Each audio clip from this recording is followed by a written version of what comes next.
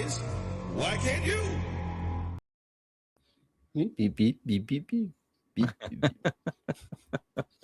Good morning, everybody. What's up? It's Ben's Day. This used to be a sacred holiday, much like the Sabbath for the religious folk. Thursday was the day that Thursday was the day. Ben and received Thursday was the day. The sermon from on high. We would all come together as one and yell at Wayne Collectively. Let's all pick up the dog shit we found this morning and chuck it at Wayne. And then he'd say something in British, and we'd be like, "We don't understand you," and I think it's trying to communicate. I think it knows language. Mikey, do you want to say hello to the peoples?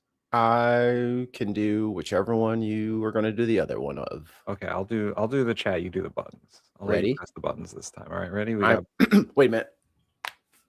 Ow! Fettuccine, linguine, martini, bikini. It's fracture, like distraction, fracture. The joke we always made about Halo Infinite when they're doing the scenes for when you introduce all the players, and the one that cracks his fingers, doing it in that power armor is going to break all your hand. Bro, your arm can crush rocks. Like, why would you try to crack your knuckles? You're just going to snap your hand. Well, his hands don't work anymore. And the enemy is the oligarchy. Oh. Scott. We'll do it live. Fuck it. Gina. Oh, what was Gina's we were going to do? I forgot. I thought we picked one out for her. We did pick one out for Gina.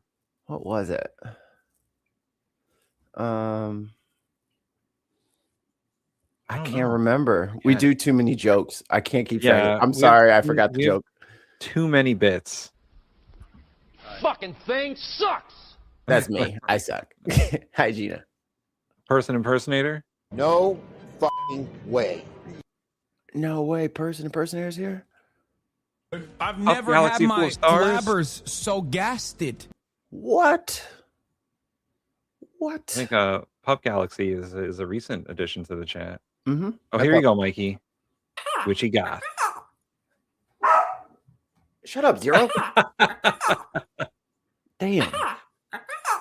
You gotta let your peacock roars out every morning. You know, I just open up the fucking window in my bedroom and I stick my head out into the cold morning air and I caw, and that scares away the intruders. Diz. Tell me about it. So I feel like that's appropriate. We Shaza, but not We Shaza D. Over spilt meek. The Dark Lord Greg ads for duck pills, tequila, and magic cards. I feel attacked. Read history. You learn from history. You just need to read your history, Tim. I realized it didn't say it didn't say duck there. I realized my thing is glitched. I can't scroll up and down on that bar over there.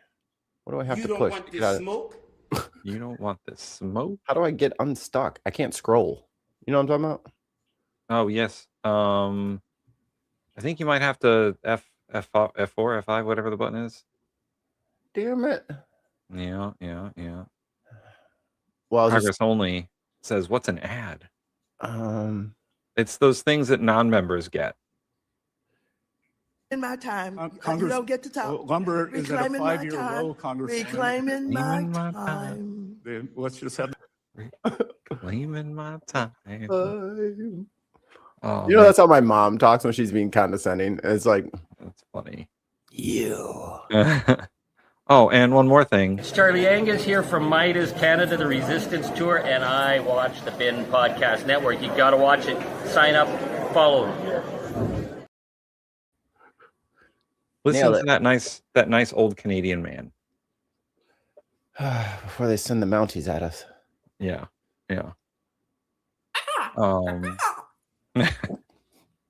Oh, I fixed it. Oh, Tim. What? We can drag them. I know that we can drag them. I've done it. I've rearranged them before. You didn't notice? That's why my brain can't find anything. You're moving them. I only did it once. I didn't know that we could move I did them. this. Why can't you? I thought we were literally gonna have to like take them all out and then. Oh, no. You can move them around.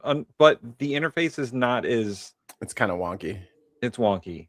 It doesn't really do exactly what you want it to do. It's like it'll move it, but then it'll juggle everything around in a random order. So you gotta like play with it a little bit. I think it all scoots up one or down one.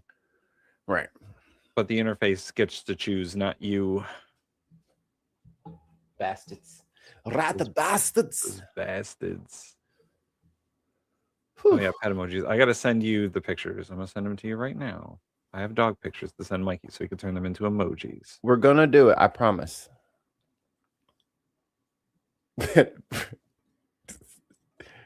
Oh, wait a minute. All right, let me grab some of the. We got to watch some of the crazy that Progress Only sent me. Holy shit. It is some problematic people running around this nation.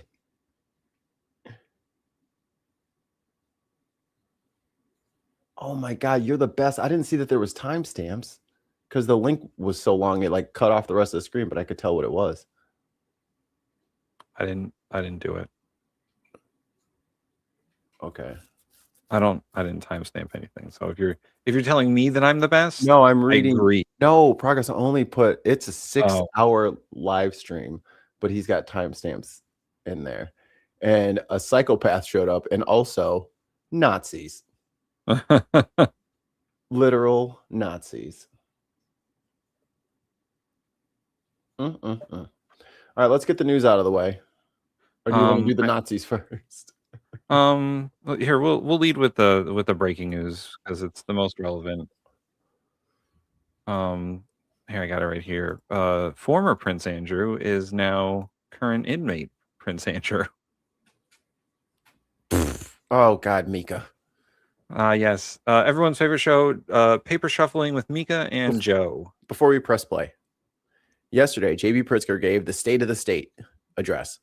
Yeah, in Springfield. His mic was one of those like little Bob Barker skinny mics that's like in the podium. Okay. And it was doing this the whole time. I was like, oh my God. Ruin the audio. I'm like, Jesus Christ, JB. You make it really hard for me to support you, bud. Did I knock my muff off? My pristine, except for all the dirt. Yeti. This is a couple of different things. This is a Joe Scarborough rant, which we all love, and it's breaking news on former Prince Andrew. The UK drawing quite a contrast with the US Joe this morning.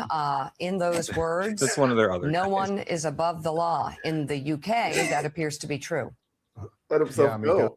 Yeah, he really let himself go there. I mean, without the facial hair, he shaved the head, got rid of the suit.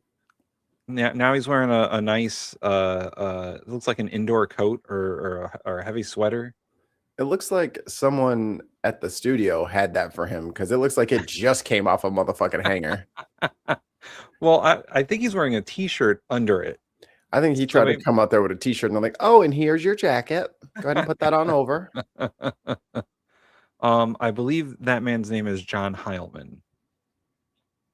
I had a call a couple nights ago from a solicitor who I've known for 35 years in London. A lawyer? Been doing law at the highest levels of the UK legal world for pretty much that entire time. He said he's never seen anything like this in his entire adult life. That is John and his entire legal career. The scale of the degree to which the British establishment, the political, economic, financial, and obviously the royal establishment have been rocked by the Epstein scandal is unlike anything he's ever seen. And of course, it begs the question you're talking about, which is, hold on, pause real quick. Obviously, people like JB, John Bravo, JB, not JD. Not JD Vance. JB, I mean Pritzker, the governor of Illinois, not the vice president. Pritzker is a billionaire. Like,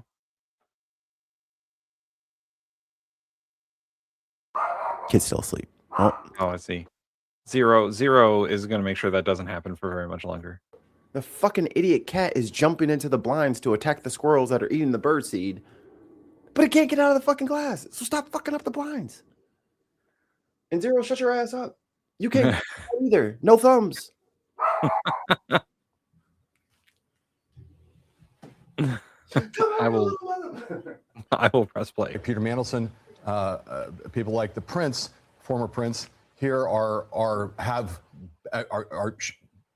people who appear to be very complicit in this and are facing consequences. How is it possible that in Britain, which is not the epicenter of the Epstein scandal, which is not the establishment in which Jeffrey Epstein mostly moved, he gave extraordinary degree to which he was an international figure, and people all over the world are caught up in this web. But here at Ground Zero, there's nothing like that. And yes, there has been it's been a very large political story for us for the past 8 months. But to your point about accountability, no one is being called to the carpet in this way, legally or politically. Was a story in the New York Times and Mike Schmidt's paper yesterday that basically said Howard Lutnick, Secretary of Commerce, who has been laid bare as having just lied, not just lied, but flagrantly lied, theatrically lied in the most egregious way you could about his contacts with Jeffrey Epstein, had to go in front of a Senate committee and admit that he'd lied. They must be using Skype. Is our all right? I mean, there's Joe. Nice. I mean, if you take Joe's hair off, that's give him. Him some scraggly facial hair. They kind of look the same. That's racist, Tim. You can't say all white men look the same. I mean, let's see. Yeah. I can't confirm whether these two dudes are white. But they got the salt and pepper version. Is that Shep Smith? Which one? Up in the right. No, I don't think that's. I don't think that dude's name is Shep. I think his name is Shep. What's his name? I'm gonna find it. Is the word coming out of the Trump administration? No consequences for him. He's doing fine. The president's got his full confidence. It's really quite extraordinary. Well, it's extraordinary. Yeah. It's also the fact that the Republicans really just don't care. Just don't seem to care at all about who has committed the potential crimes against these young women. There's one or two that have, but other than that, and Marjorie Taylor Greene ran out of Congress by insisting on it. But Kathy, you look and see, and Howard Lutnick got caught in lying. Time and again, lying in just the most egregious way, and yet no consequences for him. You have a man who many people have considered to be at the epicenter of Jeffrey Epstein's rise and his growth, and a guy who'd been around Epstein nonstop. James Comer calls a hearing for him, calls a deposition for him, and allows it to be in his home state of Ohio. Not a single Republican shows up. They're doing a show trial with Bill and Hillary Clinton later, and forcing them to come to Washington when the Clintons asked if they come up to New York. But they're doing that show trial. But a guy who is at the center of all of this, who helped Jeffrey Epstein, who funded Jeffrey Epstein, and not a single Republican shows up at the deposition. They're all Democrats. So it really is stunning how, as John Heilman said, this is like a bomb that's gone off in London, and it's just really shaken the British establishment. And yet in America, the same party that talked about the Epstein files and getting to the truth with Epstein files for years now is the very one covering it up and basically giving anybody that was close to Epstein a free pass. Yeah, and it's not just London. It's Norway as well. You've got a crown princess who's now under a cloud because of her emails with Jeffrey Epstein. You've got a Norwegian ambassador who's had to resign. You've got a former Norwegian prime minister who's now under investigation as well. In other countries where Jeffrey Epstein had contacts, where meanwhile, he Howard may have Lutnick, had the next door neighbor, with people in positions of power, or they may have given. Right. It seems like the further away you are from the geographic location of Epstein, the more trouble you get in. Like some of these people might have like a tertiary relationship with him. Yeah. I was his neighbor. There's no way I was involved. I bought property from him for $10. No way. I did nonprofit work with him. No way I'm involved. I literally lied about ever going to the island and then got caught in emails saying me and my kids are coming. And you know who that other couple was? Pretty sure it was Lex Wexner. Oh, yeah. I mean, the dude admitted to Congress that he went to Epstein's island for lunch. And they all have the same line. It was just for an hour. It was just for a few minutes, guys. Come on. No. They exactly say for an hour. Like, yeah, I know. Quote unquote, for an hour. And it's like, how do you guys all have the same I think they feel anything over an hour, a crime happened. But an hour is long enough for a crime not to have happened, apparently. I could do 60 crimes in 60 minutes. Well, I think either the CEO or someone on the executive board of Goldman Sachs had to resign over emails with Epstein. The Harvard guy. Like, it's I'm trying to think of the and I brought this up with Mrs. Famine yesterday or this morning. Remember the Abercrombie and Fitch shit? This is from like 2022. But there was like the big scandal where all these boys who were trying to be models for Abercrombie and Fitch and all that shit, and they were getting trafficked into. Hello.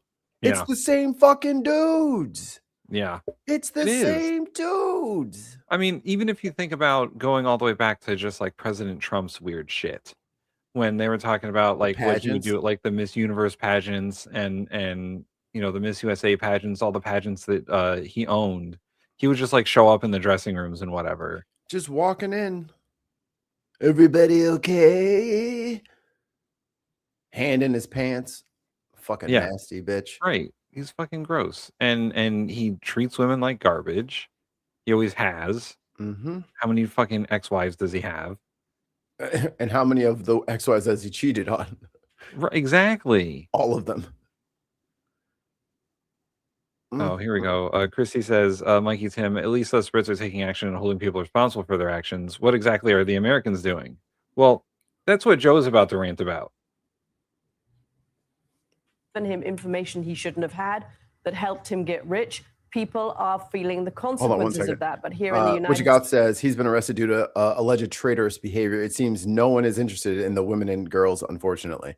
I mean, if Prince Andrew is getting consequences, then that means Pam Bondi and Dan Bongino and Kash Patel all got on the fucking stand and lied when they fucking said that it was just him. Kash was very direct. There were no co-conspirators. He trafficked all these people for himself. Then why is Prince Andrew in trouble? Why is everyone questioning Lex Wexner? Like, if that's the case, I mean, and you said you had no connective tissue there, right? You couldn't find any connections to any other people other than Epstein doing what he had to. I mean, come on. At least one counter, Kev. At least one. Yeah, the older kid's mom. So going back to this, if we're arresting people for alleged traitorous behavior, not even like confirmed, we're just arresting people for alleged traitorous behavior. They've conspired against the country. Donald Trump's one of them people. We tried that, and then they said, well, we can't prosecute. There's not enough time. Too bad the super long election cycle started. Yeah, I mean, you can't prosecute a presidential candidate during an election year. Who the fuck told you all that? Who said that? Is that in the laws somewhere? Is that in the rules? I feel like I would be influencing the election by prosecuting the criminal running for office. Like, I mean, hey, if you guys commit any felonies, just run for office, apparently, because there's nothing anybody can do to you. Because, I mean, you don't want to sway the election. You know what's about election interference? They didn't fucking prosecute his dumbass. If I was the Republicans, I would have been pissed. If I was Nimrata, who had a good shot, she was picking up a lot of steam. If I was Nimrod, I'm like, excuse me, he needs to be off the ballot. And if you go all the way back to, man, I forget the name of the guy who did the special investigation and the report and everything. No, before Jack Smith, the guy who investigated Russia's interference in our Steele election. dossier. Nope, before that. What was his name? Oh my God. Progress will only help us. Oh my God. It was the reason for the first impeachment. It was January 6th. Right.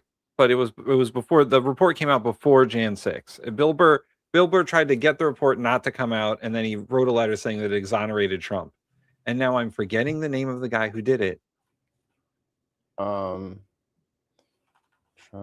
Russia Commission. It was an obsession for America for an entire year. Describe it further. Steele dossier is Robert Mueller. The Mueller report. The Mueller report. Gotcha. Do you remember the Mueller report and the fact that Mueller said, well, these guys are either willing or unwilling co-conspirators in a huge Russian conspiracy to interfere with our elections. They might be too stupid to know what they're doing. Right. But they are, like, he was like, there's misconduct here. Yeah. Thank you. Mueller said there's misconduct here and there's breaking of laws. However, it's FBI or it's JOD policy not to prosecute a sitting president. So I'm not going to make any recommendations. And Bill Burr took that as, well, the president's exonerated, obviously. See? Nothing to see here. But in the Mueller report, it says that Trump and Kushner and the people in his circle most of them did actually go to prison. Yeah. We're talking about like Lewandowski and fucking Steve Bannon, who went to prison and got out of prison. He's got a new job under Krusty the Clown. Like all these people. Literally under. His very first national security secretary, General Flynn, the guy who didn't even last a month because he was so deeply tied with Russian spies. Look, he's consolidated all of the spies that he had in the last administration in one person and put her in the spy department. Greg is correct. It's Bill Barr, not Bill Burr. I've been saying Bill Burr. I didn't even correct you. I was just like, yeah, Bill Burr works for the Russians. That's the Saudis. Bill Barr. I'm sorry. Bill Barr. But forgive us, Bill. All these people should have been, and some of them were, prosecuted and put in jail. The only people weren't that were the people closest to Trump. Jared, Trump, Don Jr., Eric. Even Steve Bannon went. Yeah. Giuliani has been digging his nails into the prison door. Like, no, wait. Rudy Giuliani might as well have gone. Like, he's had his life ruined by this. He is desperately poor. He can't practice law anymore, and his reputation is destroyed. He did get a pardon. For what? I don't know. He wasn't going to prison. Let me see. Maybe he got a pardon for being part of that racketeering thing that he got dragged into, but that's a state crime, so he can't get pardoned for that. Let's see. But this was November. Going all the way back to what Chris C was saying about like what's going on, what are we Americans doing?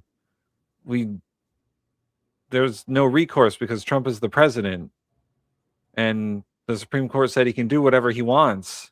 Well, and all of the individual bodies that would hold him account are fucking cultists. They don't seem to care. They're fucking cultists.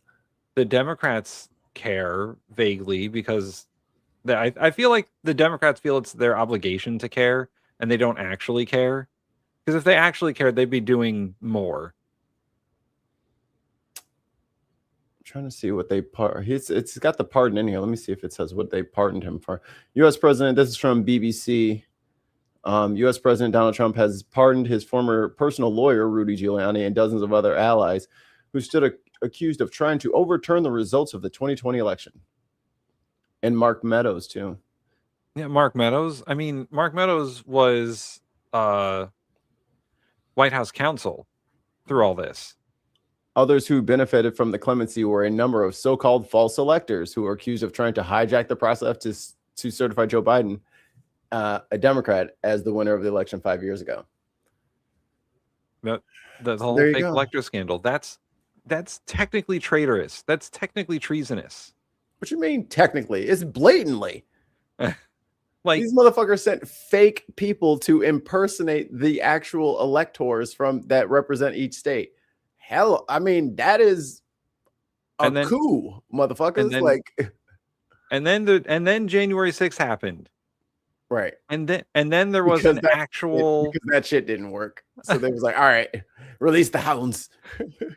And then there was an actual attempt at an insurrection that failed. It was a lazy coup, but they still tried a coup. And then the Republicans, after they all ran for their lives, shitting and pissing themselves. SG. One angry pagan. And then the Republicans, after running for their lives, decided nothing to see here, folks. It's all fine. We're gonna blame the Capitol Police for what happened. Actually, Daily Blase here. Hey, Daily Blase. Oh, do your Daily Blase impression. Do your gravy.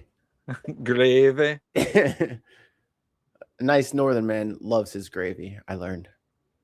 All right, kiddo has awoken because someone's barks. I was hoping she'd roll back over. So be back in 2 seconds. I'll play the video. I'll play the video.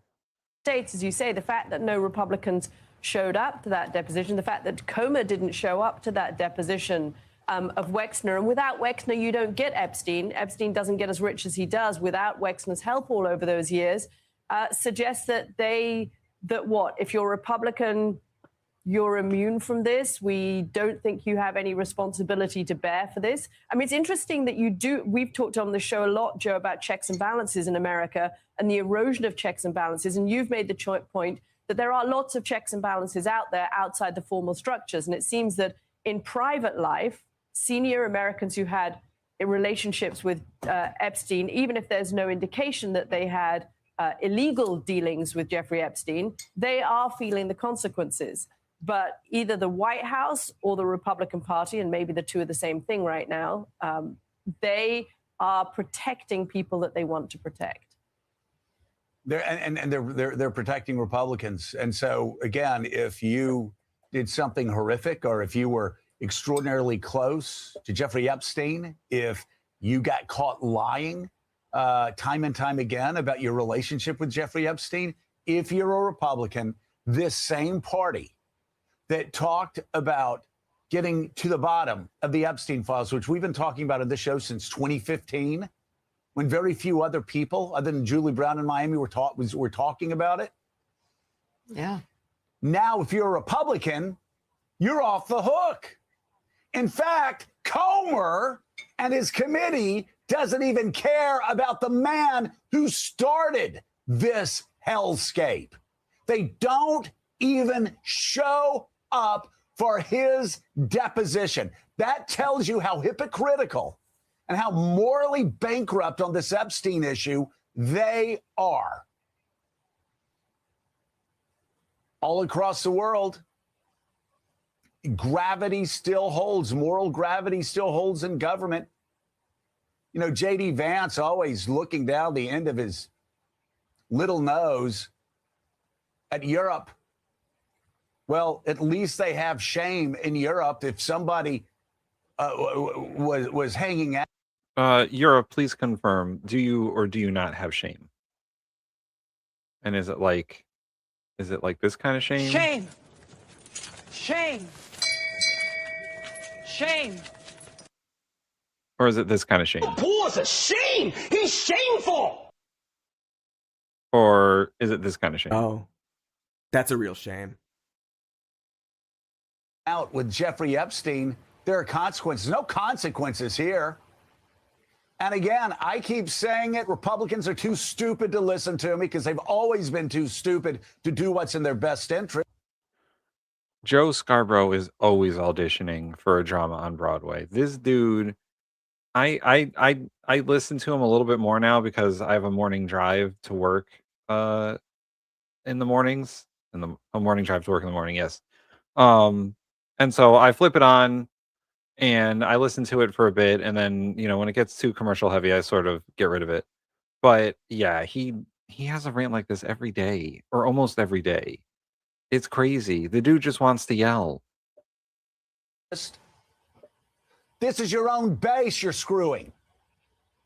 This is your own base you're ignoring. This is your own base that you're saying, hey, don't trust anything we Republicans say. You're doing that to yourself. And all the money and all the campaign stops by the president, all of that, that doesn't help. That actually makes things worse for you because you're covering up for people who consorted with Jeffrey Epstein. Good luck with that. And still ahead. Oh, well, that ended. You know, they always end it about the man who started here. When very few we'll other people at the same party that talked about getting to the bottom of the. There we go. Why are people so shouty when you tell on the telly in the U.S.? Because they're paid to be shouty on the telly in the U.S. This is how we get our news, unless it's like local news, and then you know the shoutiness is actually the level of news that you're getting here, like your MS Nows and your Fox Newses and your CNNs. They're shouty because they want your attention, and they're like national news, and they cover a whole lot of things. If you go down to like local news stations, like you know, metropolitan area news stations, or your local Fox or ABC or NBC, CBS affiliates, they're a lot less shouty. This is just national 24-hour news networks like to be shouty. Oh yeah, we'll get to CBS.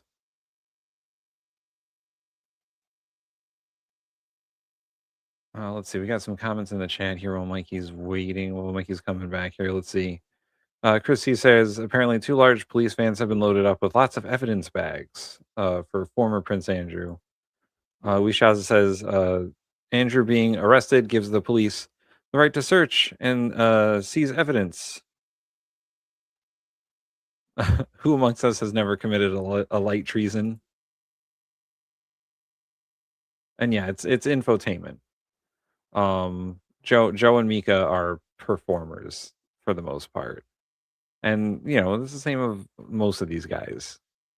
Doesn't matter. CNN, MS Now, Fox News, whatever. These guys are all performing.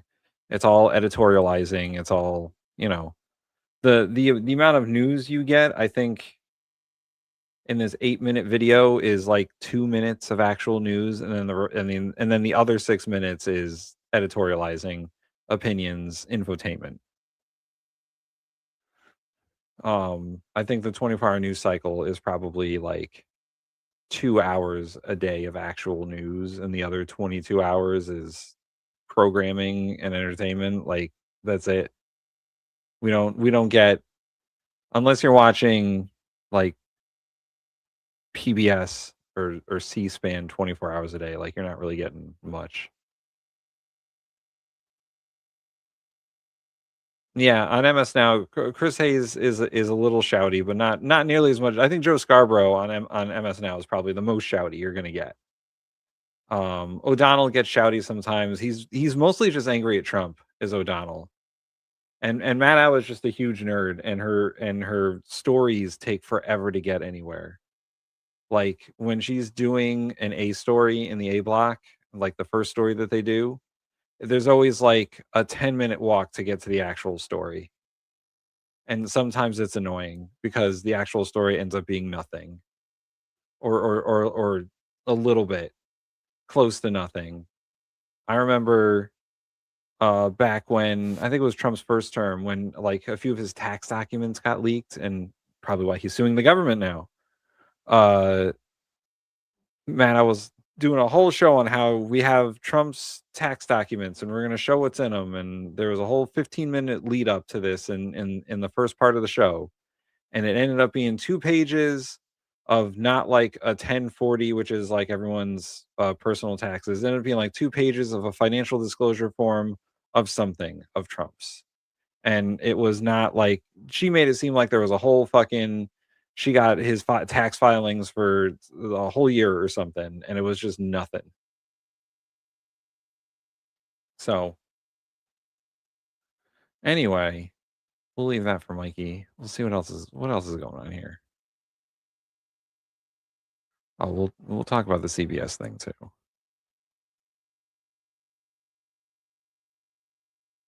Late Show host Stephen Colbert taped an interview with Texas State Representative James Tallarico. He's a Democratic candidate in the Senate primary in Texas.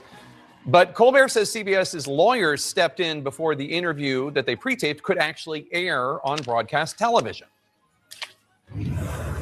We were told in no uncertain terms by our network's lawyers, who called us directly, that we could not have him on the broadcast.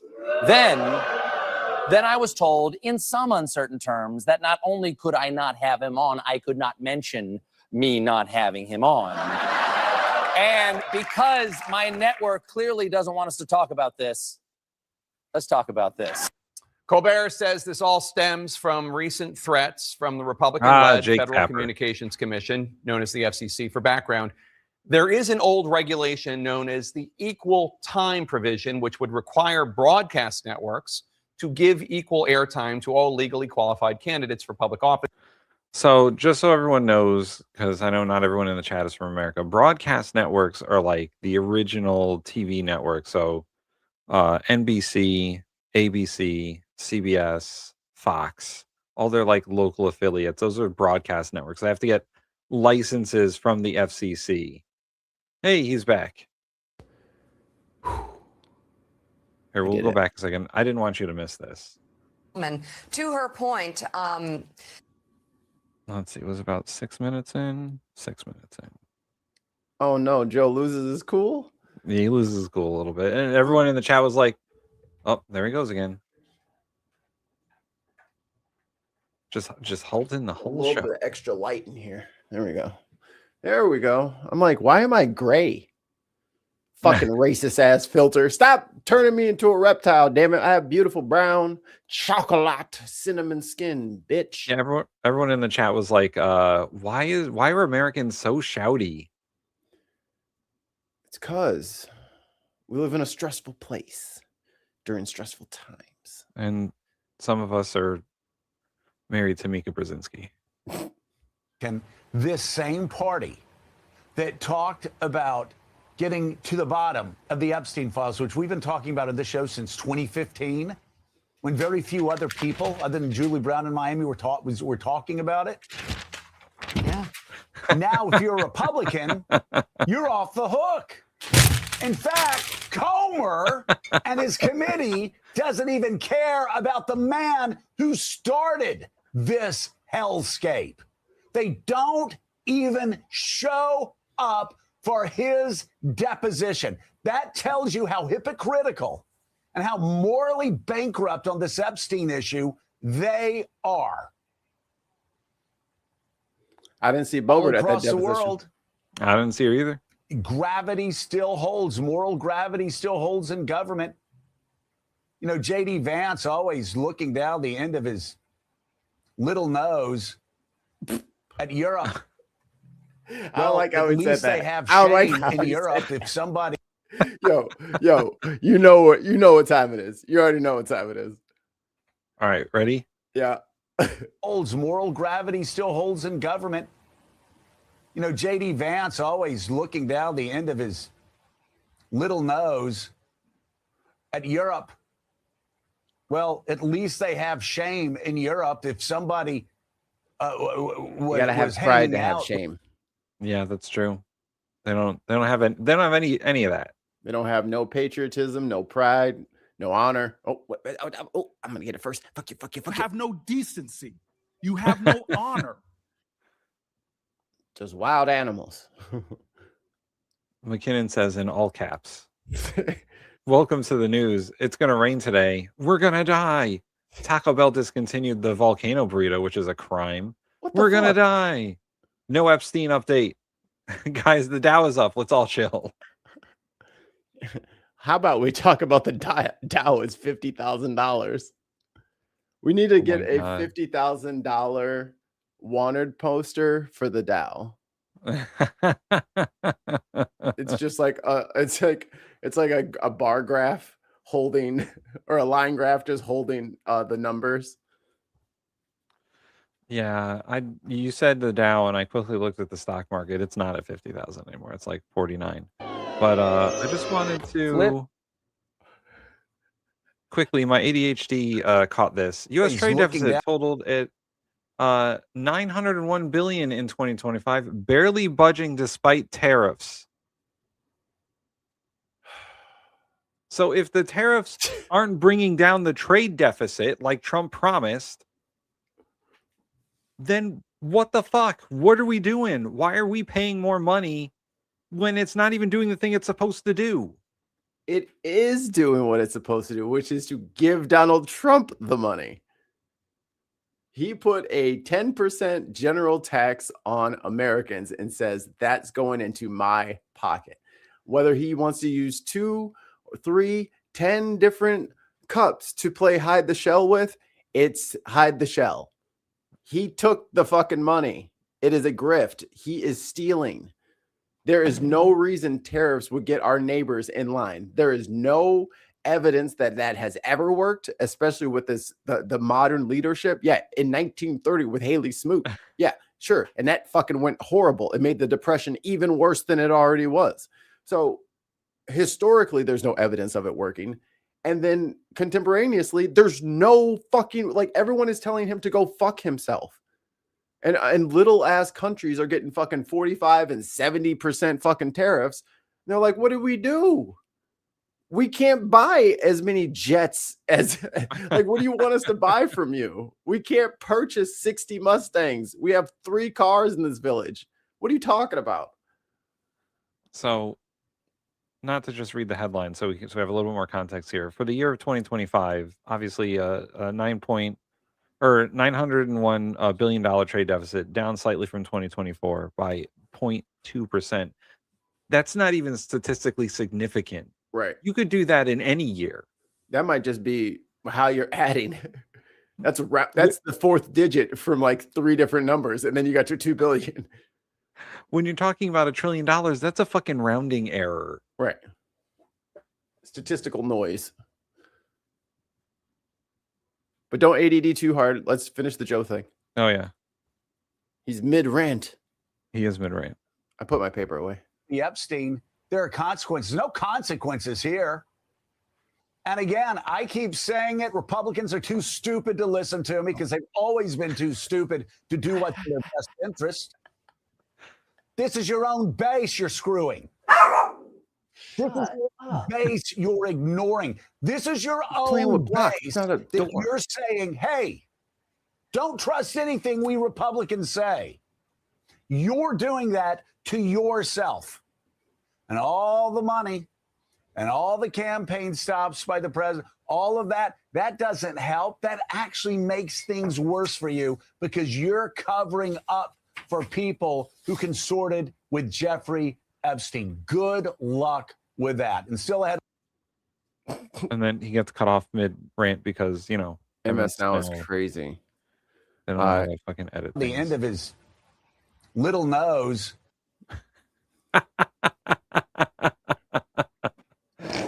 Late show host Stephen.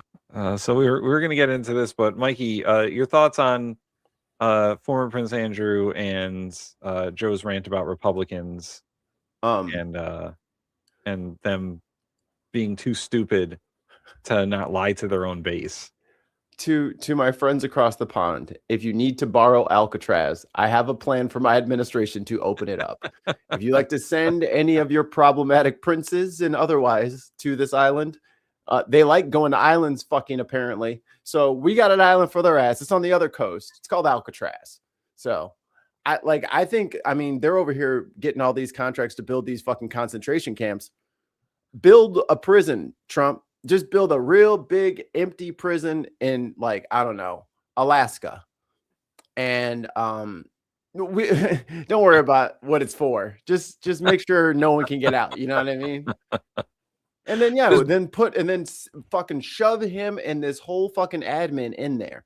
Because not only the going to the island shit, but Trump said to the cops, because he's this big whistleblower, he was like, oh, everybody knows what he's doing over there. Everybody knows what he's up to. Oh, so you have knowledge of the crime? Right. So you know? So you knew what he was doing. Okay. You can get in there too. Scoot over, y'all. Trump coming. Scoot over. He knew what he was doing. He didn't want to tell nobody. Right. And I got his secret, so he'll never do. No, they're all backstabbing each other. just like these fucking ICE agents. They're all getting backstabbed and they're all snitching on each other. And that's going to be a fun day when they all start turning state's witness. I hear the ICE agents are getting pissy because they're not getting their $50,000 bonuses like they were promised. They're not getting paid. They're coasting. They get to talk in a couple of weeks. Everyone's been sent home. They're not voting on more money for them. And you think the Democrats are going to just not do this 6 or 7 or 8 or 20 times? Hope y'all like living check to check, because you're still check to check. They're like, what about the TSA agents? It's like, oh, well, you should probably negotiate, huh? Yeah. You should probably. It sounds like you've been taken hostage by the minority party. Sucks, doesn't it? Sucks when people Mitch McConnell shed not one tear for every single thing that he blocked. Yeah. Hey, America, guess what? It's blocking season again. And, it's blocking season. It's a fundamental problem with the way that Congress works when the government gets so divided like this. Like, the difference between the majority party and the minority party is only a few seats in both houses. Right. So all it takes is a couple of defectors on either side. And that's where we come in. We create the defectors. Because we inform their people that if they don't do exactly what their people tell them to do, they will grab some random millennial and put them in office, because millennials can follow instructions. They can read the room and follow instructions. But if you go all the way back to the beginning of Trump's term, when the new House got sworn in, and then the Speaker of the House got basically deposed because the Matt Gaetzes of the world didn't like him, who was also going to snitch. Right. And then they had this whole kerfuffle over who was going to be Speaker of the House, and no one could really figure it out. And then Mike Johnson eventually got it because he was the least objectionable alternative. He was MAGA Mike. Did that happen in 2025 or 2024? I don't even know. One? The Matt Gaetz thing? Yeah, the Matt Gaetz thing. The Matt Gaetz thing. It feels like the Speaker thing was 23. When was or 22 even maybe? He's been there for a while. The McCarthy thing. The McCarthy thing was a couple of years ago. He's been out of politics for a couple of years. And he was like, "Good luck, bitches. I'm out of here." Yeah. He didn't even fight for his shit. He was like, "I'm done. Fuck this." They reelected him Speaker in 25, so he must have became Speaker in 23. Yeah, that makes sense. Okay. God, it all feels like one big fucking blur, man. That section of my brain is just filled with fog and and spider webs and sharp things poke my feet. If you think about it, in 23 they had a 7-seat majority in the House. Now they have a 2-seat majority in the House. Like, it is razor thin, and if 1 or 2 Republicans say no about something, it means that it's not going to happen, and it makes each individual member so much more powerful. Mm-hmm. And it really breaks up coalitions. Right. That's the Republican Party's problem, is they don't have real coalitions. Because look at Murkowski. Yeah. She was like, "I'm not doing anything. I'm not voting with you. We'll give Alaska a bunch of shit." Fine.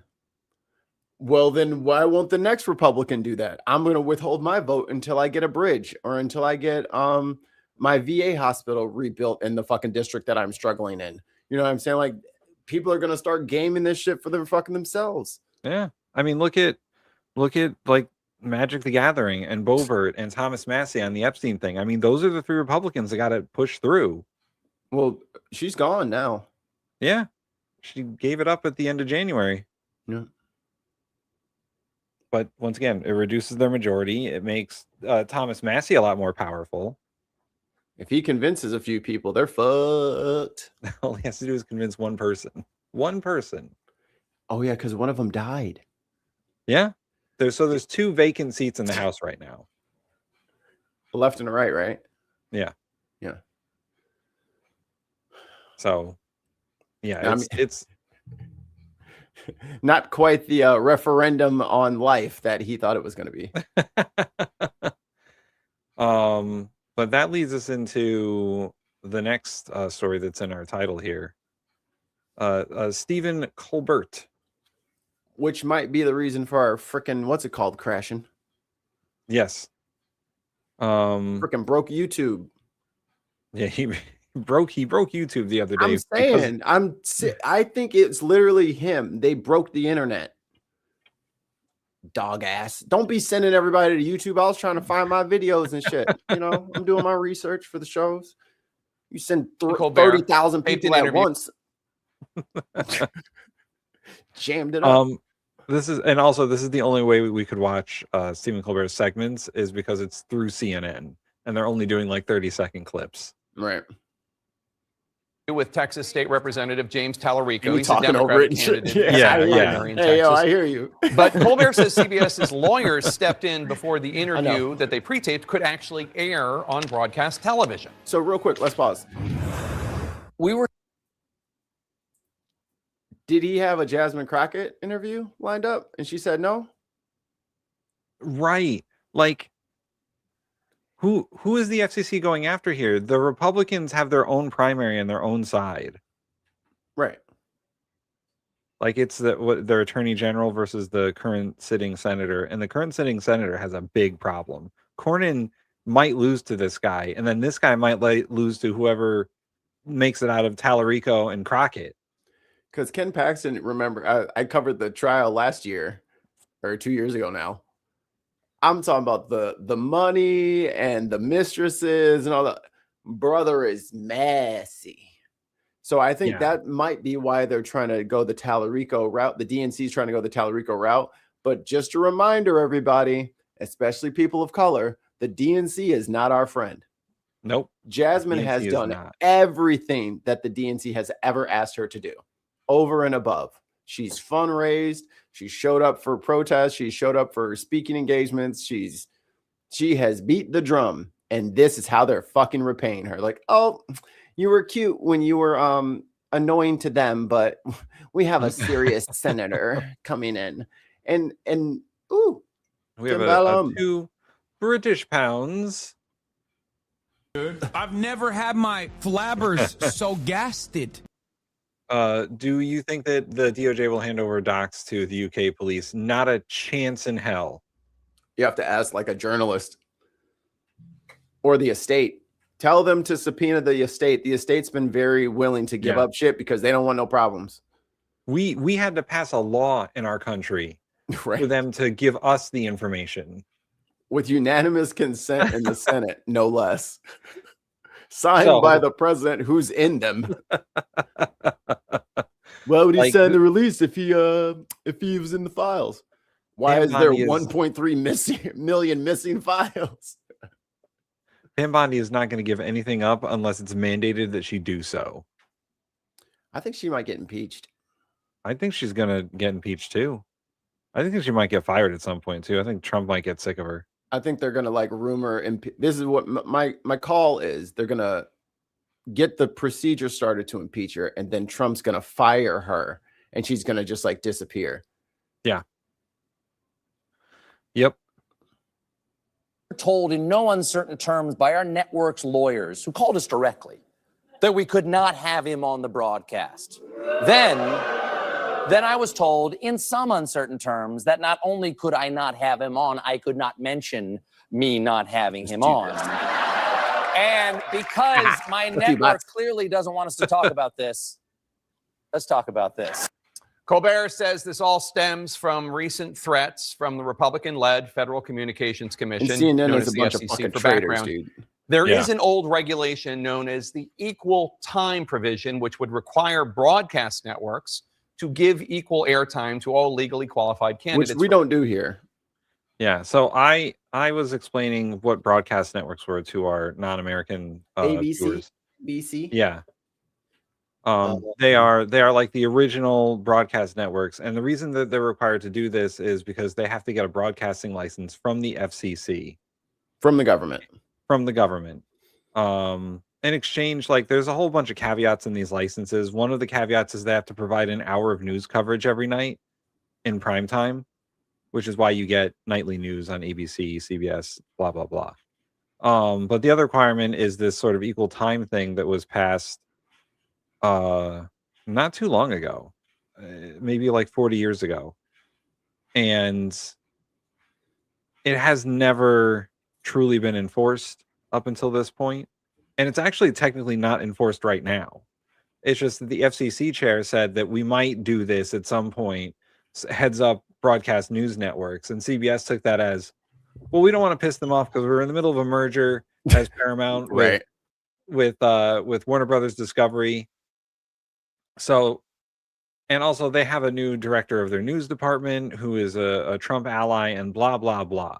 Like CBS and Paramount are really sucking up as much as they can to the Trump administration so they can get this merger done with Warner Brothers Discovery, because the other competitor in this is Netflix. They also want Warner Brothers Discovery. They don't own anything that needs a broadcasting license.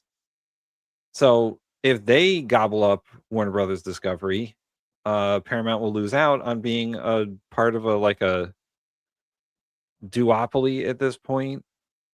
Like these major media organizations are quickly becoming a monopoly. Like the streaming services are disappearing quickly. So that's why this whole thing is fucking happening, because CBS feels that it needs to do this so that it can get approval from Trump, because the executive branch has to sign off on this merger because of some of our antitrust laws. So that's the entire reason this is going on.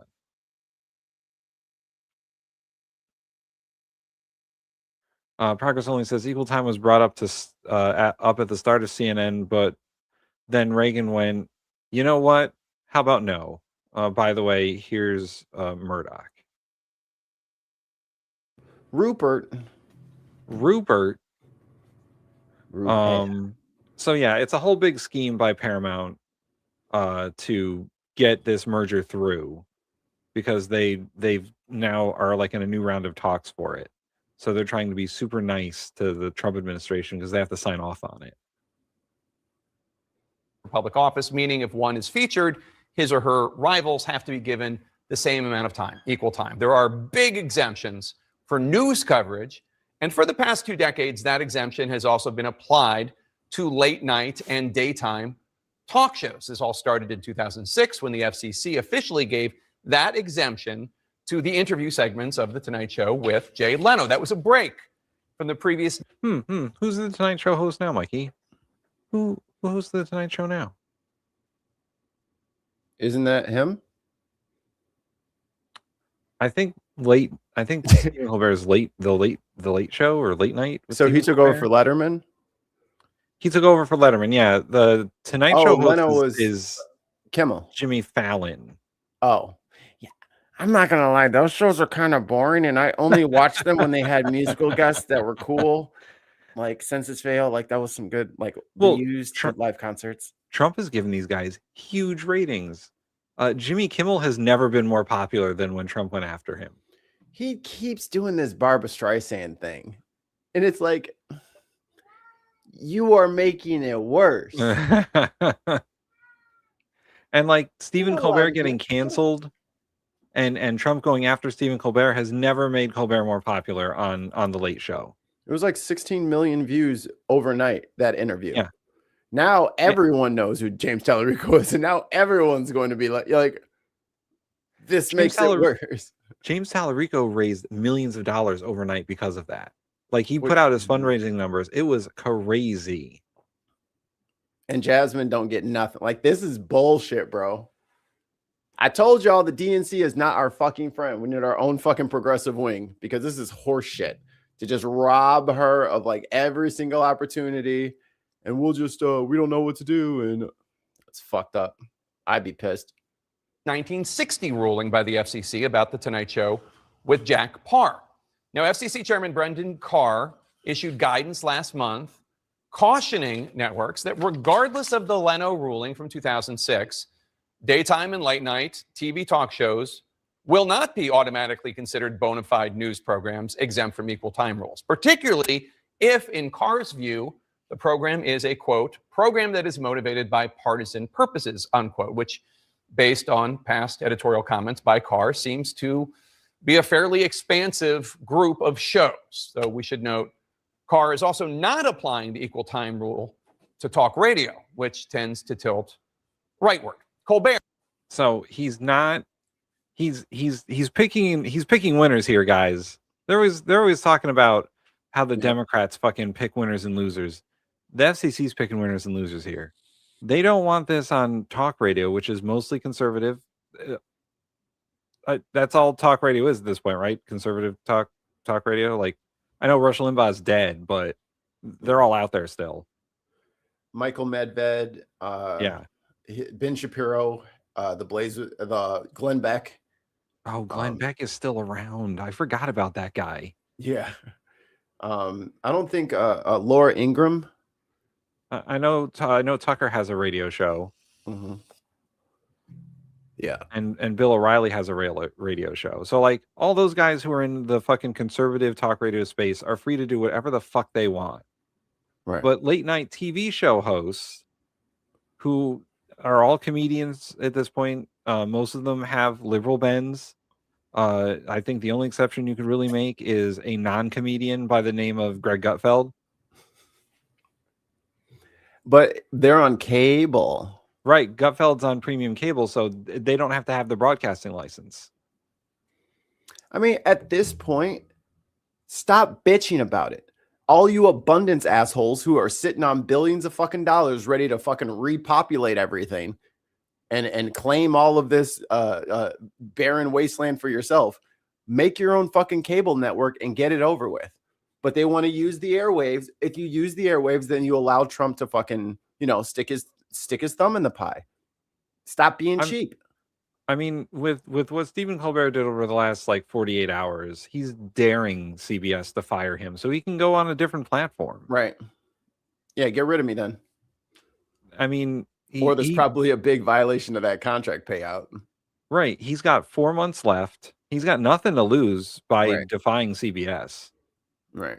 And everything to gain. Like, it's CBS. CBS is in a no-win situation here. And we'll listen to Jake Tapper talk about what CBS said, but it's pretty bullshitty of them. Well, let's see what Barry Weiss had to say about it. Propaganda on his show addressed Brendan Carr directly. Why don't you just have Erica sir, Kirk on again? You're chairman of the FCC, so FCCU. Let's just call this what it is. Donald Trump's administration wants to silence anyone who says anything bad about Trump on TV because all Trump does is watch TV. Now, we should note that this afternoon, CBS issued a statement saying, quote, The Late Show was not prohibited by CBS from broadcasting the interview with James Tallarico. The show... $2 super chat from the Dark Lord Greg. Congrats to Limba. Clean and sober for 5 years. He's smoking though. I guarantee. If hell is real, that motherfucker is still smoking. The statement by CBS says the Late Show was not prohibited by CBS from broadcasting the interview with James Tallarico. The show was provided with legal guidance that the broadcast could trigger the FCC equal time rule for 2 other candidates. Oh, there's probably a second. Was provided legal guidance that the broadcast could trigger the FCC equal time rule for 2 other candidates, including Representative Jasmine Crockett, and presented options for how the equal time for other candidates could be fulfilled. The Late Show decided to present the interview through its YouTube channel with on-air promotion on the broadcast rather than potentially providing the equal time options, unquote. CBS is referring to the equal time rule only applies. McKinnon says, my wife and I will vote for Tallarico, but we wanted Jasmine. But the moment we saw Tallarico was running, we knew exactly what Jasmine was going to get, that she was going to get the shaft. Yeah. And the state with the most black people in it is Tejas. Yep. So DNC, go ahead and fuck over Jasmine. This is why we can't get no coalitions or nothing going. This is why we can't get nothing fucking done. Is because instead of taking the person who is literally doing the work already and has been holding Congress to task already, they're going to go for the new guy who's nice and clean and squeaky, Okay. Yep. Okay. To broadcast. So Colbert's show posted the Tallarico interview on YouTube. In this interview that never saw the light of day on broadcast television, Tallarico accused Republicans and the Trump administration of perpetuating their own version of cancel culture. They went after The View because I went on there. They went after Jimmy Kimmel for telling a joke they didn't like. They went after you for telling the truth about Paramount's bribe. That's right. They're also trying to enforce the equal time thing to The View. the fucking View. Who, first of all, who still watches The View? Second of all, why? Waiting rooms all over the country, Tim. In every hospital, clinic, bank, laundromat. That's what I think. Most of the viewership comes from just TVs that were left on. TVs that are just on that channel because the news was on that channel, and now The View is on. That's their views. They wanted to watch the morning news in their area, and it ended. After that, The View just comes on. The View invades in the night under cover of darkness with no moon. The most views the most views The View gets is the lead-in from the previous show, and then it just sort of tapers off from there. Right. Hi, Ollie. But yeah, you know, The View, that group of violently political leftist women who are always, no one watches or cares what they say. Everyone more or less laughs at their takes, but they're all grandmas and great grandmas. Yeah. But that's Trump's, demographic, and Will is like, look at these young whippersnappers on The View. Well, it's Whoopi's like 65. Trump specifically doesn't like Whoopi. Trump specifically doesn't like Rosie O'Donnell when she's on there. Like, she's gone now. Yeah, but she's been in Ireland. She's pretty much vowed to never fucking come back here while that fucker's alive. If I had Irish citizenship, I'd be broadcasting from a different place right now. Coming to you live from Ben's studio. It would be dark outside my house right now. The sun would be setting on this house. Just coming up in the west. Tez. Oh wait, Tez is here. Hold on. Blah blah gay sex. Blah blah Congress. We're talking about. You'll remember last year the previous owners of CBS, Paramount, paid $16 million to resolve an extraordinary lawsuit filed by... That's right. Fucking Paramount and CBS also gave the Trump administration an obscene amount of money because they don't want to get in trouble by the Trump administration. Remember when we had different companies? I was talking about that. While you were gone, I was talking about how these fucking... There's like 4 major media companies right now, and 2 of them are going to merge. And yeah, Netflix... Is that so? Netflix, Discovery, is that Disney with it? No, so it's Netflix, Warner Brothers Discovery, HBO, yeah, Showtime, and then who owns Showtime? HBO. It's HBO Max because it's Showtime Max and HBO. So they're already combined. Showtime and HBO are already combined. And then it's Paramount, which owns CBS and a bunch of other stuff. In Discovery, yeah. And then and Disney. Disney is its own thing that owns fucking everything else. Hulu and ESPN.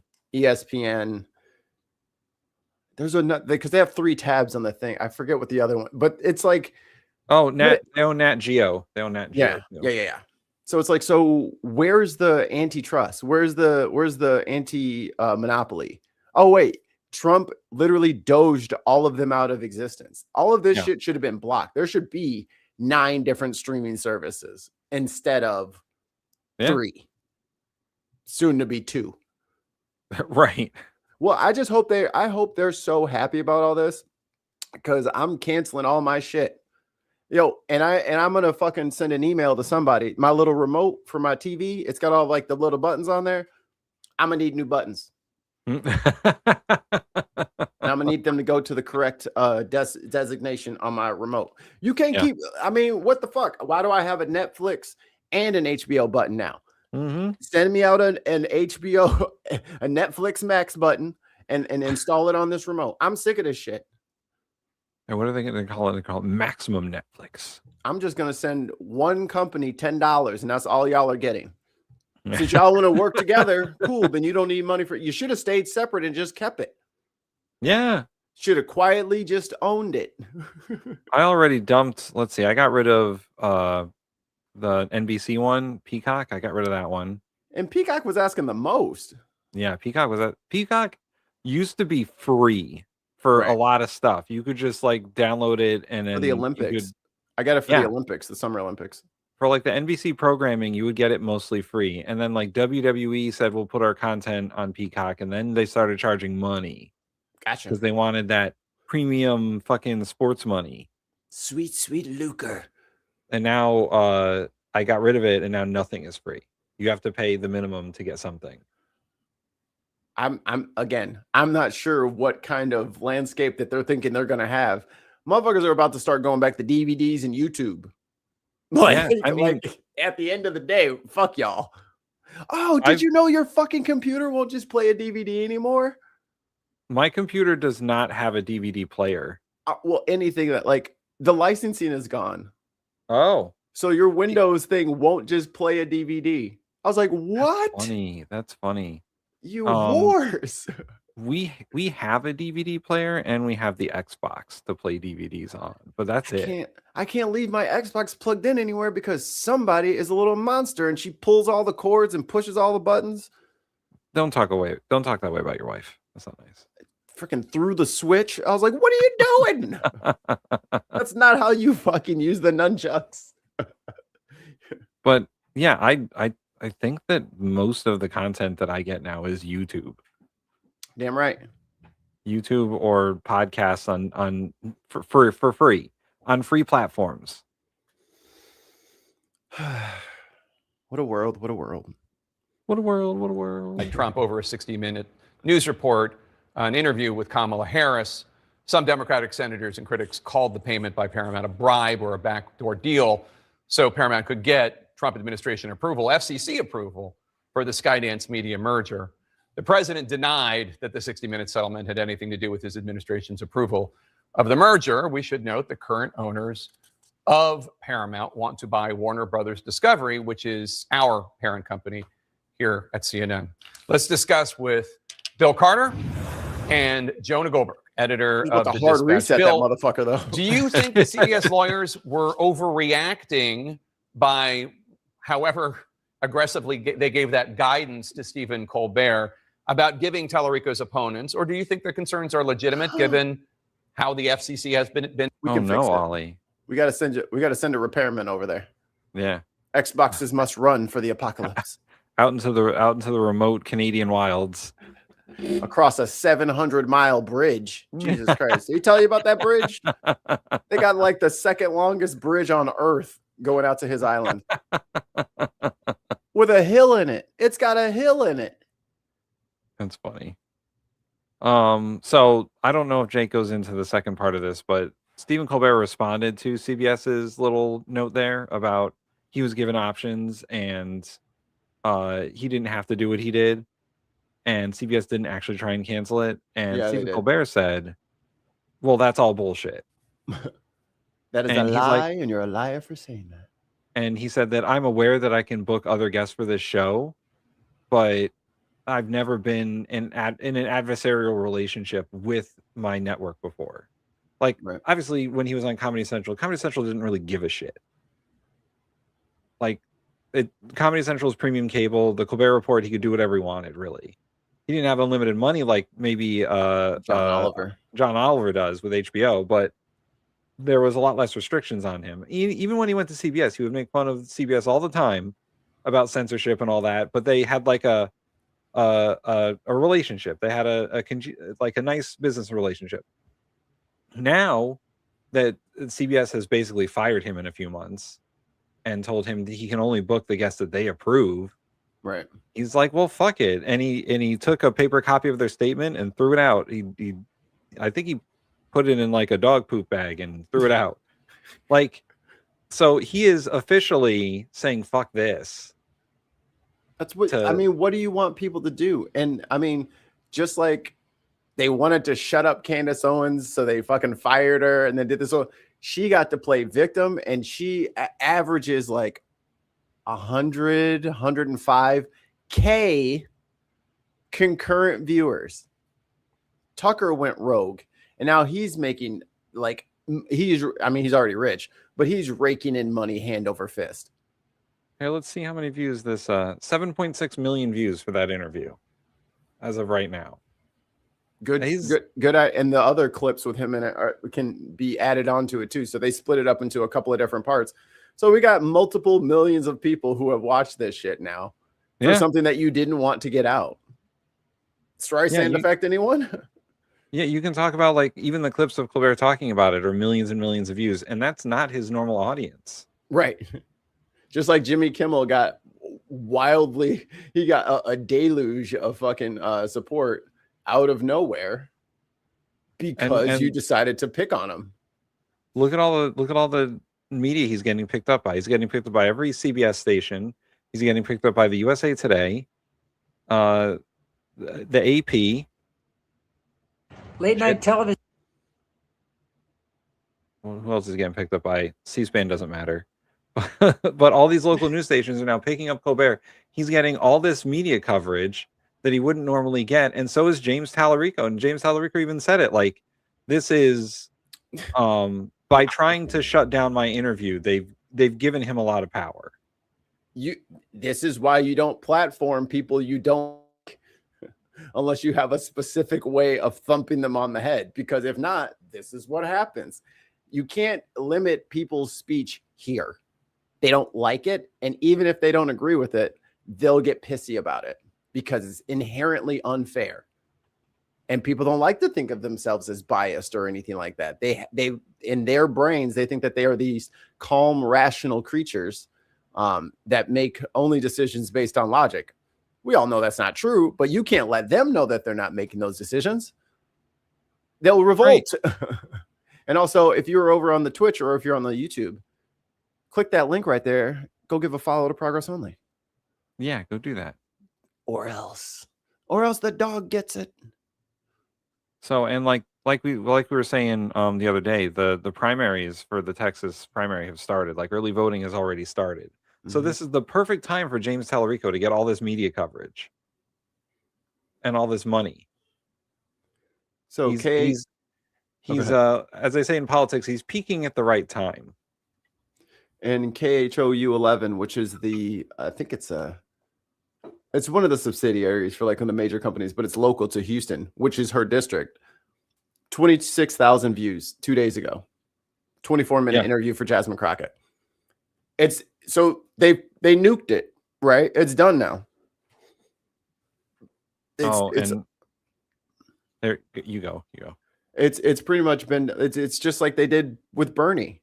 You know what I mean? It's like the establishment decides that this person is too radical or too out of the norm, or they feel like that person's unelectable, and then they just nuke their chances. Why didn't they? I mean, if you would have tried to bring fucking Jasmine on the show and then they did all this shit, right. Jasmine would be the one that everybody's talking about, and she's the one that's being picked on, and we have to rally together to protect her. Right. Nope, it's James now. Yeah. I mean, it was a crapshoot. Like it could have been either one of them doing that interview, and I think CBS would have said the same thing. Like they would have been like, well, the Trump administration says you have to have equal time, and Stephen Colbert. It would have happened. Like it's what did they used to call it? An October surprise, but in a primary. And speaking of the other side of this little argument here, real quick. Cornyn, the sitting senator in Texas, said that if Ken Paxton beats him, the Republicans are so fucked. Oh yeah, because Paxton's going to get wiped. Yeah. So the Republican side of this Texas Senate election is also in a highly competitive but also dire state. And this is what they signed up for. This is the kind of, we're going to fix the rules so that only we can win. And we're going to get rid of all the, they're going to lose half of their own goddamn districts, or they're going to be highly contested when they otherwise wouldn't have been. Do we have the Harry Enton dude? I don't think so. Let me see if I can get the Harry Enton because he's got new Holy Toledo numbers. And this is a direct quote from Cornyn. Republicans up and down the ticket will pay the price of having an albatross like our corrupt attorney general hung around their neck. I'm talking about it's bad. Uh-oh. Are you ready to go to Toledo? Are we ready to go to Ohio? Because I think it's Holy Toledo time. Harry Enton coming to the stage. Interest. This is not going away here. No, it is not going away. If the Trump administration and Donald Trump in particular believe that they can wish this story away, the American public have a different tune to sing. What are we talking Fun fact. Some Americans live in Texas. about here? Take a look at Google searches for Epstein. In fact, oh, that's not good. Oh, that's not good. Up 900%. Oh, that's oh my God. No, don't. Hey, only a idiot would still care about these Epstein files. It is a Democrat hoax. Only a stupid person, a real stupid person, would ever look up. Meanwhile, back at the ranch, every single fucking Trump, ain't no way he in these files like that. Just gasping. Good. I just want to say that he's this guy here is no Steve Kornacki. He's been giving Kornacki a run for his money. Kornacki's come out, a few times. He usually only comes out during elections. He's been showing some appearances. The tucked in shirt with the tie. I mean, I know he stole your girl, but you're going to have to fight harder to get her back. in the month of February, it is higher than it's ever been. Up like a rocket. Up. Look at that energy. Are you kidding me? Kornacki would fucking he has been waiting all morning for this moment. Couldn't sleep last night. He's ready. 900%. He's on so much cocaine. You can call him Joe Biden Jr. And the top name associated with Googling for Epstein, well, it is Donald Trump. So the story isn't not going away. It's actually getting searched more and more and more, becoming more relevant. Barbara Streisand. In the minds of the American public. It's so interesting. This is, more than it was when Congress voted to force to release them, more than it was when they actually released some of them, more than it was when that's how percentages Upwork. Yes. Jukebox Overdrive says it. Ted Cruz abandons Texas too much during times of crisis to be allowed back into the Senate. Don't know how he's still a politician there. Well, when a hurricane comes, he'll tell you from Cancun or maybe Hawaii. Just wait for the update from some tropical location away from danger. You're welcome. Most it's ever been. The most it has ever been. And the previous highs were also very high. All right, let's talk about what this means for President Trump. How do people view his handling of the whole issue? Yeah, this is bad political news for President Trump. Yesterday. Any guesses? I'm sorry. I was handling a text message. What was it? More polling's going to come out. You want to guess how bad it is? Super bad. Throw a number out there. Chad, if you haven't seen this, you can guess too. Throw a number in. How in the red do you think he is right now? Trump? Yeah. Under 30. God fucking every time 6, 7. I fall for it every time. Don't ask tons of mice for numbers anymore. I gotta remember no numbers. If I ask for numbers, that's what I'm gonna get every time. No, he can't be under 30%. That'd be insane. I think his last polling averages are like 35, so under 35. We spoke about the fact that Donald Trump's overall approval rating, his net approval rating, was at a record low for term number 2. What is the worst issue for Donald Trump of any of the major issues? Look at this. Dear God.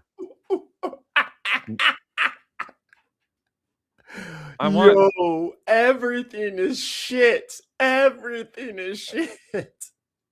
I would like to point out that everything except for Epstein, Trump was supposed to be good at.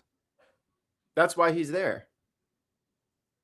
He's like, if he's in the 30s on immigration and in the 20s on foreign policy and economy, and like if he's way down on trade and tariffs, like we just talked about it a little while ago. the trade deficit has not narrowed at all. Oh, but we're in a better position now. Not buying that? It's no. Well, this is the problem, right? Trump is like, oh, the economy's great. The economy's great. That is the same thing that Joe Biden did a few years ago. He's like, the economy's getting better. The economy's great. Inflation's low. Donald Trump is saying the same shit that Joe Biden did, just in like a more Donald Trump way. You're an idiot if you think you can't afford food. Your mother's a fat whore if you actually wanted health insurance. Oh, what an idiot. What a Democrat hoax to want money for work. Like, my favorite thing is Donald Trump likes to fucking blame Joe Biden for the economy, but clearly everyone else is now blaming Donald Trump for the economy. Isn't it obvious? You got them all up on the screen. Immigration, foreign policy, the economy, trade and tariffs, and then all the way down at the bottom is the Epstein case. Look, he's underwater on immigration, foreign policy, the economy, and tariffs, all between -16 and -25 points. I've never the had Epstein my case, though, is on so another planet. Look at this. -39 points. He's 39 points. Flip. They don't believe you. They don't believe you. They don't. Underwater, basically a split between 30% approve and 70% disapprove. The Epstein case is not the story the Trump administration and Trump in particular and Republicans at large want in the news, because it is a big political loser for him. And these numbers have remained very consistent. No matter which poll you look at, he's about 40 points underwater in the Epstein case, by far his worst issue. And he's not actually good on the rest of mine. Yeah, from political standpoint, ABE, anything but Epstein, really, for president. The fucking cat is like trying to get her Cheerios. It's like, first of all, she's going to rip your eyeballs out. Second of all, Cheerios, get the fuck away from her. And Trump there. How about among Republicans? Okay, so if the Epstein case is something that absolutely is terrible in the minds of the center of the electorate, among independents, in fact, the number is closer to -50 on the net approval. If it's absolutely terrible among the center of the electorate, among Republicans, look at this.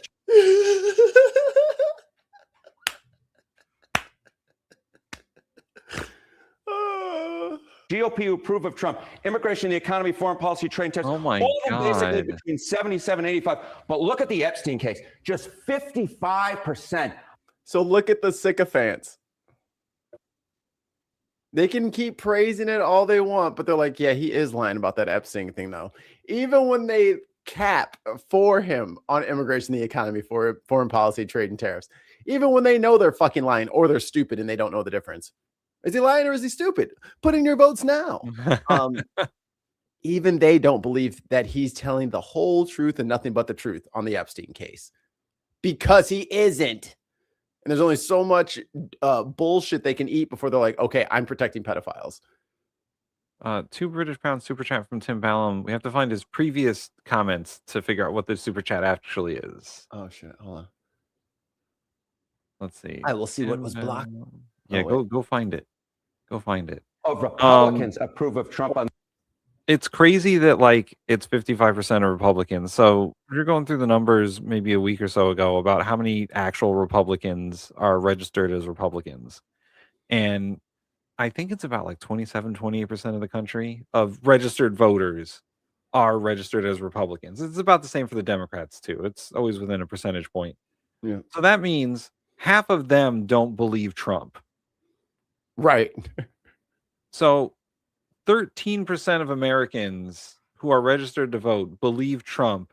The other 78% or whatever, I mean, I'm sure there's got to be some independents out there that believe him, but it's more than half that don't believe him now. Of all registered Americans to vote, more than half at this point. Oh, this is a good screenshot. Good call.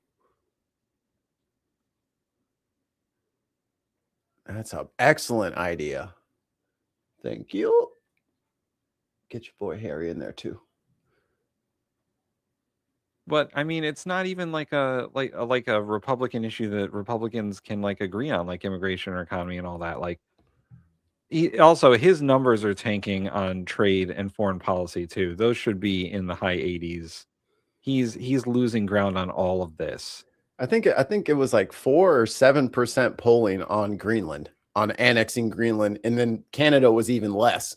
Like, so these radical, wild things he keeps saying, it's not exactly I'm sure if we were to pull up like public policy polling or the Quinnipiac poll or whatever from a year ago on these same issues, Trump would be in the 90s for Republicans on all of this stuff. Speaking of polling, Gallup is no longer covering the presidential approval. And why would they? Why would they? All they do is get attacked for it. So they will no longer be giving that poll out to people. They just said, fuck it, or it's not worth the heat. Well, that lets you know that it was so positive and they were getting such good slaps on the back from the administration. Bye, Ollie. I mean, all Trump does is attack polling, and like even his own internal polling at this point is telling him that there's problems. And he's still like, oh, the polling is like, our polling is great, everyone else sucks. But if you listen to the news, if you listen to like insiders, they're all saying that the Trump administration's inside polling is that everything sucks and he's just fucking ignoring it. And it's to the detriment of his entire party. He is clearly and obviously sundowning, and Bannon, Vaught, and Miller are getting away with literal murder.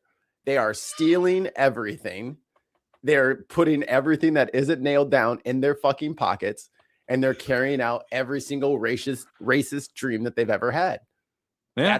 That's what's happened. Trump has very little to do with all of this because he is literally fucking scrambled eggs porridge brain at this point. There's nothing going on in there. He can't remember shit. He can't remember the names of anybody, any place. He keeps consistently fucking shit up. His fucking veins are popping out of his fucking neck. His hands are all crusty, feet swollen. Like, dude is just like a walking bag of water at this point that they just keep getting to sign and say things. Yeah. It's almost like elder, like they were saying, like with Joe Biden, it's elder abuse to put him up on the stage. Well, they're robbing you with a corpse. Just so you're aware of the facts on the ground. Hey, Mikey, if you're wondering why the show's going so well today, I think it's because the StreamYard chat is not getting the vertical chat, because there's a lot more people in the vertical chat yelling at us than what we're getting in StreamYard. So the vertical chat, if you think you're being ignored, go to the other fucking one. Go to the regular one and yell at us there. Oh. Yeah. Yeah. If you're wondering why there's no fucking trolls in our chat, it's because we're not getting the vertical chat in StreamYard. I did notice you only had it on landscape when you made it, so I put it on both, but I guess the chat did not update. Oh, that was my bad. Well, I didn't know that it was I thought I said it to both. It was on both Twitch and YouTube or whatever, but it was just on the other one. I mean, maybe that. All right, fine. Let me go over to the fucking vertical and see what they're saying. Oh my god. Oh my god. Progress only says, yeah, but vertical is where all the spam bots are. Essentially, yeah. Spam bots and people who come on the shows like, you love Joe Biden. It's like, god damn it. Do I have to explain this 37 times an episode? I was wondering why we didn't have to defend ourselves there again. for the umpteenth time. It's I feel like we get in circular arguments with those people, because then we're like, we don't like Joe Biden, and then we're like, but we want socialized medicine. But Joe Biden never wanted any of that. He said it in so many primary debates. And then we're like, this is how social medicine should work. And they're like, well, we don't want that because we want to pay individually for health insurance, or not have health insurance at all. There's a lot of nuts out there who just don't want health insurance. And like, we always get in that little circle of an argument towards the end of our show. Right. Oh, yeah, we can't pull that up on screen. That's weird. It was confusing why we weren't there. Yeah, not that I'm complaining. I much prefer that we go through the show the way that we plan it to, and it always gets derailed by some idiot in the chat. Well, how about this? I'll keep an eye on it. But hey, if you want your shit to be up on screen, hit subscribe. Go over to the landscape one. Yeah, go over to the landscape and you meet us halfway, motherfucker. We're doing it on 3 different platforms. You can come to the platform that could actually get on screen. Or go to Twitch. Twitch will come up on the screen too. Vertical chat, if you think you're being ignored, you're right. divides Republicans, and it's something that the overall electorate really doesn't like. I mean, they love him on almost everything else, but Epstein, not so much. Not so much, and that's the reason why Thomas Massey's attacks really seem to have an impact. Former First Lady and Secretary of State Hillary Clinton is accusing the White House of a continuing cover-up. At issue is the handling of the release of the Epstein files. Here's what she told the BBC while speaking at the Munich Security Conference. This will really get the algorithm going. I Hillary think Clinton and everybody Epstein should test. And she just got back from fucking Munich talking about how she's gonna blow everybody up. So I don't know how you're gonna blow everybody up when you and your husband was over here bringing the pedophile in chief to your fucking wedding. Both of them were there. Yep. Trump and Epstein were at the Chelsea's wedding. If y'all didn't know, Trump donated to the Clinton campaigns. Mm-hmm. All of them. And he donated to the Clinton Foundation, which Jeffrey Epstein helped set up. So when we say, oh, we don't like the DNC and the Democrats, this is what we mean. It's the same fucking group, dude. It's these are the same picture. Like, it is literally the HR exam all over again. Who was asked to testify. I just want it to be fair. I want everybody treated the same way. That's not true for my husband and me, because other witnesses were asked to testify. They gave written statements under oath. We offered that. They want to pull us. Why did they want to pull us into this? To divert attention from. Hey, I really don't care. Yeah, let's say it is for political reasons. Don't give a fuck. Get up there and tell the truth. How about that? This should be a really quick and easy day for you, huh? You ain't doing shit else. If I was Bill Clinton or Hillary Clinton, I would go up there. I'd start fucking naming names. Start taking people down with you. You're clearly going down for this. You're clearly going down for this. Start naming names. Be like, Trump was there, Lutnick was there, fucking Peter Thiel was there. Yeah. Bill Gates, tell the whole story. And if one person gets up on the stand and they do that, I think fine. We'll give that one person clemency. Just kidding. We're going to put you in a different jail. Yeah. But I'm just, we won't put you in jail with the rest of them.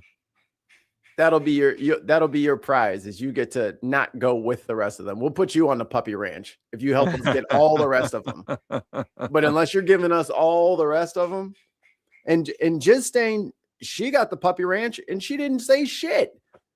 Yeah, she didn't implicate anybody. It's just the threat of implicating people has got her the most comfiest digs you can have while being incarcerated.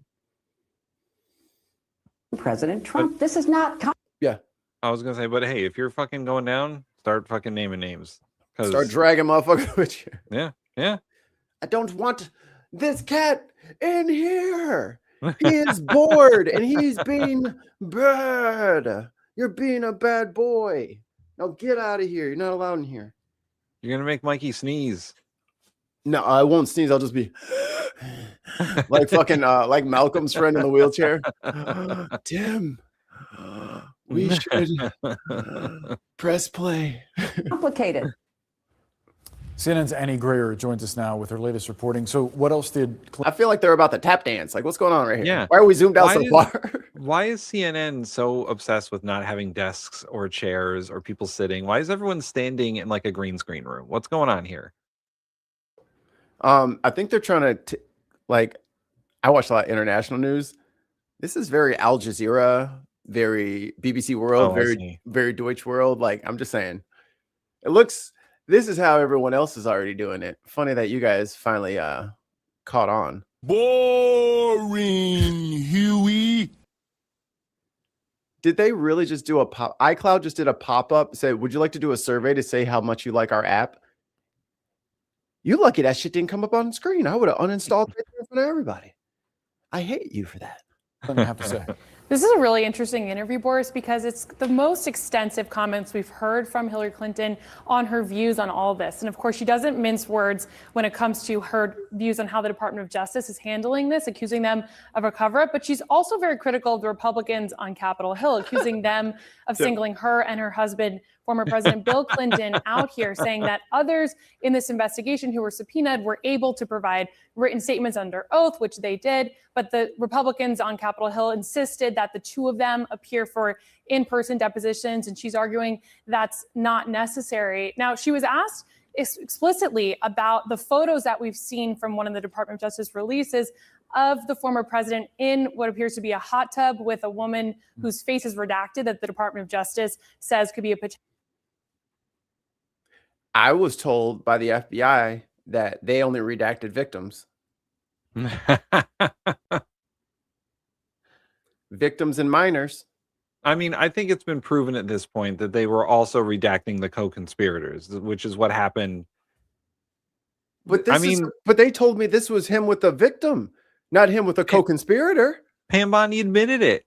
She admitted it. That's probably jizz stain. You know what I mean? And then they put it out to make it look like it was a kid. Yo, send them motherfuckers back in there to go get the rest of them fucking images. I'm sick of this shit. Potential one of Epstein's victims, and she was asked if she knew any context around this photo. Take a listen to her answer there. And it wasn't a hot tub on a plane. It was one of the stops they made to look at philanthropic and charitable work that my husband has done, saving literally millions of lives around the world. It turned you threatened and killed hundreds of thousands of black kids with your fucking crime bill. So suck a dick. Turned out that was done long before there was any public awareness and certainly any conviction of any crime by Jeffrey Epstein. If Bill and I had a penny for every person we've taken pictures with, we would be extremely rich today. Funny you should mention that. That is such fucking cope, man. Oh, it was just one of many stops we did on philanthropic adventures around the world with Jeffrey Epstein. Come on, just fucking admit it. Just fucking admit the hot tub was on the fucking island, and you were there. Lutnick admitted it. He went to lunch for an hour. Why couldn't you be in the hot tub for an hour? I just went in the middle of the night to get a soak. My back was hurting. So I got in a jet, and then I got on a boat, and then I had a quick hour soak, and then I got back in my boat, and then I got back to the airport, and I got back in my jet, and I flew home. Nothing happened. Like, it's such bullshit. It's such bullshit from, and I dare not think of what they're going to say in front of Congress when they're sworn in. Nothing. They're going to plead the fifth. Yeah. And they're not going to say anything. Nobody's going to get anything out of it. They're going to pull that picture up, I'm sure, and be like, where the fuck was this? Right. And from both sides, I guarantee you that Republicans and Democrats together are going to go after these two, because the Republicans are going to hold no qualms about it. And the Democrats who have a spine in these committees are also going to fucking go after them for it. Because just like they all came in, and this is a point against Raskin, like when Plaskett got brought up, all of them immediately jumped up and said, y'all are being racist, and they tried to protect her. No. Why are you texting with him? This is 2022. Right. Or whenever it was, he was in jail or just about to go to jail. 2019. Yeah, 2019. So why are you fucking having correspondence with him at all for any reason? Right. After he got convicted the first time and got the sweetheart deal, anyone who's associating with him after that point knows that he's a sex criminal, right? I would say before that, Trump went and fucking tried to snitch in 2006? So we can push this back further and further to when people knew that fucking nasty shit was afoot and didn't do a goddamn thing. And half these people were emailing him trying to be like, oh, Jeffrey, I can help you clean up your image, man. We can work together on fixing this. Steve Bannon, Horowitz, Les Wexler, I think his name is. Noam Chomsky. Noam Chomsky was like, dude, we can work this out. Mm-hmm. Noam fucking Chomsky. Bye-bye. Have fun on Alcatraz with the rest of them. That's crazy. They're all trying to put this PR campaign together for a fucking sex criminal. A sex trafficker. A convicted sex trafficker. And I don't know if we brought this up when we did the full Epstein episode or whatever, but the fact that Lutnick volunteered the information on that interview that he's a blackmailer. Pam Bondi never said that. Kash Patel never said that. None of the documents ever said that. He's the first one to say out loud, he blackmails people. He has cameras everywhere. That's what everybody had assumed. He said that completely independent of all this. Yeah. So you did know he was doing shit because you said and I'm pretty sure blackmailing people is illegal. Yeah. So there was no evidence of crimes, but you got the Commerce Secretary saying he was the greatest blackmailer of all time. And Kash Patel's like, is that a crime? Is that a crime I look at and do? I mean, at this point, the administration and Kash Patel and Pam Bondi have had to walk back so many things or deny so many things. You mean lie? I don't think they could ever get their story straight on what actually happened and what didn't happen, because there's such a complex web of lies here. And Hillary and Bill too. They're part of this whole fucking lie conspiracy. I guarantee it. Right. And so is fucking Noam Chomsky. And to act like just, I was just emailing him and I just went over and I didn't participate. I knew he was doing bad stuff, but I never did it myself. And you didn't report any of that shit. You didn't get the FBI involved. You didn't call 911. You didn't try to sneak them out in your suitcase or something like that. If you weren't trying to tear the shit down, you're part of it, bruh. You're part of it. I mean, in the court of public opinion, you are guilty by association. Yes. And in actual court, it may not be an actual crime, but in the public opinion, you are guilty by association for not turning him in or not saying anything about it. None of these people said anything about it. They all tried to help him. They're like, it's the system that's wrong, Jeff, not you. Yeah. And they were all friends until 2019 when he died. Bassem Youssef went on Piers Morgan's show with Horowitz, his defense attorney for the Sweetheart deal. And he sat there and said, well, Jeffrey actually hated me. He didn't want any prison time. And apparently the only two charges. So after all of that reporting and all that stuff had been done to him starting in the 90s, in 2006 or something, and then eventually it was 2008 that the deal actually went through. Like the only two charges he got was solicitation of prostitution and I think some money thing, paying for it, like the act and then paying for the act. So those are the only two charges. So that's all Horowitz wanted to talk about. He's like, I didn't know anything about any of the rest of this. What? Island? What? I don't know. Ranch? I don't know. New Mexico? I don't know. I don't know anything. Right. I only defended him on the two charges, and he got so mad at me about that. He was such a bad guy and a monster, but he did nothing wrong. Like, what are you even fucking saying? You fucking harlequin beast. Like, what are you? You're literally just talking out of both sides of your mouth. He's the worst piece of shit ever. I just never was able to find any evidence of it. You didn't see the thousands of motherfucking people? What are we talking about? And then that is the same guy that the DNC on their DNC YouTube channel put up there as their next podcast, bro. 89,000-year-old fucking Horowitz. And he's on a fucking debate stage debating with Dana Loesch about gun control. That's what the DNC thinks of y'all. Take this old pedophile protector arguing about something that no one gives a shit about right now. This is your new bae. Everybody focus up. Circle the wagons around this guy. He's going to be your media king. They are fucking deranged, dude. I don't know what the fuck dope and dog food that the DNC is smoking. Sell that shit back. It is unreal. And then here's her fucking Chucky, bride of Chucky looking ass sitting up here acting like, we don't have anything to hide. Then why are you lying so fucking much? Yeah, then why are you fucking hiding so much shit?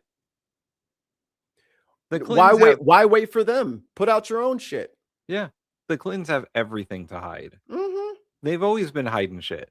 Let's see go through your own little servers that haven't been bleached yet and fucking keyword Epstein, put that shit up, give it to the New York Times, let them post it.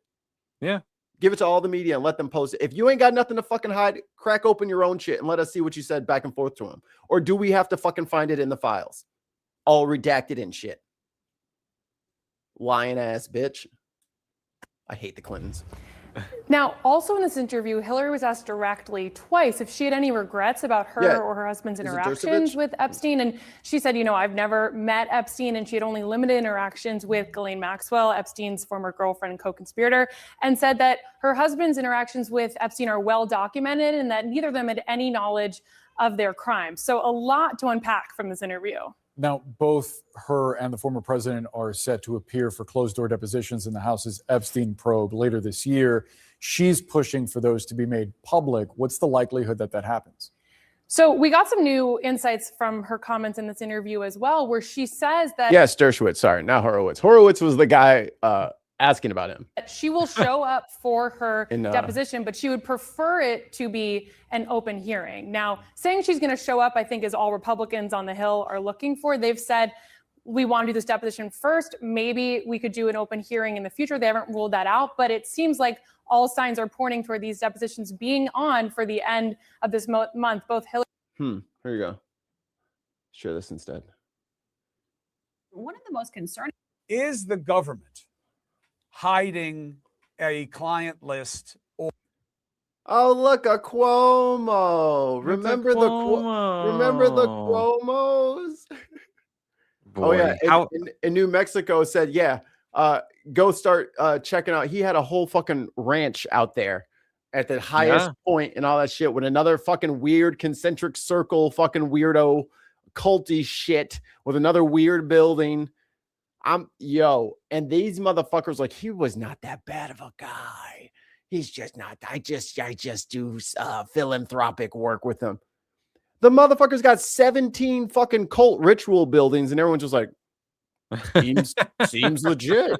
or anything that the Trump administration could release tonight? No, there is no client list. There never has been a client list. What there is a redacted FBI affidavit from accusers. Doesn't he look like the new face, the new fresh face of Democratic politics? Man, look at him. He's just, Barry Weiss loves him. He's just so spry. Look, no tie. Ugh. Got all of his liver spots sanded down. There are several of them from accusers that accuse Jeffrey, that accuse various people of having improper sex. The names of the people accused have been blacked out. Now, of course, because I was the lawyer and I did all the investigations, I know who all these people are. I could figure out, based on everything that I saw, who Mr. X is, Mr. Y is, and Mr. Z. And he ain't said shit. What you afraid? You think Jeffrey gonna sue you? I don't know what everybody's afraid of. I don't know. He's dead, right?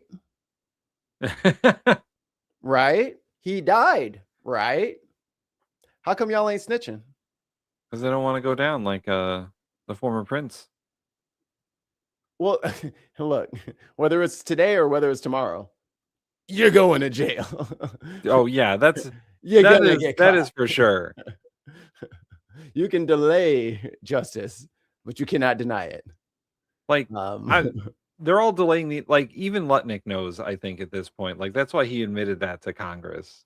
I think that he knows the more he lies, the more fucked up it's going to be for him later. Is your heart out coming up? In like 10 minutes, yeah. Okay. Well, I got a quick one for you. All right. So actually, I'm gonna let this cook. I think I found one. Get the clip machine going. We got ourselves some independent journalism. Behold. The fight for which party will control Congress after the 2024 elections isn't just about the issues or the candidates. It's also about the districts. Earlier this year, the North Carolina Supreme Court ruled that gerrymandering does not violate the state constitution. So this was a big thing from a few years ago in North Carolina. Keep in mind, this is 2 years old. clearing the way for the Republican-led legislature to redraw the maps. Nationally, the gerrymander will help Republicans flip several seats in Congress, but the maps changed on the state level, too. NBC's Gary Grumbach, who met with a Democrat who's knowingly running an extremely long-shot race. Kate Compton-Barr is a mom, a behavioral scientist, and a self-described loser in politics. We are super excited to run for Senate District 37 in North Carolina, to be the senator for this district, but also that I will absolutely not win it. Barr, a Democrat who lives in North Carolina, decided to run for state senate after seeing the impacts of Whoa. Let me get this map real quick. Hold on. Let's take a North look at Carolina decided to run for state senate. Look at some of those fucking districts. They're just naturally occurring, you know, just you know, where people live, just except for the ones that are all zigzaggy and super tiny and all that. After seeing the impacts of Republican gerrymandering on her. I mean, come on, guys. I just only want the top left of that county. Right. Or let's see, there's District 35 is part of Union, but also part of Cabris. Like, come on, guys. Just this neighborhood over here. I want them. Her hometown, her previously safe blue district, now likely to be controlled by Republicans. Wow, look at how squiggly 42 is. Jeez. They drew the district lines to ensure that they could maintain as much political power as possible with as little competition as possible. With the odds against her, Barr is running with the slogan, clear eyes, full heart, can't win. Now, that is not motivational speaking. I don't know what is. Voters deserve a choice. We have been gerrymandered out of having a choice. My great-grandpappy Mecklenburg was the first. Who can represent us, but we still need to have 2 names on a ballot. Otherwise, when you show up to vote, all you have is one person. She's running an unusual. If I'm going to lose, we might as well have a little fun, raise a little hell, and shine a light on the impacts of gerrymandering along the way. Now, unsurprisingly, she lost. However, there was a part 2. I am here with Kate Barr, who now can win the 14th Congressional District of North Carolina. She is running in that district as a Republican. Oh my God, I still like you. Kate Barr, how are you doing? I've seen this. Oh my God, this lady. All right, so this won't win every time. But this lady as a Democrat is running in a Republican primary because she knows she can't win as a Democrat. That's the entire point of this, right? Yeah. It's hilarious because you can't get on the ballot. All you have to do is change your voter registration. That's all you have to do. You don't have to mean it, guys. The points are made up. Nothing matters. The teams are made up and the points don't matter. The score, none of it matters. So she's going to run as a progressive Republican. There you go. Gotcha, bitch. Yeah. Gerrymander all you want. We'll just switch our registration and run on that side. None of this shit actually matters. It's just brilliant. Brilliant. I hope she wins. And then look at that. And look at what happens with that majority. Like, what happens if there's like 10 Democrat Republicans or progressive Republicans? Think about it, guys. I'm doing great. My mom has finally come around to liking me again after this voter registration change, and so that has helped a lot.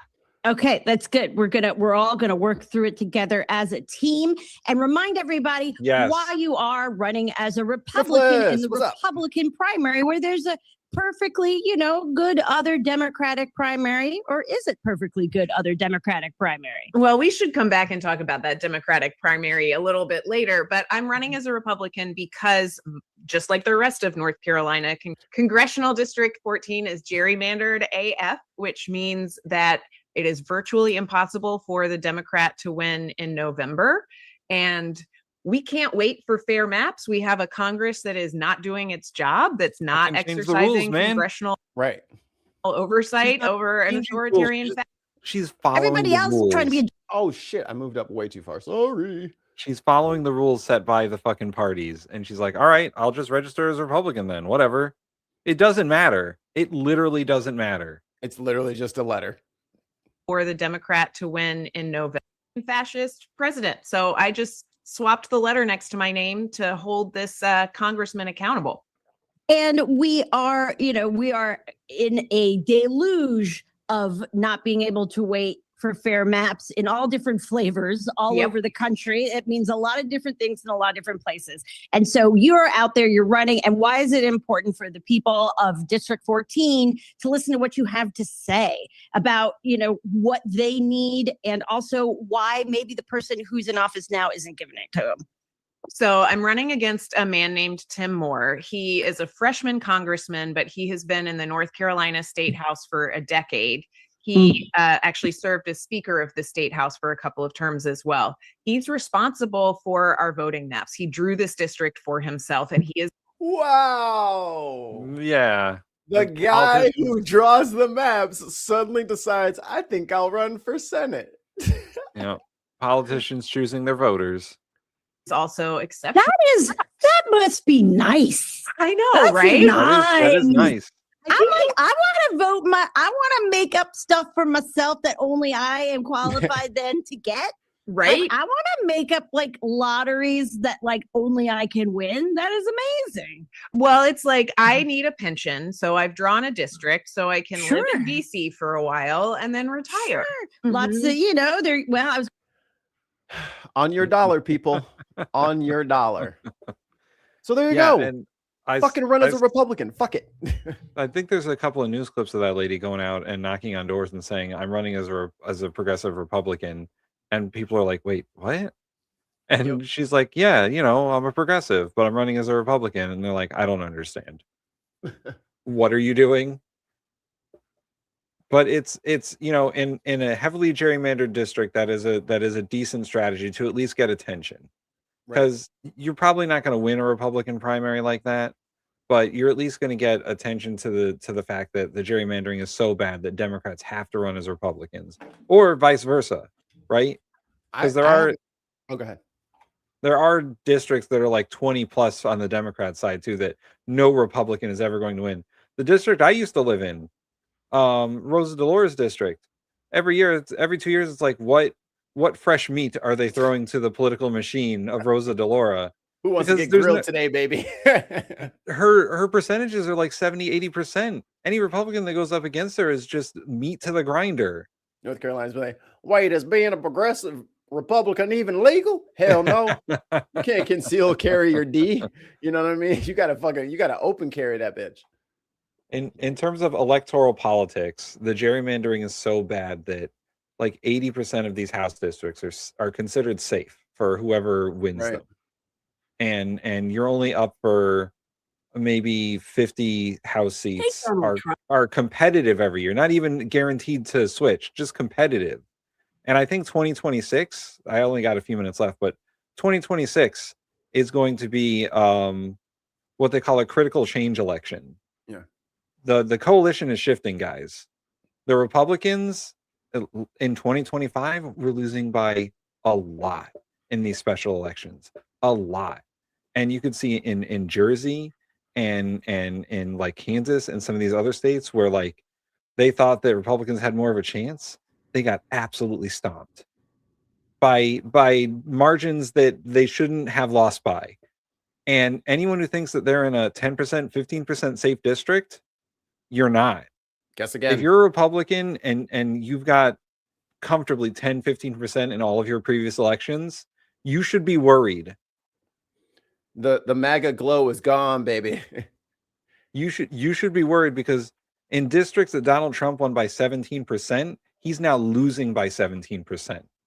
That's a 30% swing in voters. You have to convince the undecideds and the unaffiliateds to vote for you. And they're not. Because Tim does stand up, this is some great work from old Paula Poundstone. I ran across this when I was making food in the middle of the night. Tim, let me know your thoughts. It's just me, Paula Poundstone. I'm in a hotel room because I did my stand-up comedy show here in Philadelphia tonight. Had to do the Did plug. I ever tell you about the time I was pulled over in my 65 Mustang for having tint on my back window? And I told the cop it was okay to have tint on your back window. And he said, do you want to go downtown and argue about it? And I said, can I open the glove compartment? Keep in mind, I'm not black, so I could do this. And I had all of the documentation in there from a fix-it ticket I got for having tint on my side windows, signed off on by a police officer at a police station where I was not required to remove it from the rear window because it was not illegal. I had evidence, and that's what I want to talk to you about. Boy, those Clintons. I mean, they really are buttholes. You've been saying for a long time that Bill Clinton was all over the Epstein files. I'm not sure why you would know that, but I remember you.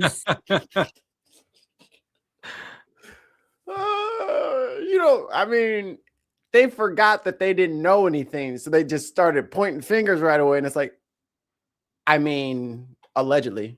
Said when Bobby Kennedy kept his promise of finding the cause of autism by September, which at the time I thought couldn't be done. But on September 22nd, boom! You and Bobby Kennedy revealed that it was Tylenol. It was Tylenol the whole time. That was it.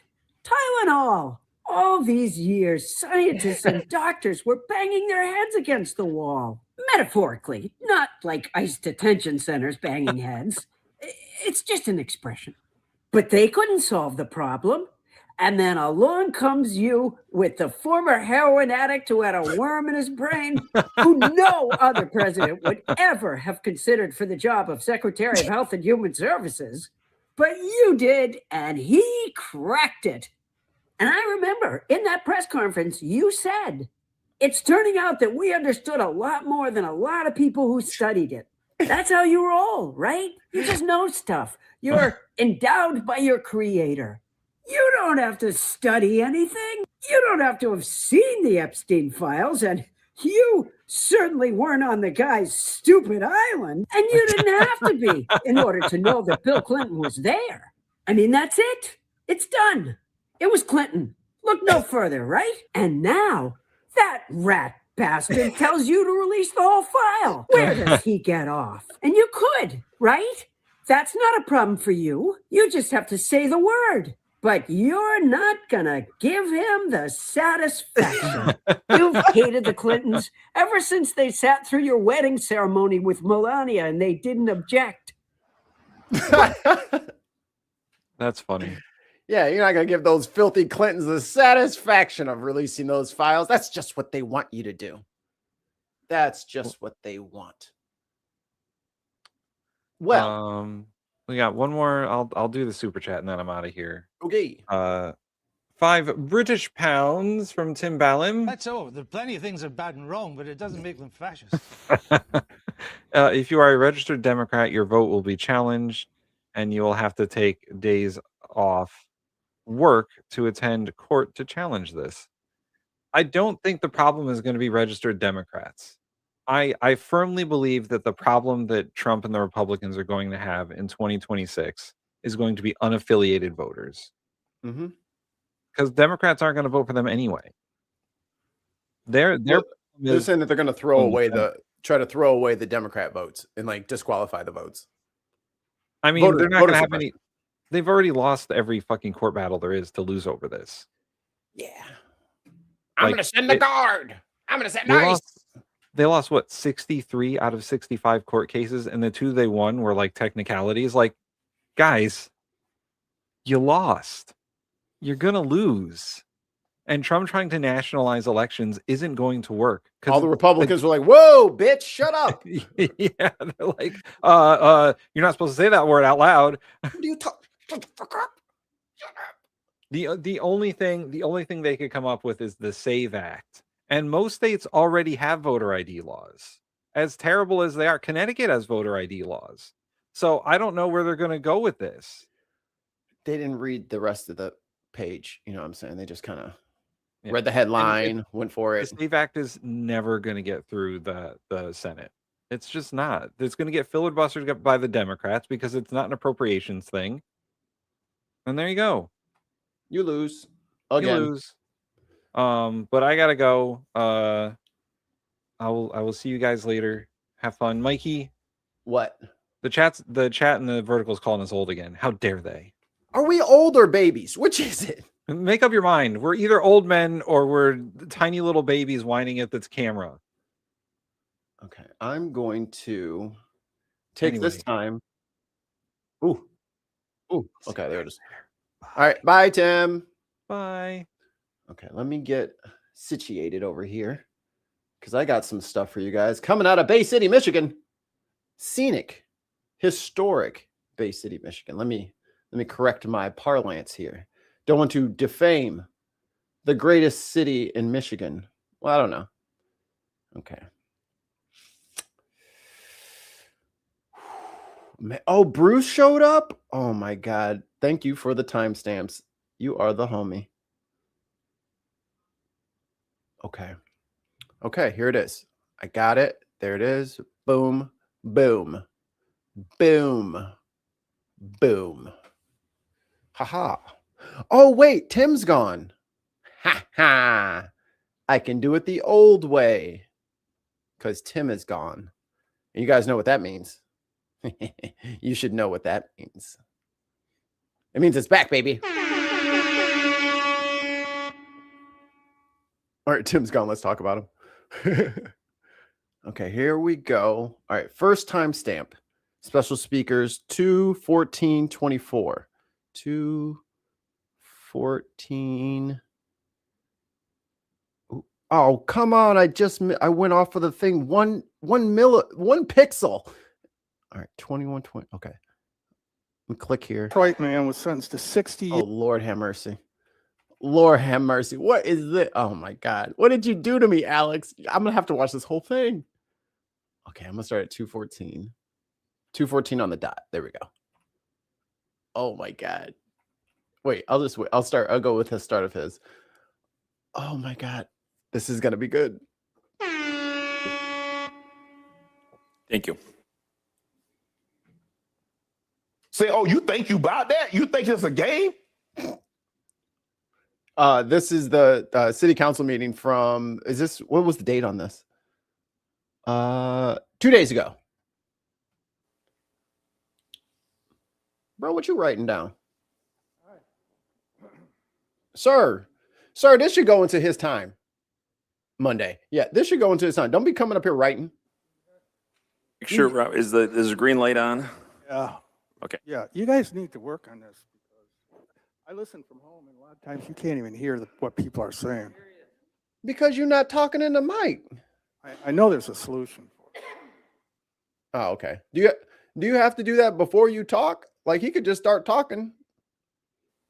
Just make sure you state your name so everybody hears you at home. Robert Schindehet, 1805 Fraser Street. It's in the south end. I can see the station 2 from my front porch. Oh my God. Okay, Ricardo Delgado, a Detroit man, was sentenced to 60 years in federal prison today. Oh yeah, this is a statement from the U.S. Attorney's Office, and it's dated November 13th, 2024, which was 15 months ago. I lost my 2 front teeth, and sometimes I don't say. Oh my God. Things to not say in public. Jesus Christ. Evidence at trial. He was sentenced to 60 years in federal prison today for his role in a large-scale drug trafficking operation in the Saginaw Bay region. Evidence at trial established that Delgado was the leader of a large-scale drug conspiracy that involved the importation of numerous kilograms of cocaine and fentanyl from Mexico for distribution in the Saginaw Bay region. I'm sorry, is he talking about a U.S. citizen?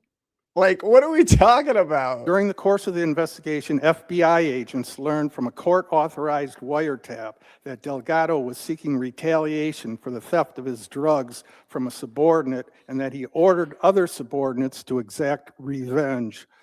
However, this plan was thwarted by authorities. In addition, following Delgado's arrest, law enforcement officers seized 13 kilos of cocaine, 2 kilograms of fentanyl. That's a lot of fentanyl. You don't know what I like to get into.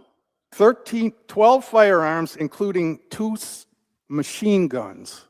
Oh. And I'd like to have one of those to take care of the squirrel. What the?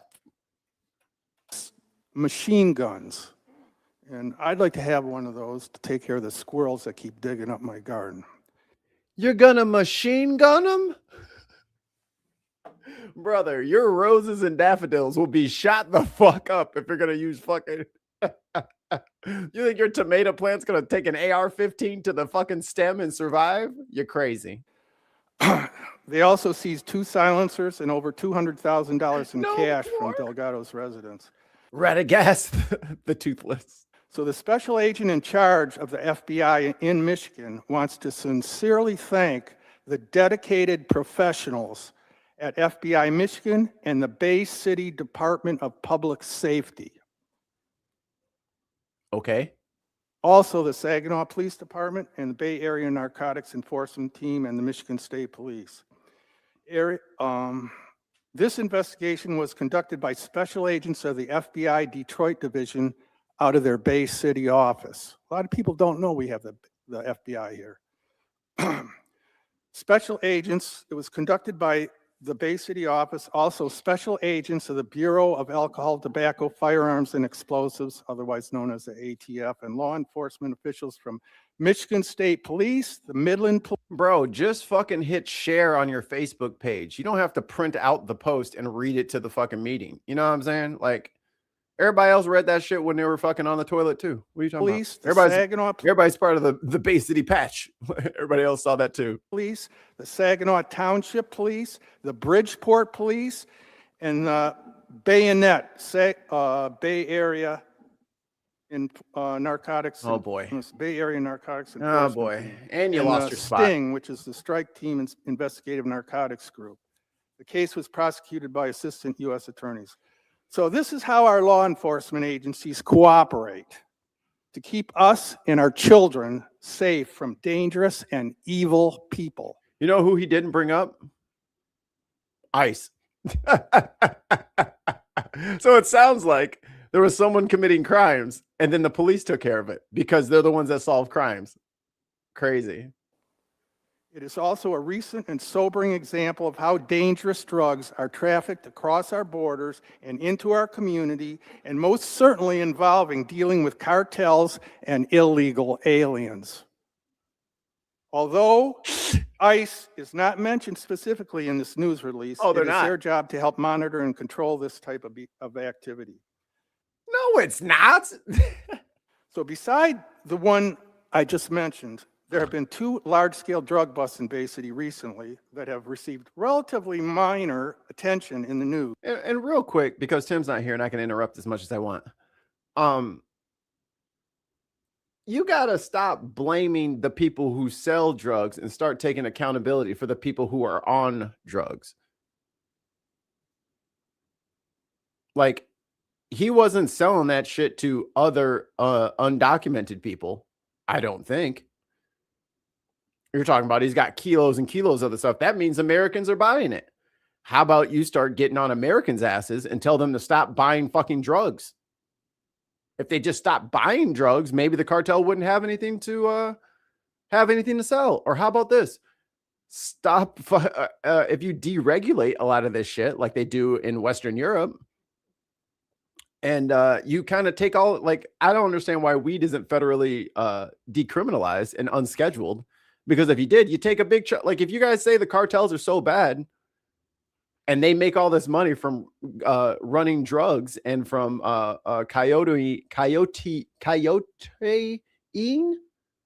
smuggling people over the border, and that's how they make their money, take their money away. Make the illegal act not illegal anymore. Dope, 2 British pounds from Tim Ballin. Just wait until a rep challenges your registration. Right. They can try that shit all they want. I am deep into my shit. Deep. One of them involved 15 people, including one woman who has a house over behind Kolb's school. And she was arrested a second time after bonding out and returned home to continue with her bedroom lab, converting cocaine into crack cocaine. The MLive reporting felt it appropriate to include a large photograph of a poster on her bedroom wall above her workbench, which read, "Snitches get stitches." Let me remind again, this is an American he's talking about. Like, I love how it is just like this weird, like, blinder that people on the right have, where they'll see people doing crime with stuff from other countries and like, look at this stuff from China. Look at this stuff from Mexico. Look at this stuff from Colombia. Colombia, Venezuela, and China and Mexico are all doing bad things. Americans are going there to get that shit so that they can fleece Americans. This is what y'all wanted, right? Remind you that when dealing with cartel snitches, or actually anybody that they deem a problem, they get a lot more than stitches. The cartels murder entire families, they execute policemen, and they assassinate government officials. So like ICE, but the other way. It kind of makes you wonder who is financing these protests in Minneapolis and resolutions in— Wait, what? That's a big jump, huh? Bay City, somebody gets arrested for part of a drug ring, and you wonder who's funding the Minneapolis. Cities across the country like the one we are considering today, because I think it would help the cartels continue their business. I truly care about the people who may be illegal but have been good citizens and made efforts to assimilate. There are many references in the Bible which tell us to treat— Lord have mercy. I know you're not going to bring up the Bible with your fucking mixed cloth you got on right there, brother. And I'm pretty sure you had shrimp or pork in the last 24 hours. Shut your ass up. Foreigners living in our land with kindness and generosity. Jesus expanded on— Time. Am I done? Oh, yeah, you're done, bud. Yeah, I wrote a lot of stuff, and I knew I wasn't going to have time. But this is 10 pages, and we got it 3 You thought you were going to read 10 pages at your days ago. Right, And we have time. So Did I get okay? Now we got to move. Oh, let's see if more? Did he get? Did, we're gonna be here a long time. Commissioner Rungberg, it's— I mean, it's open to objection, but or not to second, but I move to provide the speaker 2 more minutes. all right, Commissioner Cuban. I'll second, but I'm not going to make a habit of it. 2 more minutes. Okay. Oh, why? I would have fucking like denied. Objection. Roll call vote. No. Any objection? Commissioner Coakley? I object just because everybody knows they have 5 minutes and it's going to be a long night tonight if we give everybody. 5 minutes is very generous. It's usually 3 minutes. Okay, so we're going to do a roll call vote to give the speaker 2 more. If I went to the city council thing, I'd just read a chapter of Lord of the Rings each visit. There are people who do that. More minutes. So yes means you agree to give 2 more minutes, and no means you do not. Commissioner No. Doyle. No. Tenney. No. Zanotti. No. DeWitt. No. Rumberg. Yes. Charlebois. Yes. Morris. No. Cubit. See, while they're voting, he's writing his name down. It's moot. The speaker sat down. I still have to finish. Still vote. Yes. Coakley. Thank you. All right. Next timestamp is 2:26:15. Got it. Oh, it's coming. My Facebook profile. Okay. Okay, here we go. Andrea Obershaw. The note here says former commissioner, maybe.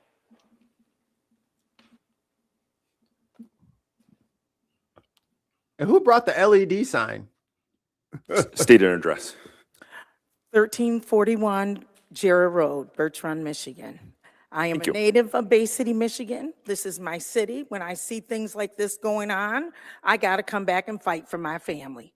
My family's been here since the late 1800s. We are one of the first African-American families to come here. I see there are more of us sitting here that we deserve to be here just like immigrants. Woo, woo. So I'm going to start with this. I am here to support the welcoming resolution that Commissioner Rumberg brought to the floor, which now has been broken down into 3 resolutions, all boiling down to President Trump's immigration laws and supposed suspension of our government funding for the city. There is a method to this ICE immigration, a no catch and release but not releasing, but abusing in death and destruction with the people, and our constitutional rights are being violated.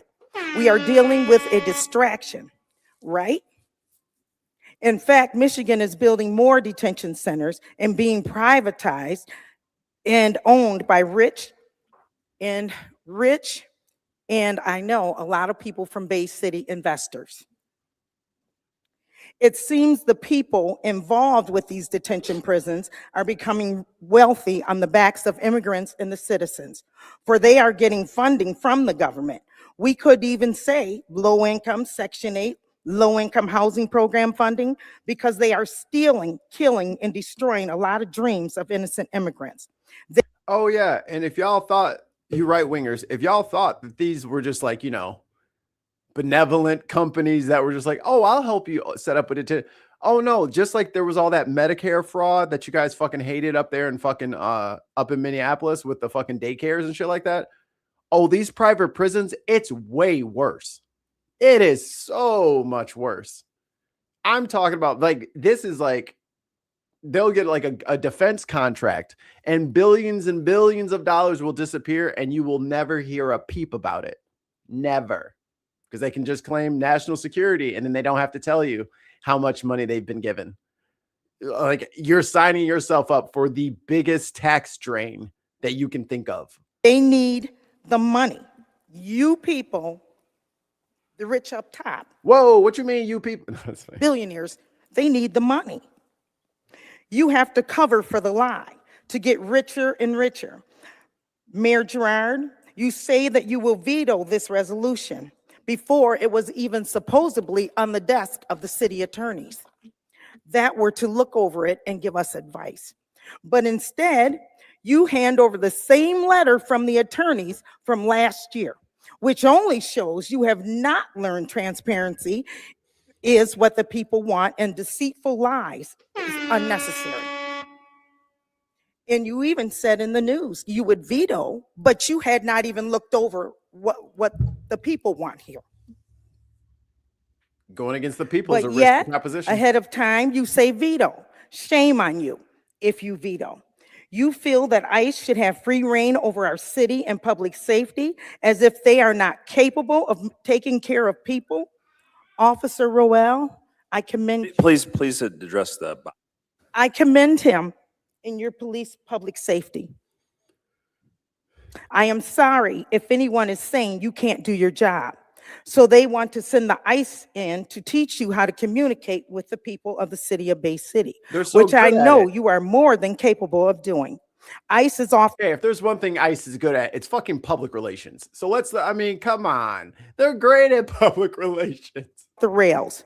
Bay City has always been a welcoming city. The immigration ICE catch and not release is a distraction for the true reason.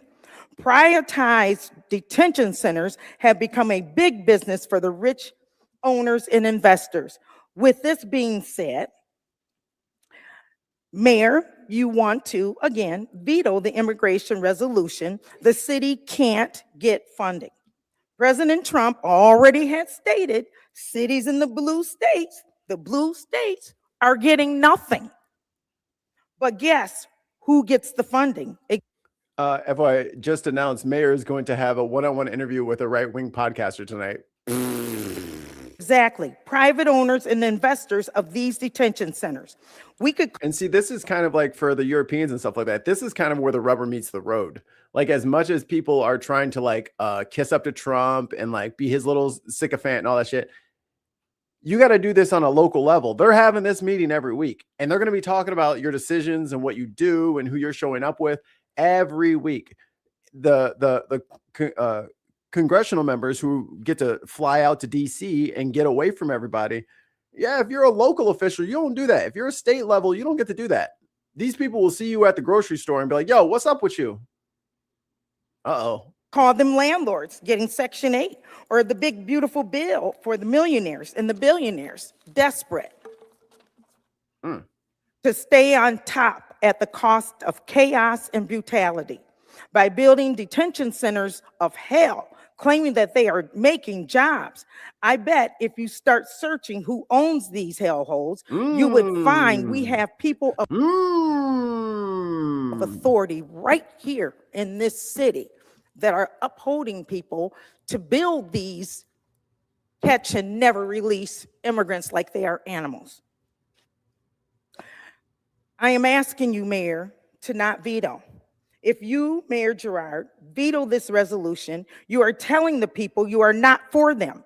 You are for the corporate corruption against humanity and the safety of the citizens of the city of Bay City, Michigan. I want to thank you, and I want to say search your hearts, because that's a great place to start. Oh, and she rhymed on her way off. 10 points. 10 out of 10. Judges unanimously agree. All right, 240-27. Oh boy. Get ready, y'all. Buckle up, y'all. Stand up. It's time to do what's right. It's time to make immigrants feel safe in the city of Bay City, knowing they won't be deported for being a victim. Good job. Thank you. Well said. Oh, here we go. Here we go. Here we go. Let him put down his fake name. Here we go. Buckle up. Buckle up. Oh my God. Oh my God. He can't rate very well. Okay. Alec Beaton, Port Huron, 3501 Holland Lane. Good evening, everyone. He is shaking like a fucking leaf in the wind. Holy shit, Nervous Nelly. Holy shit. It has come to my attention that Bay City is considering a sanctuary city adjacent policy called welcoming community. According to official city records and local media, this policy would limit police cooperation in immigration matters, prohibit officers from asking about immigration status, restrict assistance to federal authorities, and prioritize local crime enforcement over immigration enforcement. In my opinion, this policy is not only in threat of a loss. Hey, it's my buddy. What up, Bruce? Hold on, I got Bruce on the soundboard. Where is it? Where is it? Bruce, no, I lost Bruce. I'll find him. But Department of Justice. But this policy is a spit in the face of our American ancestors who fought for this land and died for this country, so that their children would live free men to inherit the glory of their forefathers.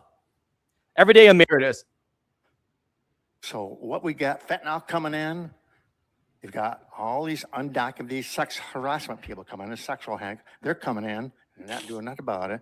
And then you Americans are being aborted by pro-choice policies. Yo! Print screen. Including more than half of my own generation. Folks, I'm going to ask somebody to leave if you... All right, thank you. Oh, you going to kick her out? Why she got to get kicked out? Whilst being replaced by millions of immigrants, legal and illegal. I am told relentlessly by liberals that Trump has done too much damage to American immigration, and yet Trump's immigration policy is more liberal than even half of the work progressive presidents like Obama, Biden, and Clinton did to keep this country safe from foreign invasion. Look it up. You look it up, short bitch. Those American ancestors, which we as children were told were evil, racist, slave owners, etc., fought 250 years ago to liberate this land from a foreign tyranny. Negro, we was the foreign tyranny. You don't look Native American to me. Yo, this fucking white boy revisionist history shit is fucking crazy. Just like on that Jubilee thing, that fucking kid was like, I'm a Native American. No, you're not. My people immigrated over here in the 1920s. I'm a Native American. Like, you're dumb and you don't know what words mean. You're just dumb. You're racist and just dumb. Sorry. Sought to not only control, but subvert our American people and our American way of life. 23 years later, us Americans are once again under attack by a foreign enemy that serves Satan and not Jesus Christ, of which this country's values were founded based on. The truth. Don't go off script, because you said base like 3 times back to back. Like you don't even like stay on your little Nazi script, dude. Ruler of America. We are told the lie again and again that American land is stolen. Someone mentioned earlier something about Native Americans. Was it the Indians that fought Britain? Was it the Indians that built great cities like Detroit back in the day in Chicago? Yes. They already had cities. They weren't just living in tents, dumbass. Chicago and New York. Again, native cities. Was it the Indians who wrote the Constitution? Of course not. To say such is ignorance. And those same peoples live in their territory freely, unaffected, and Did the Canadians write the American Constitution? Answer the question. Did the French write our Constitution? Answer the question. What an idiot. bothered by the great civilization that surrounds their land, living peacefully, actually. To have a peacefully, actually? Bro, you need some fucking what's that show? Oh, Schoolhouse Rock. Little Schoolhouse Rock will go a long way. Yes, the cringeries are just Keep for open borders is cultural suicide. Anyone that has an IQ high enough to understand history understands the collapse of the Roman Empire. Why? Because of mass immigration, foreigners outnumbering the Romans, or the Arab empires, perhaps, where it collapsed because of non-Arab leaders. Well, then you take your little pasty ass back to Europe and go get your Roman Empire going again. You look a little Italian. Go help them. Go on. Go on.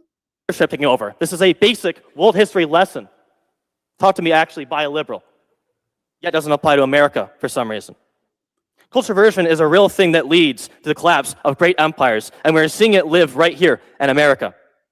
In this moment, for the sake of our children, and for the sacrifice of our fathers, we cannot let this country go to ruin simply because we feel bad that third world countries suck.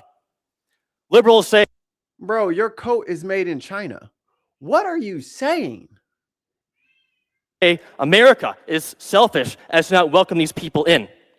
And yet, if a liberal were to say that we should send these people back to their countries and train their leaders to be better just as us, then they would be crucified for that. Google Iran-Contra. There you go. Bay City, you must decide. Let's put our Americans first for the sake of our country and the prosperity of our people. With that being said, America first and Christ is King. No, and fuck no. Nuh-uh, Gina. And this is another thing. You Europeans keep fucking, oh, America's so full of shit and they're so stupid. All these motherfuckers claim to have these European roots and this is their new colony. We sending them back. They're getting deported back to whichever European nation 23andMe says that they got the highest percentage of. You better be careful. We're going to have little boats bringing these fucking wild-ass Americans back to your shores. Yeah, exactly. Put a big stamp on his ass. Red stamp. Return to sender. Nope. Take Europe back. Europe, this is your fucking problem. All right, thank you. Oh, everybody's favorite, crowd favorite. So what we got, fentanyl coming in. We got all these undocumented sex harassment people coming in, sexual hack. They're coming in and not doing nothing about it. And then Bruce is loose, baby.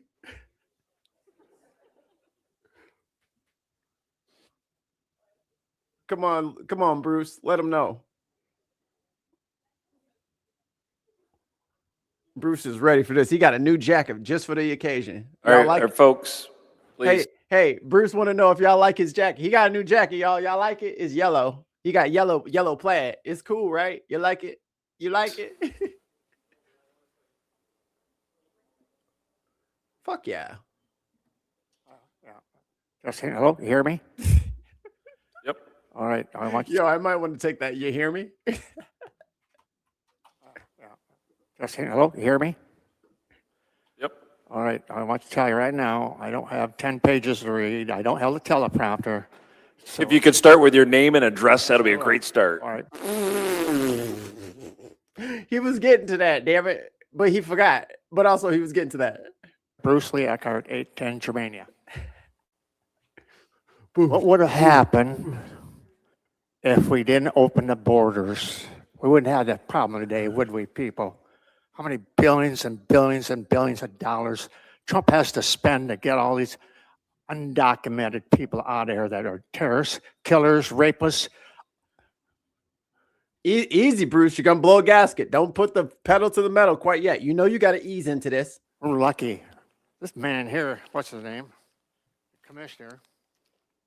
Why is the paper all rolled up? Why'd you fucking ball that shit up into an airplane before you fucking... What are you doing, Bruce? Bruce, you got focus, man. You're not organized. People are not going to take you serious if you're not organized, even with your new jacket. Lord have mercy. There he is. Nice picture. Whole big page to you, buddy. They did a nice job, yeah. What about the other side? What about all those women, kids that got raped, killed, and all that stuff? We don't want to talk about them. Millions of them got raped. We still don't know what to have about. Millions? Let's talk about this 4 or 5 that got shot or killed because they didn't listen to the law, the rule of law. We don't talk about that. And we don't live up in Minnesota where we have to have all kinds of, I give a kick out. These restrictions they got, they should be putting on the people when they question them, undocumented, but we don't want to do that. This guy, he's a clown, he's a joke, man. They all are. And you think these guys are Democrats. You know how you create a problem?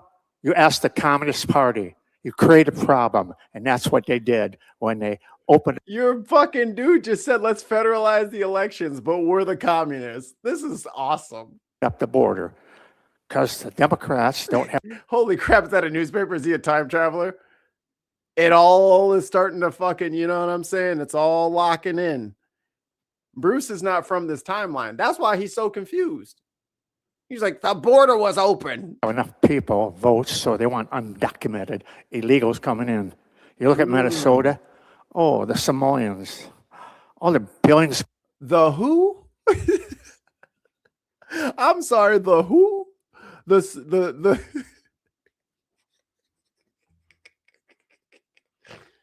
Oh man. Imagine if it was another country, right? Like instead of the British, they're like the Brutons, when the Brutons are coming out, like to get such an easy word so wrong, so many different variable ways. The Italianos, like what is this? Hey Mason, what's up? Yeah, you know Bruce then. Bruce is our favorite. Look at Minnesota. Oh, the Samoans. All the billions going there. From Somalia. New York, Chicago. They're doing that all over. They're making fools out of us. Thank you, Mr. Democrat. You guys are so worried about us. Who's Mr. Democrat?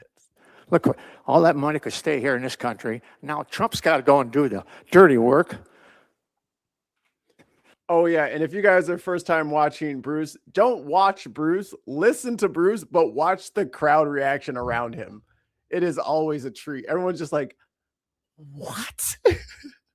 Which he shouldn't do, but he's doing a hell of a job. He cut the fentanyl out. He closed the border. No, homie just told us that American was running a cartel thing in Bay City. So he didn't cut all the drugs, apparently. These thousands and thousands of people are dying. You probably got somebody died from it. Where were you guys? Come on. Were you around here? Oh, no, we don't talk about that. No, forget about the American people. You guys don't give about American people. Just what you're doing, all the spending you've been doing.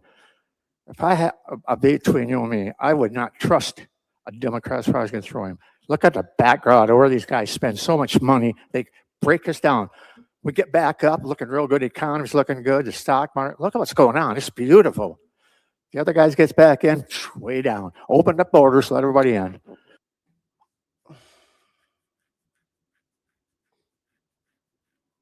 I mean, it's hard to really criticize him. You know what I'm saying?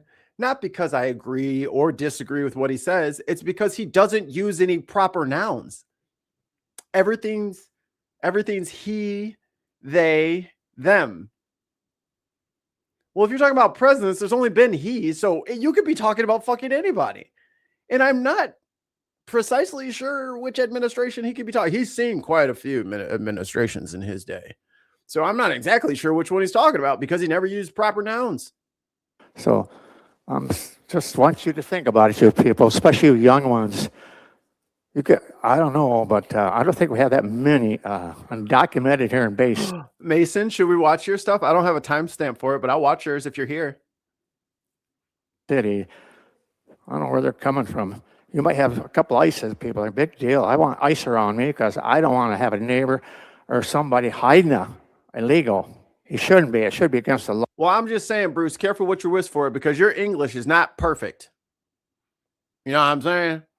You know what I'm saying? Like they may think you English second language. You know what I'm saying? You may get caught up hoisted by your own petard. Oh, and if there's somebody down my block I never saw before, acting funny, and I like to have him checked out. He should better have some identification because you don't know what he's going to do afterwards. He might break in some house. So I don't think they're asking that much. Young kid, you better wake up. Otherwise, you're going to have all these people still here. And they're, like I said, they're rapists or killers. And look at what they did in Minnesota. They got, 4, 5, 6,000 rapists. They got them. ISIS had to go in there. I wonder, I can't Google it right now because I'm kind of listening to this. Can someone Google for me how many Germans we got during the Troubles, or just roughly the Europeans that were like avoiding the Troubles? Like I think it was like the 1890s, but there's a lot. Maybe 1870s, even maybe a couple decades before. But people have been pouring in here from Europe since then. I wonder what that number is. I wonder how many millions of people that is. Got them all. And your mayor and your governor should be in prison. Deliberately setting these people up, tell them, don't do this, do this, do this. You follow the rule of law, the federal government. That's what's wrong. No, you follow your city ordinances. You follow the state constitution. And then all of the rest of the stuff is the 10th Amendment, Bruce. Read it, brother. Last 4 administrations have not. They turned their back on everything. We're not going to follow law. We'll do what we want. We'll go out and take out arrests. We don't give them their rights.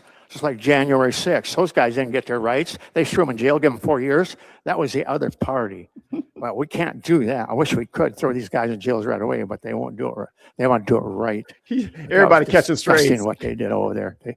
They couldn't get a lawyer. They couldn't get nothing. And these judges. 12 to 16.5 million Germans. My wife's family was one of them. Because we did her little genealogy thing. So yeah, people were fleeing the horrible aftermath of World War I, and they came here, and they were getting like the Homestead Act was in full effect, and people were coming over. Didn't have a problem when 12 to 16 and a half Germans and Europeans came over. Now it's a problem. This lie. Oh God, I don't want to talk about it, but that's all I got to say. Yeah, tons only rules. I want you to think about it. We would be thankful we got ICE. We wouldn't have to have them if they didn't open in border. I wonder if he even knows that ICE literally came to be in 2003. Like, I wonder if we go back and find all the old meetings in like 2000. If he's like, and there should be a bullshit arm of the government that just attacks people and shoots them and arrest U.S. citizens and all that. We need that because eventually we might catch undocumented people. Like, I wonder. There's up the other party to let that happen. And all they want to do is they want to get a quota. They want to get more people in here so they get more votes. I thought ICE was the one that literally had a quota from Stephen Miller of 3,000 deportations a day. Oops. Congress, so they can be completely a majority. We don't want that. So thank you very much.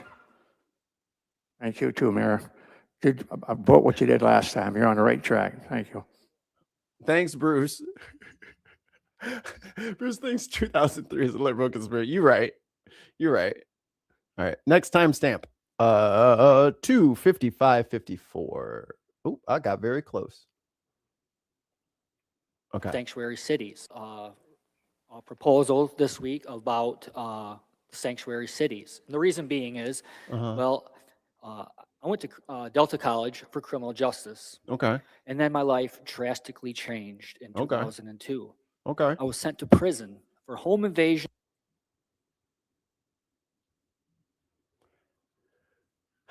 So you went to school to learn the law, and then immediately broke the law. Okay. First degree. Yes, home invasion first degree. If any of y'all know what home invasion first degree is, it's probably one of the worst crimes you can now commit. It has a life sentence, and it's just, obviously it's breaking into somebody's home. Now, obviously mine is a little bit different than the average. I did honestly broke into my own home. There's reasons being.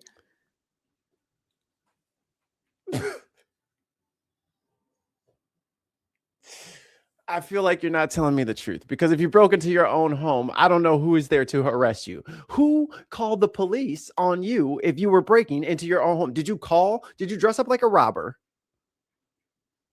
Call 911 and then try to break into your house and then got caught in the act of breaking into your own house that you called the police for?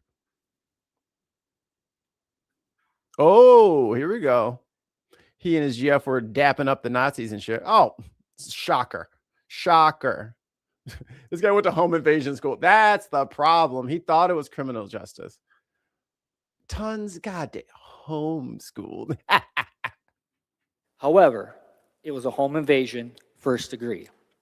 And when you break into somebody's home that is legally not your home, or you to be there, then you go to jail. Right. And then you go through our awesome court system, because that's our right? We all have rights. We go through the court system. I was found guilty, and I was guilty. And you know what I did? I did 18 years in prison. And doing 18 years in prison, I got out in 2002, and I already now way before Bruce was onto his ICE train. I have owned a home for a year and a half. I have a nice car. I have a good job. So I know how hard it can be for some people to come out of, prison. Yeah, it's really hard for white dudes to land on their feet after being incarcerated. Committing crimes and having to pay property taxes, all them good, things that go along with it. I have spoke a couple times through text with our mayor, Mr. Gerard, and I thank you for actually responding sometimes. I know I can sometimes sound like an idiot, but I am concerned. When I left this city in 2002, it was an amazing city. And there was a lot going on in this city. There was a lot of homes to go into. You know what I'm saying? We had the River Roar. We had the River of Time, the Pig Gig, which had now come back. But we just had so many amazing things in this city that you no longer see anymore. I don't know how or what happened to the money. But you were in jail. We had several bailouts to big companies, a couple of recessions, COVID. So, yeah. Every time I mention stuff, all I get from Mr. Gerard is, we don't have the revenue. We don't have the revenue. How do you get revenue, everybody? Taxes. Taxes. But y'all don't want to pay anything, and you want everything. If you just paid a little, 90% of your fucking problems would be gone, and you just shut the fuck up and go back to fucking going into people's fucking houses. But you don't want to pay anything, and then you want other people to just have no guardrails and let them treat your neighbors and citizens in Bay City however the fuck they want. So whose fucking team are you actually on? Not your own team, apparently. Well, where's the revenue? How do we not have money to run our own city? If you fucking read one fucking book while you were incarcerated, you would understand how fucking local government works. This isn't hard. These are not trick questions. We just redid Smith Street. I drive down Smith Street. What's down Smith Street? Nothing. Not a single thing. Yeah, there's nothing down there. So fuck the people who use that road. Fuck the fact that could just, that gravel creep from busted up potholes and shit like that. Just let it fucking keep happening to the whole city, because he's not going down there. It's down Smith Street. You know what? Run for fucking mayor, guy. If you don't want that street to get paved and you want to fucking direct the vision and the direction of the city, fucking run for office instead of just fucking sitting there bitching the whole time. Smith Street is a residential road. What do you want them to do? Just fucking get on a fucking catapult and just launch themselves to their car every day on a side street because they can't drive on this busted up ass road? Shut up. But you know what road has a lot down it? State Street. And you're about to lose your car driving down State Street. And I see some of you shaking your head, but this is real. We have, I believe it's fire station number 2 down Garfield Road. Have any of y'all drove down Garfield? It's horrible. How do we have a fire station on a road that is that depicted?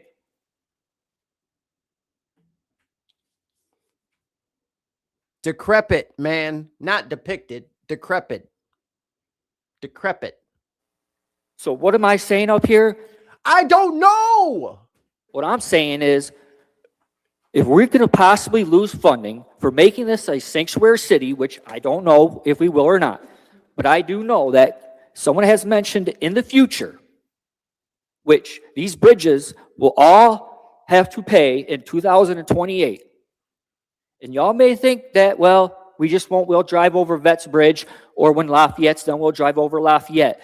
But guess what? As any of y'all have lived here long enough to know, those bridges sometimes don't work. So what are you going to do when Vets Bridge don't work? Are you going to not go to the other side? No, you're going to have to go over that bridge. And I'll tell you, I accidentally went over that bridge with a rent-a-car. Cost me $10 for one time over it. All the hidden fees, because there is hidden fees in that. So just there's a bridge troll that you have to sing a song to or pay. Bruce is a fucking spectacle, but both of them are accurate depictions of Republican. Like, that's the thing. Like, these people have all of these big gripes with how the bureaucracy, state and local government, the police, ICE, all these federal institutions, they have all these grand ideas about how it needs to be fixed. And they stupidly think that the president has anything to do with all of that stuff. He doesn't. No president does. They think that they get to have like a mayor, like the mayor of fucking Whoville. You know what I'm saying? Who just like unilaterally does it. You're sitting at the city council meeting. The mayor kind of can't do whatever he wants. Right? Like we are governed by the willing, by the consenting. If you do not like what's going on, then you need to either run or you need to offer an alternative and give that to the people that are in charge of making those decisions. But to be a fucking thorn in the side of everyone because you're unhappy is not only sophomoric, it's immature, and it's childish. Like, dude, you're too fucking old to not understand how money is revenue is generated in your city and in your state. I mean, I could double progress. Only you might know this. Is Michigan one of the states that pays more in federal than they receive and stuff? Because that's the other part of this. He's over here mad at local people when Trump is literally saying, I'm going to take money from you guys in federal taxes, and I'm not going to give you any benefit from those federal taxes. And you're okay with that? Well, they need to do what Trump says or else he can do it. That's just it, buddy boy. Trump doesn't have a right to do that. What does this shirt say? It says Reebok. Ironically, the two bridges the city sold off to toll company were called Liberty and Independence. Oh, no. We are net negative, but it's close. Regardless, if people are paying out tax money to the federal government and the federal government is to provide such things and they don't, well, then give me my money back. Right? Like if you're going to cut funding, then we're not going to send it out in the first place and hope that some of it comes back. We'll just hold on to it because apparently we're going to have to finance our own shit. And if Illinois, Florida and Texas don't have it, but if like Illinois and California and New York just say, okay, fine, we'll just hold off. Everybody don't send your money into the federal. Just give it to us because we're going to have to finance ourselves. Illinois would be off the charts, baby. We'd have fucking flying cars in this bitch. California would have a super loop, the Hyperloop, fucking bullet train, all brand new ports, but we all fucking send our money to DC like we're supposed to. And then they just fuck off all the money. So if you want everything to stay local, hey, I'm with you. You want to get rid of federal taxes? Fine. But you still got to pay. So everybody knows and is aware of that. So we are here in this city, we are under obviously, in my opinion, a crisis financially. And I think we need to start really thinking more of how we can help our own citizens and take care of our own community, and maybe not build up a uptown when we have a downtown that's damn near empty.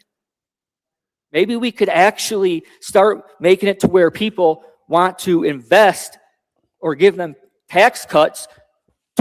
There you go. There's the indoctrination. Let's give them tax cuts. Where's the money? Let's give them tax cut. Where's the money? You're such a fucking moron, dude. You and your fucking way of thinking is why there's no fucking money. You keep giving them fucking tax breaks, and then you wonder why you can't afford to get everything paved. Because people are fucking paying, dude. And downtown is not empty. Open a business in a vacant lot, or we have a whole mall. Now we actually got 2 malls that are basically vacant. So anyway, I don't want to sit here and take too much time, but I just hope to hear the veto it, because if anybody walks on anybody's land, it's called trespassing, and you get a citation or go to jail. Same thing as going over the border. All right, thank you. No, not actually. And again, Republicans, if you don't like the current, if you guys don't like the current rules, you don't like the asylum laws that we have on the books, okay, run for office or go to your council meetings, employ your state legislatures to do what they got to do. Not every place has it. Shocker. Not every place has it. All right, that's a fact. You can sit back and talk about stolen land, but you benefit from the stolen land. You benefit from being in this country. There's no other country you'd rather go to. With that being said, I'll bring my Black American perspective on this immigration issue.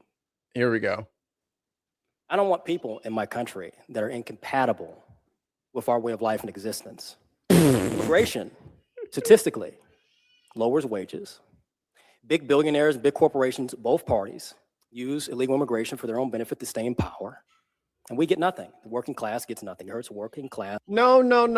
Don't talk about the working class. You're supposed to be talking about Black Americans. Shut the fuck up about the working class. Talk about Black people. You said Black people. You up here to represent Black people. Talk about Black people. It's white and Black communities every time. We've seen it over and over again for the last 40 years. In 2060, Black people, who are currently 13% of the population, will be only 15%. Whites will be under 50%. And Hispanics will be 30%. They're currently 21%. Google the Louisiana Purchase. This is a great replacement. And the first people being replaced are Black people politically, economically, in our communities. No. I don't support illegal mass immigration. I don't support any of these policies. Screenshot. They're destroying our country. And I'm sitting in a room of weak white men and women that are letting the country go. You think the country's going to be better because you've got more, food to get at a store, or you got more cuisines? Yes, because we eat every day, actually. You're doing this because you want to feel good. That's why. You're doing this because you want to have... You're doing this because it's the right thing to do, the legal thing to do. Some good feeling. I'm helping out the minorities. Give me a break. No, you're not. You're killing yourself. You're slowly allowing your civilization, your identity to be eroded. And then you're going to sit back and drag other Black people. And should I go back? Maybe I'll go back and get his name. Because I bet if I YouTube search him, he's going to be in like 15 other meetings with that other guy. And they just stagger their, you know what I'm saying? I bet they're in the same group. Bring us out as the token Blacks to support these policies, which directly affect us in major cities. We suffer from it. We're not benefiting from it. We're not going to gain anything from it. When Hispanics become the majority in this country from illegal immigration because they have a higher birth rate. And how did all of these Latin people get over here on this continent? Because Blacks and whites don't want to have stable and strong families. Oh, there's a Subaru out front with its lights on. Oh, he's on Twitter? Of course he is. We sit back and we allow our families to be extremely dysfunctional in our own regard. When these people come to our country, they're not... Nah, ugly motherfucker, your family is dysfunctional. Fuck you. Coming for a better way of life. They're coming for 2 reasons. for economic opportunity, because guess what? Their country doesn't have it. And also because why doesn't their country have it?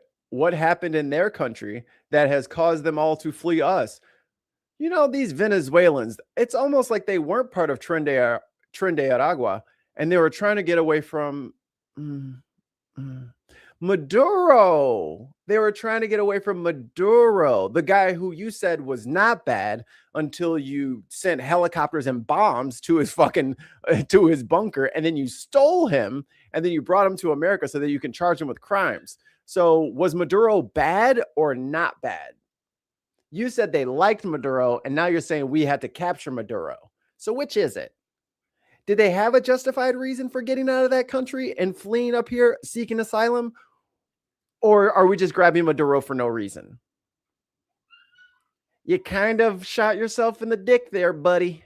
we support foreign countries that destabilize their countries and allow these people over here and advocate for these. That's what I'm saying. Like, if this guy's a black Republican or a black nationalist or whatever, like, your think tank are the ones that are creating the problems that create the migrant waves in the first place.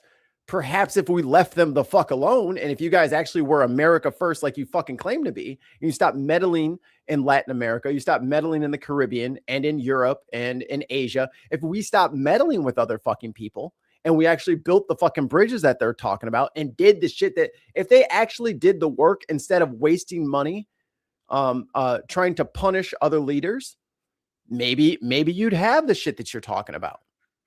But you're so busy trying to grift in the short term, Iran-Contra, that you forget that that has long-lasting effects, that we are still, that that gong is still reverberating today. And if you don't know that, then you get up on the mic and you say dumb shit that is literally the opposite of what the historical facts are.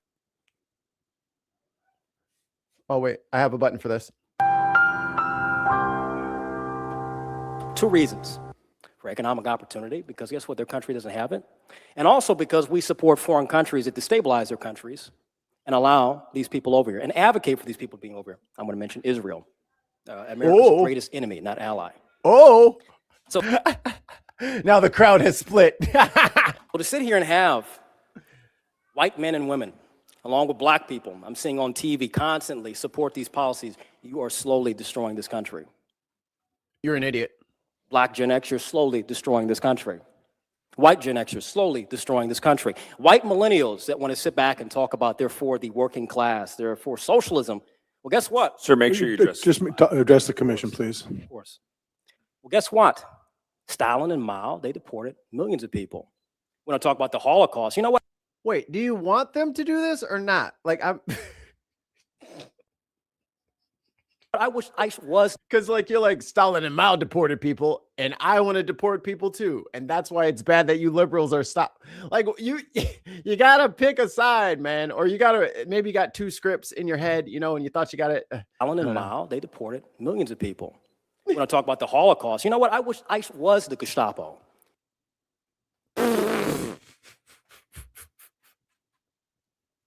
Oh, it's gonna echo, but I have to do it.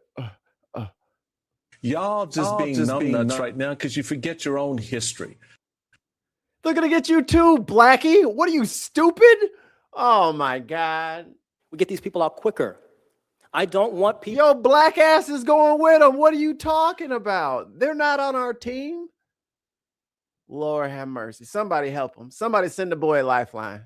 In my country who are here to economically and politically replace the people who built this country for generations. My family's been in this country for generations. My family didn't come. Yeah, and they're going to say, you have no way of proving that, Haitian. Get the fuck out of here. Like, what is he talking about? They're just going to say you're Haitian and throw you out, send you to CCOT. What are you, dumb? They're breaking every single rule and not giving people due process. So on what fucking planet do you think that they're going to listen to you when you say you're a citizen and that you have rights and you deserve to be here? They don't care, dumbass. That's what we're saying. No one has a fucking problem with criminals who are committing crimes in the country be after their prison sentence, because I don't think that they should be able to just like go to like a crooked, you know, country where they're just they know the prison guard and they're just going to get let out. No, I don't want that shit. You do that shit here, you're fucking suffering here. bitch. Fuck you. You don't get to just fucking get a free ticket home because you did a bunch of shit. No, you're going to fucking jail. And when your jail term is up, now you can go back. After we're done punishing you for what you did here, then you can go back. Uh-oh. Wait for it. Oh, no. Come off a boat in the last century. They were brought over here, sold by Jews and Arabs, brought over here into the southern states. And they worked very hard for this country to be what it is today. But now we have weak people in power that want to feel good. And by the way, brother black nationalists, they're going to use that exact line that you just said to prove that we're not citizens, dumbass. They want to sit back and try to swindle us and fool us as if they care about these people. If you actually care about these people, you go after the mass corporations that use these people for cheap labor, both Democrat and Republican. If you actually care about these people, you wouldn't sit back and try to pander to them to get them to vote for you every election. You would actually serve the people's interests. They literally said, go fuck yourself. You have nowhere else to vote. What are you talking about? Fixing the failing infrastructure, fixing the dysfunctional schools. The Democratic Party has been Republican light on immigration for the last 2 or 3 elections. What is he talking about? Providing incentives for people to have families, strong and stable families. We're not having that in this country. We're sitting. Yeah, a $5,000 tax credit for newborns, which is what the Harris administration was calling for. Yeah, that's not helping families. That's not encouraging people to have kids. First-time home buyers, 50,000 tax deduct. Yeah, that's not important. You're crying about 2 people that got killed when we have millions of people in our country that are homeless. We're crying about people who stood in the way of us solving a massive issue, not just in this country, but across all the Western world. Hey, you want to break an omelet, or you want to make an omelet? You got to break some eggs. You want to break an omelet? Yeah, break the omelet. Western civilization. Break the fucking omelets. Save the shells. Listen, you can sit back and look at me and say, yeah, this is it perfectly. Bruce is genuinely crazy, but is genuine. These guys are paid agitators. And I love how they feel so comfortable giving white nationalists, white separatists, whatever you want to call them, the MAGA Nazis. They feel so comfortable giving those people their address, their banking information. You know what I'm saying? Like, they act like they can just, collude with these people as if these people are not keeping a close tab on you so that when it all goes down, brother, you're going too. And they know exactly where to find you. They could just call you and say, hey, come on in, man. We got another town meeting for you to do. And you're like, all right, cool. Hey, what's this van for? Oh, God. Like, you are so stupid. Why is this black man up here defending this? Because I live here. This is my country. I serve my country in the 82nd Airborne. I love my country. My family's worked very hard for this country. My grandfather. I don't give a shit if you fucking signed up for the army. That don't mean shit to me. Millions of people do it every day. That ain't special and rare and delicate. Shut up. 44 years in the Navy, 20 years for the city of Detroit as an EMT, a doctor with a PhD in anatomy and physiology. My mother.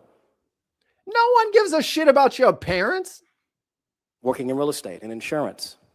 My father just. Oh, so she's a scammer. Got it. Deceased. A hardworking American family. Generations of black Americans have worked very hard, and generations of white Americans have worked very hard. And for us to give up what we have, for us to give up what we've built, is a great tragedy. Thank you. Thank you. Yeah, thanks for nothing. What an idiot. What an idiot. All right, 31409. Oh, we're right here.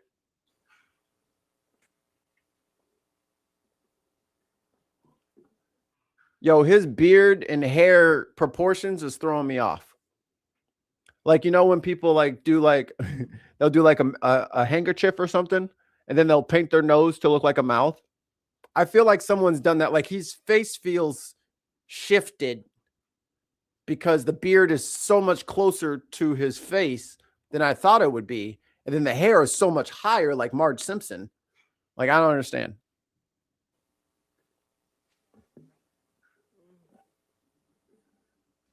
My name's Gregor Butzel. I'm not going to give my address due to the death threats I've received since I've been in Minneapolis.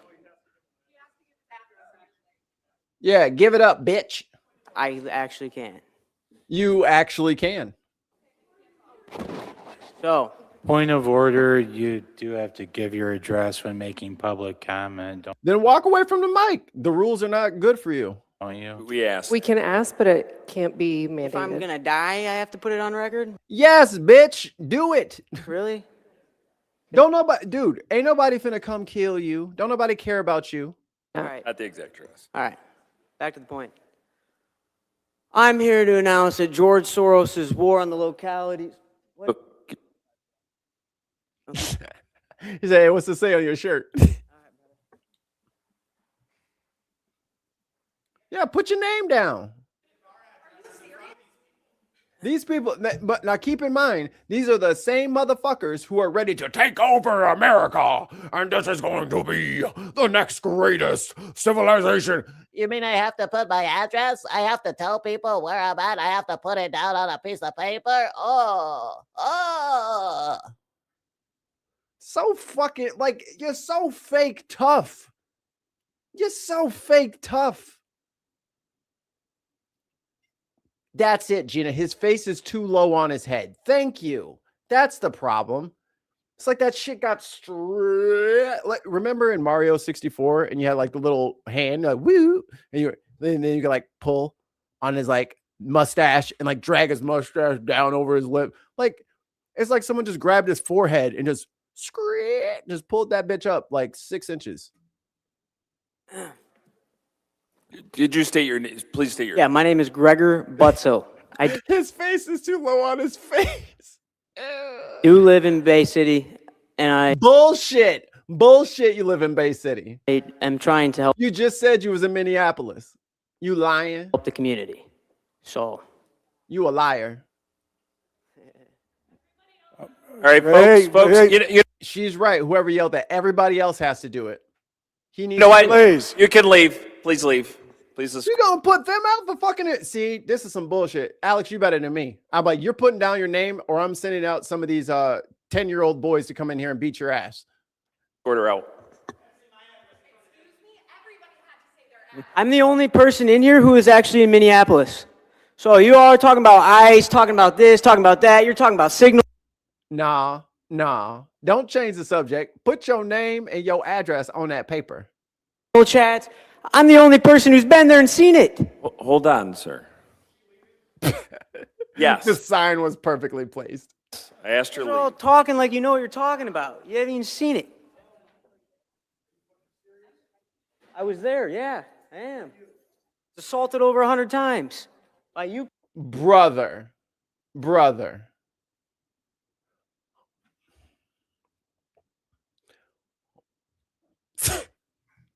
Yo, assault, like claiming that you're, because I know where he's going with this, but to act like this is going to be the next civil. I've been assaulted. You mean someone yelled at you? Yes. Because battery is the hitting, right? Especially, it depends state to state, like what the definition of assault is versus what battery is in different court jurisdictions, court districts.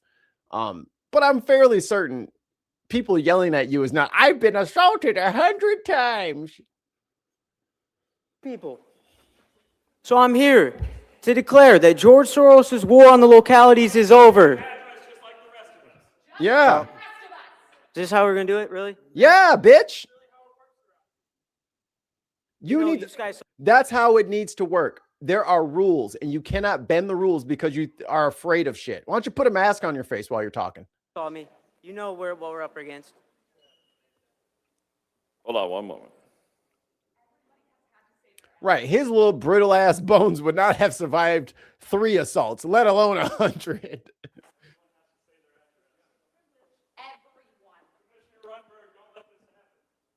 He's the one who was in Minneapolis because the guy that drove him here is across the street at McDonald's because he's hiding from the cops.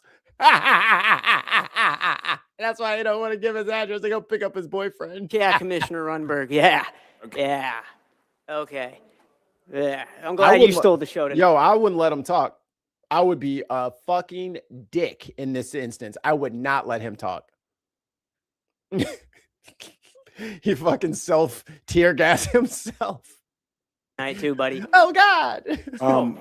address the commission. Like Call of Duty when you try to throw a flashbang into a room and it hits off the door panel and fucking ricochets back in your face. That's him. As a Can I whole. address the commission now? Can I reset my time, please? No. I'm here to declare war. I do have a point of order. Yeah. I mean, to the mayor, I do want to be fair. I want to be consistent, and I want our rules to be clearly enforced. You know, unless there's some type of, you know, personal protection order, I look at him looking behind him like, They could be behind me any minute. A lesbian with blue hair, and she's gonna yell at me again with a sign. I'm just really concerned that if we're changing They're trying to the rules dox me. halfway This through- is what this is what they do. Hold on a minute. The clerk informed me. well, then you don't need to be at this meeting because this meeting is for Bay City people. And if you don't want to follow the Bay City rules, perhaps you should run for the council and maybe you could change the rules. But these are the rules as written. Y'all are mad about people coming into the country undocumented, but we have asylum rules on the book. You don't like that? Change the asylum rules. Change it. But you can't go back in time and change it. So that's why you are over here overreacting, because the rules are not in your favor. These rules are not in his favor. He wants to remain anonymous and talk shit. Unfortunately, that's against the rules. So, come on, someone, make an exception for me. Come on! I'm Ronald Weasley's little turd that fell off in episode 2. When asked that we ask for the name or address. Technically, if somebody doesn't want to give their exact address, they don't have to. They can say what city. That's Not negative boned it. My man has to put rocks in his shoes, or else the breeze takes him to towns he's not familiar with. what. If I didn't Is that have a correct? reason, I would give my address. I promise. Go ahead. Well, then, hey, how about this? Don't say it out loud, but you need to write it on the paper and hand it to the committee so that they can verify that that's a real address. That's it. Cool. You don't want it to be in the recording? Cool. The chair. But it needs to be on the record. It needs to be on the fucking record, because then people can, I don't know, put on little shitty ass. I don't even think he has dress pants on. I think he's got jeans on. I don't. Whoever was at the meeting can confirm or deny. But otherwise, you get motherfuckers that, you know, just dress up, show up at other people's fucking meetings, and then they just, you know, say and do whatever they fucking want, and then they roll out to the next one.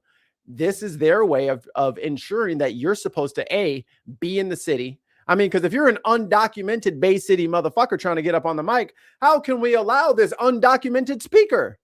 Are you kidding me? I'm fine with people speaking that disagree, but can you just sign the book on the way in? Huh? Is that so hard? Just sign the book on the way in. That's all we're asking, right? That's what the rules say, right? That's all we want. We don't have a problem with immigration. Just sign the book on the way in. We don't have a problem with fucking speakers that are fucking dumb as shit and ugly, but you just got to sign the book. Through the chair. So he said he was from Bay City. Do we need an exact address or just? Yes, I am. I literally have a. Show your driver's license to somebody up there on the thing. There you go. Prove it. Prove your citizenship, bitch. You don't like that shit, huh? You want everybody to just take your word for it, huh? I'm talking about in the slightest little resistance. Oh, come on, guys. Yeah, come on, guys. These people are literally fleeing Maduro's death squad, claim asylum, have all the documents they could ever want. They go to their fucking immigration hearing, and ICE is waiting for them. The judge has dismissed the case. Okay, well, you are trespassing, like Homeboy like to say, in Bay City. So because you didn't give your name, they're going to arrest you and stick you in jail. And then they may or may not send you to CCOT. Like if the shoe was on the other foot, and if they actually had to live by the shit that they say, what a dark world it would be for them. Nonprofit inside. Hold on. We're just clarifying for. So that's correct. The law says. All right. About this community. So no, you don't. And I can help you with your funding issue. Hold on a minute. There it is. Hey, very rich people sent me in here to start talking shit. Don't you want some of the money I'm offering? Always. Oh, he is wearing jeans. I look back at the feed from earlier. Okay, thank you, sir. Thank you, sir. So they went to fucking Kohl's, or JCPenney or Macy's, got him this outfit, took him to go get his hair cut so he didn't look like a fucking troglodyte, and now we're just supposed to trust and believe that he lives here. Fuck you. Prove it. Clarifying rules. Commissioner Charlevoix, you. Everybody comes up here. I was told It's going to be a big deal. 1105 South has to Broadway. give their address, and everybody does. We I just don't got see the an address. exception for this young All right. man here. He just That's provided the way his it address. is. He He did just provided the address. Thank you. Okay, I'm going to ask you to leave too, sir. Can I, Please, talk? we're not going to go back and forth. Let's be respectful. All right. I'm here to bring attention that George Soros' war on the localities is over, that patriots are in control, and that patriots have won. The Michigan First Movement and myself look forward to ousting all of you DSA agents sitting in front of me. Your organization has worked with nefarious actors like George Soros, Reid Hoffman, Bill Gates, the Arabella Network, and many more who have sought to destroy the United States from within. Not a conspiracy. Here in Michigan. The address he gave is Realistic Reconditioning. It's an auto repair shop. Yeah. It's a business. Yeah. Yeah. Exactly. Exactly. Fucking liars. Liars and grifters. In 2018. Talking about the Soros fucking people. He's like, I can provide funding for the city. Yeah. Who's paying you to come up here, shithead? The Independent Redistricting Commission. 2020, expanding voter access. That led to mass mail-in ballot fraud and mass electronic. No fucking way. Yep, the guy who owns that repair shop is buying it. So you heard him say the address to your business and was just like, voting fraud. 2022, same game plan. Beautiful trifecta for you guys. And you passed Prop 3. And then let's look at 2024. Alyssa Slotkin stealing Mike Rogers' seat. Oh, yeah, I went there. Folks, let's put America first.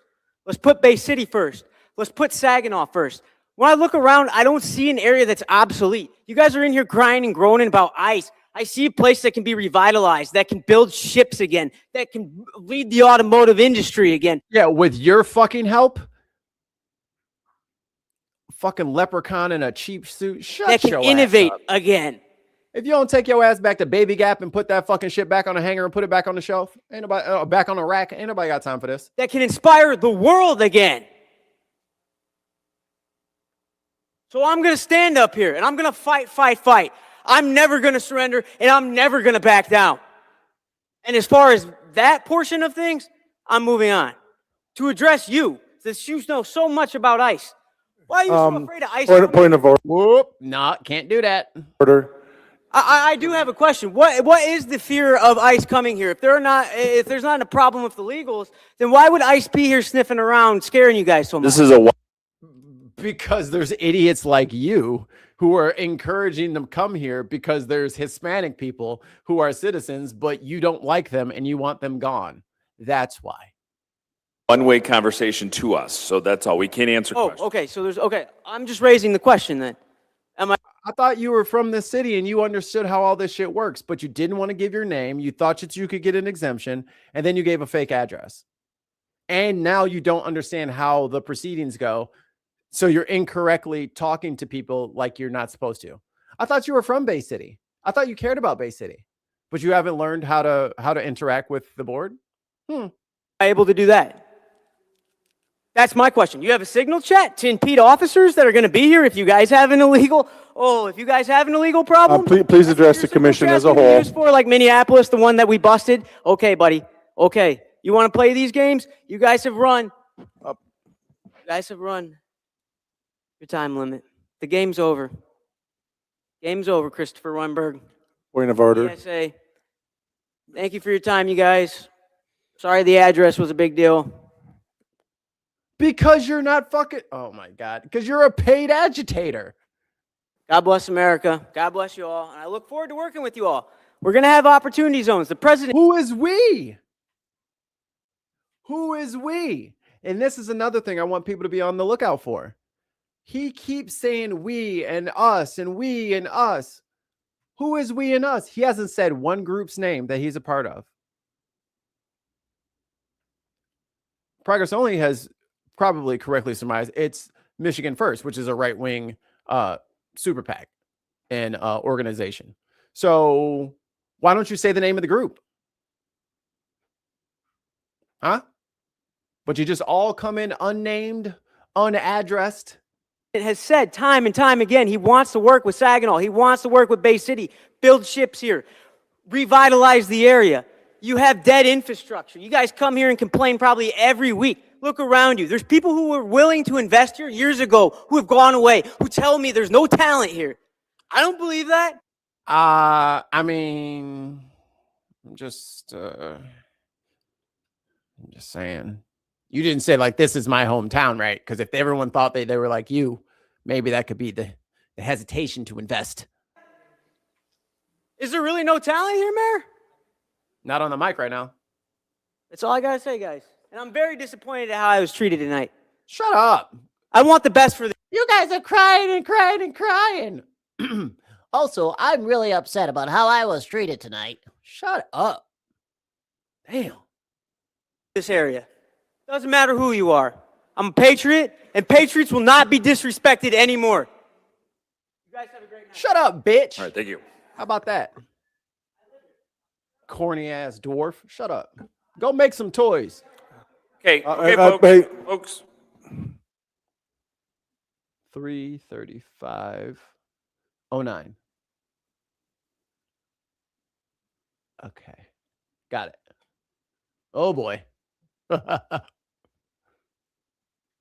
Jeff Doyen, Bay City, Michigan, 1115 Broadway. Shut your bitch ass. Proud American citizen.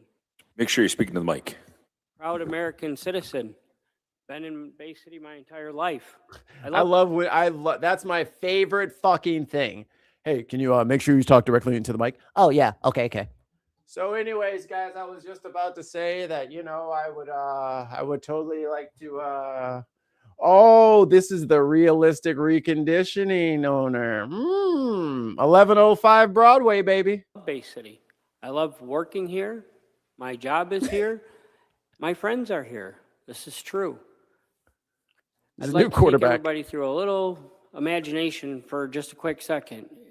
Pretend I set an apple up here and I say there's no sugar added to the apple. That is true. The apple's still sweet, just as if I stood right here today and said, do you know what glucose is? You know what? I'm the mayor of Bay City. Is there an objection to that? Well, of course there is. I wasn't voted in. We voted on federal laws. We have laws in place. No, stupid. You didn't vote on federal. What are you? Oh my God. I don't know how we're going to fix this country if everyone is so backbreakingly stupid. Like, I don't know if we have to start like an adult civics course, like after school, like, in the evenings or maybe late at night. I don't know maybe I should just start. We're just going to have to start the Bin School of Civics. Like, it's just going to have to happen. And then people can come on and ask questions and I'll give them homework. But we have to, like, the education level of adults is beyond me. And I get it. Back in the 80s and 90s, you could get a good job at a plant or somewhere. You didn't even really have to graduate from high school. Well, for us millennials, if you didn't get a 4-year degree, no one was even going to hire you. So we forced ourselves to be higher, like much more highly educated. And I feel like we got like overeducated because like the generation before us and then after us is kind of like, well, who needs to know shit? I have Facebook. It's like, oh shit. Maybe we should have went back and given them some college too. In our country, ICE agents, which is immigration, customs enforcement officers, have a job to do.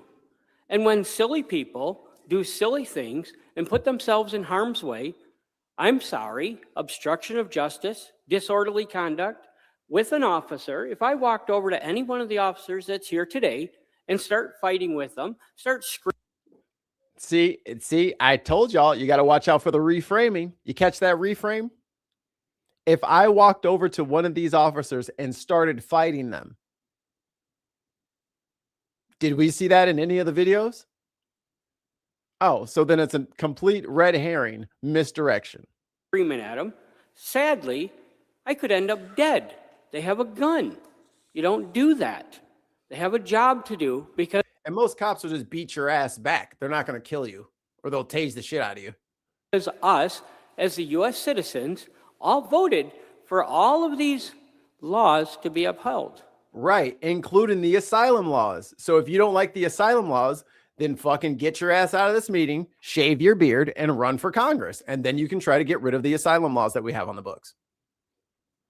I cannot come to your house today, Scoots. tomorrow morning, Mayor, and you happen to not lock the door and go in and sleep on your couch, and then you come home and you're like, what? You don't belong here? You're going to call the police, and then I'm going to tell the police, well, no, I'm a resident. Do I automatically get rights because I went into your house because the door was open? No. There is a difference between legal immigration and illegal immigration. Somebody made a comment on one of the Facebook posts like, oh, they're coming here to work. You can't work if you don't have a work visa. Not true. Again, this is the problem. People don't keep up with shit. They don't keep up with it because they all had tax ID numbers, because they were paying taxes. That's why they were allowed to work. Duh. And the best part, which I think is predatory, they have no access to services.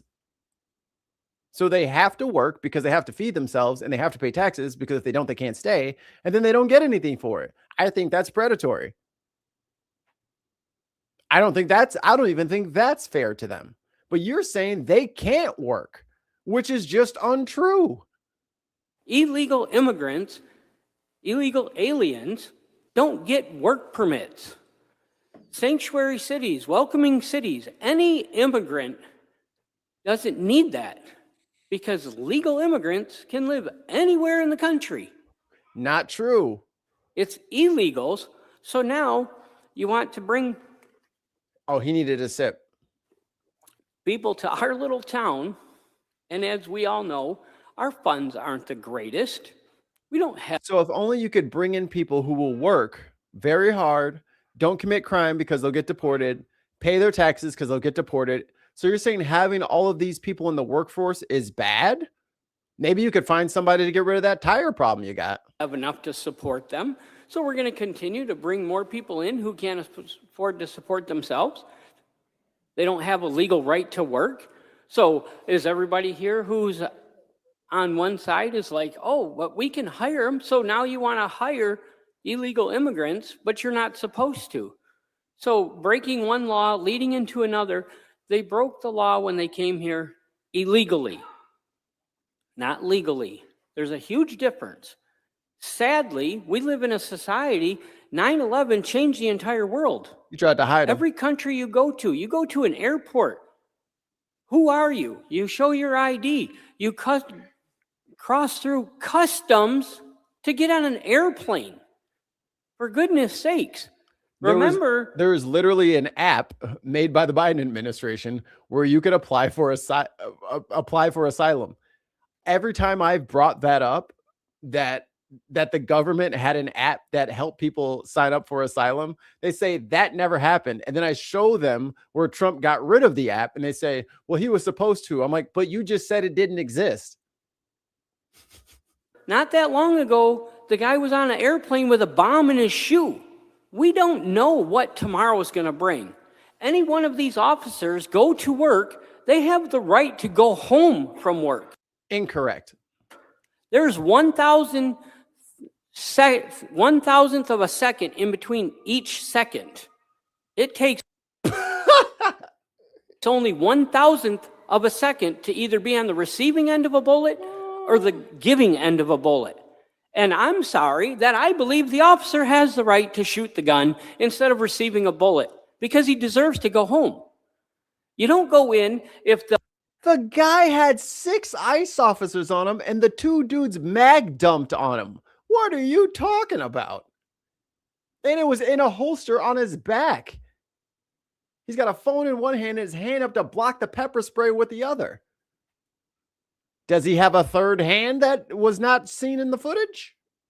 A prehensile tail, maybe? The officers were trying to go to McDonald's to break up a fight, and 5 people start standing there like, oh, you can't go in. Oh, no, this, that. How's that going to end? Where has that happened? Hopefully the person's face in the ground, getting arrested, and also don't forget, there's a chance they could be shot. Because when you're fighting with an officer, little kids have a chance to get shot because y'all want to loosen the gun regulations on everything. And now they fucking unbanned suppressors. But they kept the fee, the $200 fee on there. And the Republicans are mad about that. Like, I don't want to have a fee. My ears might get hurt when I'm school shooting everybody. Like, these people are fucking nuts. Sir, they don't know what you're grabbing. They don't know what you're reaching for. And penis. As one of the commissioners said that poor Renee Good didn't deserve it. She wasn't doing nothing wrong. She was. Disorderly conduct, obstruction of justice. No. Even the Trump administration has dialed that back. Justice. Sadly, she paid with her life. The other gentleman fought with ICE agents a week before, ended up with a broken rib, goes back, puts himself in harm's way. Picks that woman up out of the snow because she got shoved by a fucking dude with a micro penis. I didn't want to see either one of them shot, but I also didn't want to see them interfering with law enforcement duties. So when someone says, oh, well, we don't want ICE here. If you don't want Tom Homan coming in, work with them. That's what. Time. Get out. $1.99 from. Oh, shit. I'm doing the wrong button. Here we go. Oh, here we go. You don't want zero problems, big fella. Thank you, Tez, with $1.99 Bootlickers Anonymous meeting. I mean, these are some deep, I'm talking deep, back of the movie theater, deep tongue kissing on these boots. Like, this is French level 5 kissing of the boots and licking of the boots. This is Bootalingus, if I've ever seen it. And then let's not say that this is indicative of all of Bay City, Michigan. Bay City is full of beautiful, lovely, wonderful people. But we are, as Progress Only says, we're going on the lowlights here. We're going for the people that are funny, and we need to expose some of the backwards ass, ridiculous thinking. So 34807. Oh, I got close. 34808. Okay, we're here. Found it. Can you catch Super Thur? I hope not. Oh God, can you imagine if this shit was catching and I just been fucking watching these videos this whole time, getting fucked up?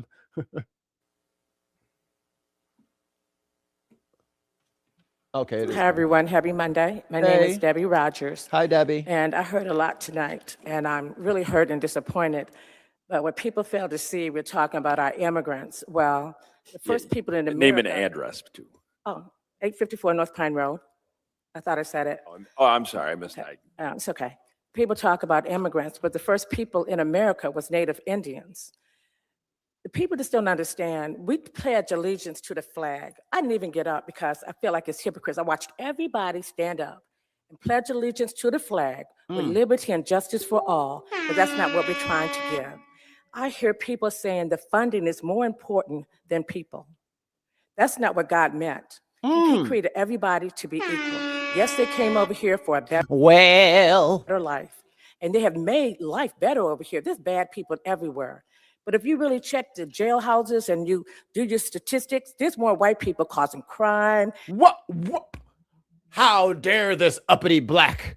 How dare she mention that the vast majority of criminals are white Christians? Hate, drugs, rapists. Our president is the pedophile. Whoop! He caused a riot at the Capitol. What kind of president would do that? We're bound down to Trump, which is a man, which we don't even bow down to God like that. If people would follow God like they follow Trump, everything would be all right. We need preach to take a stand and say, no, you're not going to do this to us. Bay City is a nice city. If you bring ICE here, we're going to have confusion, disruption, we're going to have hate, we're going to have chaos. It's not even going to be a nice city. I was born and raised in Bay City, and I know how racist it was. What it was, probably still is, but I don't feel that kind of hate like I did back in the day. So if you bring ISIS here, it's just like history repeats. Yeah, they should be called ISIS from now on. I think that's how I will. They're just going to be called ISIS. In itself. You're going to have hate, you're going to have racism, you're going to have division, you're going to have chaos. But yet you're telling me I pledge allegiance to the flag, I go to church on Sunday, I read my Bible, I love God, but I don't love people. Make it make sense. Do the right thing. And you're telling me all this about funding, which is being cut anyway? I don't understand. And being a brief interruption.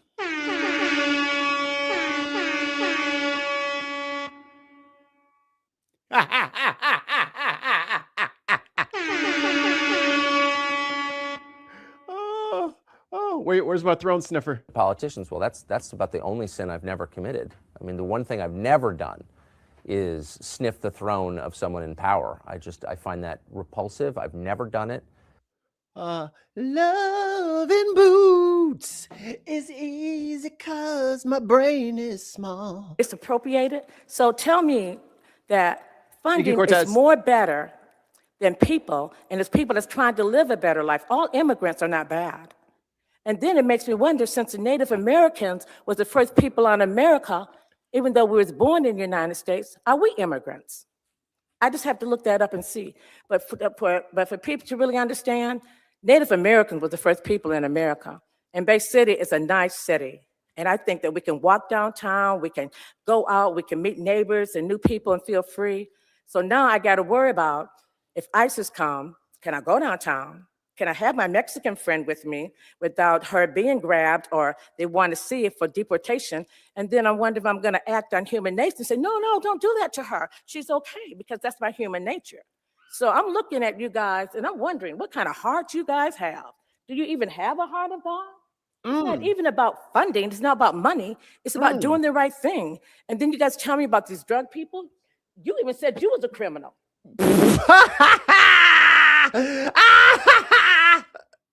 Wait, Bruce.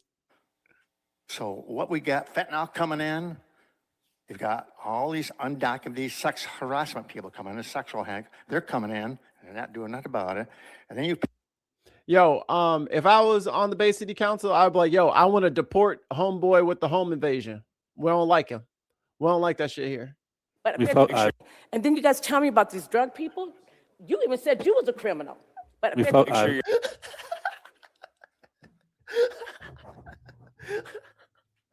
straight up fucking confessed his whole fucking rap sheet and then went out to say these guys are criminals. As if everybody forgot that he started the first 3 minutes.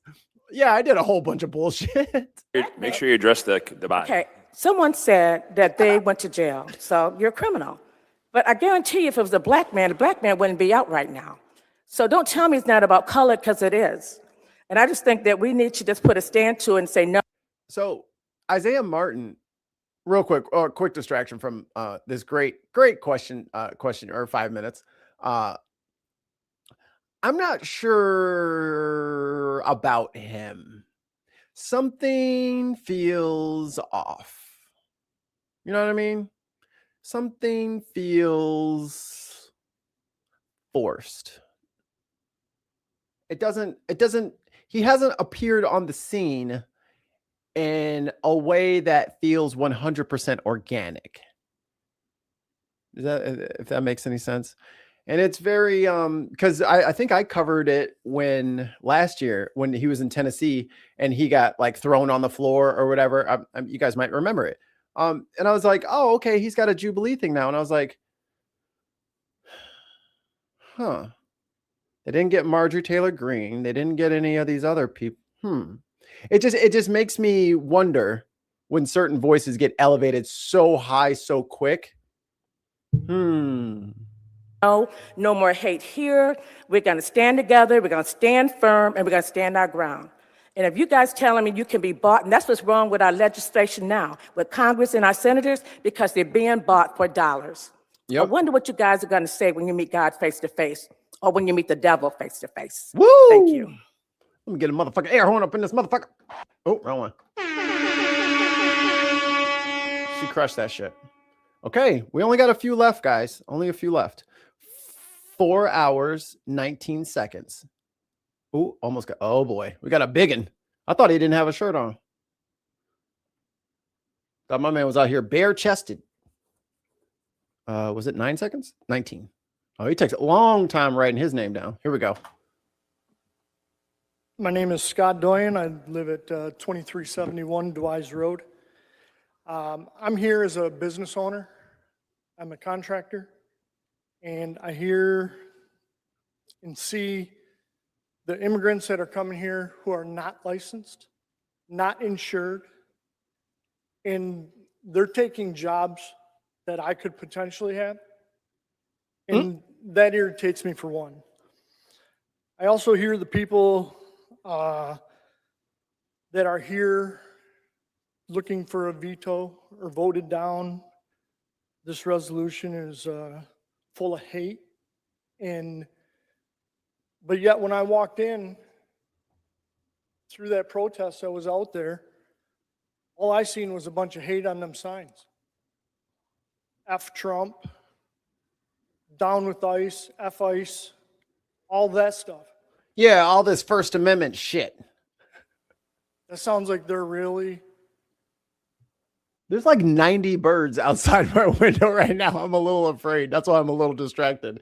Like, I'm like, oh, look, because I had to open it up so I can get some extra light. Clouds, so my light's gone. So my green screen's acting funky again. And there's just like 100 birds looking in the window. Oh, it's cameras, dude. Fuck me. The government spying on me. Peaceful people. I don't agree with it. Oh, it's the robins. The robins are back. If ICE would come here, the way that you don't end up like the two in Minnesota is you stay in your house and you don't go out and interfere and interact with and try to obstruct them. Yeah. Fuck your First Amendment. You know what I'm saying? Give it up. Just don't participate in civics. Fuck it. Just stay out of the way and shut your fucking mouth. Duh. That's why I'm a strong American who just lets the government run over me. Let's pull up the meme. There you go. Just do this. Yeah, just do this. It's fine. It's rain that's coming off of that boot. It's rain. That's how you don't get shot. I apologize. I would bet that if ICE would come here, that if something bad would happen to some citizen of Bay City, that it's not going to be one of the people that are hoping for a veto or voted down. It's going to be one of these people that are up here crying that you got to let them come. You got to let them come. I don't agree with it. They're already here, dickhead.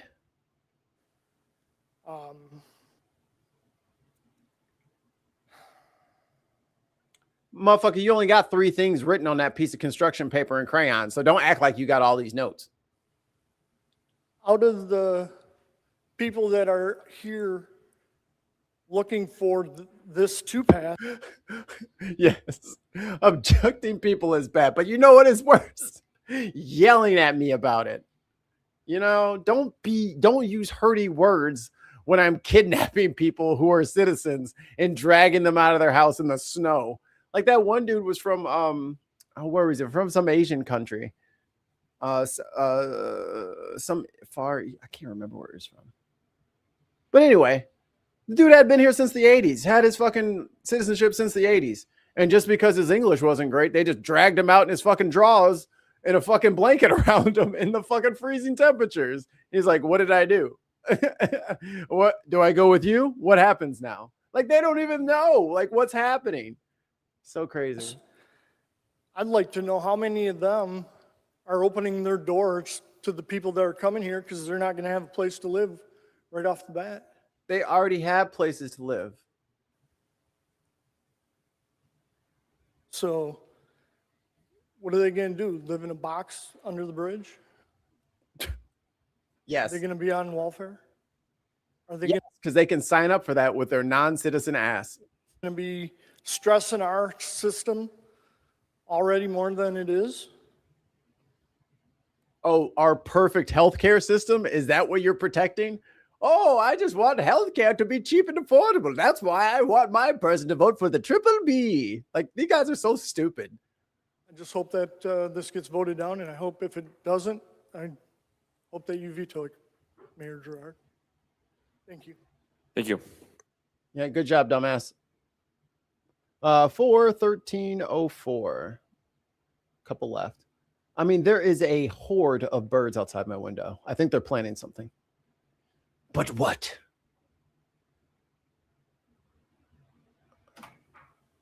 All right, here we go. U.S. Senate long shot looking for political points.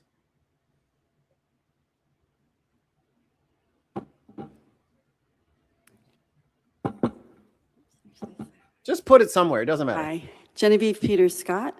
I'm running for the United States Senate. My address is 200 West 2nd Street. I'm here regarding the resolutions that the commission is looking at.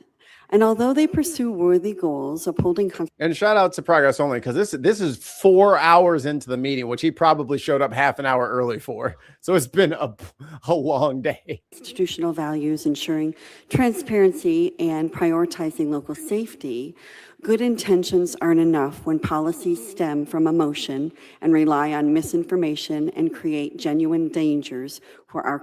Here, this is a good comment. Why should I give these chuds as why should I view these chuds as people if they can't view others as people? I just want to love, but how do I love a hater? Here's the best thing you can do. And this is what I hope goes out far and wide. It does not matter that they want to hate people, because if we have bad roommates, like let's put this into like a shared apartment situation. If one of our roommates is so obsessed with fucking shitting on the neighbors, and the neighbors are doing X, Y, and Z, and they're not going to work, and they're not going to be able to produce their part of the rent, you know what happens? They get put out the house. Or we cover their rent and they have to stop their behavior. Because at this point, they have signed themselves up for failure. And us for failure. This isolationist policy costs too much. And the people who would be paying that cost have already lobbied Congress to make sure that you pay the cost, not them. Every big company should be suffering massively from these tariffs. But guess what? They found a solution around that. It's called get rid of payroll. It's called fire people, layoffs, furloughs, dog barking. If we just do all of that shit, it'll cover the gap. That is what they are signing us all up for. And then once the migrants are gone, they'll go back to lowering. They'll go back to paying fair wages, and they'll really just wanted to get rid of those people. And then they're really going to turn the corner and just start putting their fortunes into the American infrastructure. If you believe that, I got a bridge to sell you. This is all intentional, guys. They don't give a shit that there's migrants in this country. They don't care. They need something to galvanize the whites. And immigrants has usually worked, and it's working again. That's all this is. They don't give a shit about what happens in your town or state. They don't care. Just vote so we can do it, okay? I'll give you something later, I promise. They have nothing planned for you. Nothing. They just want to take your shit. And they just want to make sure that your taxes stay the same amount, services come down, and they don't have to pay extra. That's the goal. And you guys, through the unveiled bigotry and racism, are giving them the perfect runway to land their plane. Their Epstein plane. Community in our state. First, let's look at federal immigration detainer requests. Cooperating with ICE is basic coordination to enforce laws by Congress, the people we elected to keep. If you listen real close, you can hear the air escaping through her nose when she talks because she doesn't have a strong diaphragm. Sorry, I'm a vocal guy. Let's look at federal immigration detainer requests. Cooperating with ICE is basic coordination to enforce laws by Congress, the people we elected to keep us safe. Coordinating with ICE is not violating people's rights, it's securing the safety and the rights of American families. ICE agents don't write the law. They enforce statutes passed by Congress to uphold our sovereignty. If we don't allow our local law officials in the jails to actually coordinate with ICE, ICE agents are and will go out into the community. And then that's when the collateral arrests are taken. That means not the criminals, but also people that are living there that are also illegal, then they get taken as well. So it's much more advantageous to a community to actually communicate with ICE and allow the criminal to get taken and deported. Second, opposing face coverings for law enforcement under transparency. During COVID, we heard about how face masks save lives, protect families. It's all about public safety. And then they told us they don't have to wear a mask because they need oxygen. And their brain will turn into granola if they have to put a mask on their face for 10 minutes while they're at a doctor's office. The mandates were justified for the greater good. Well, today, ICE, FBI, and tactical officers wear coverings in high-risk operations, not for politics, but to shield their identities from violent criminals, cartels, and retaliation that could endanger them and their loved ones. We can't.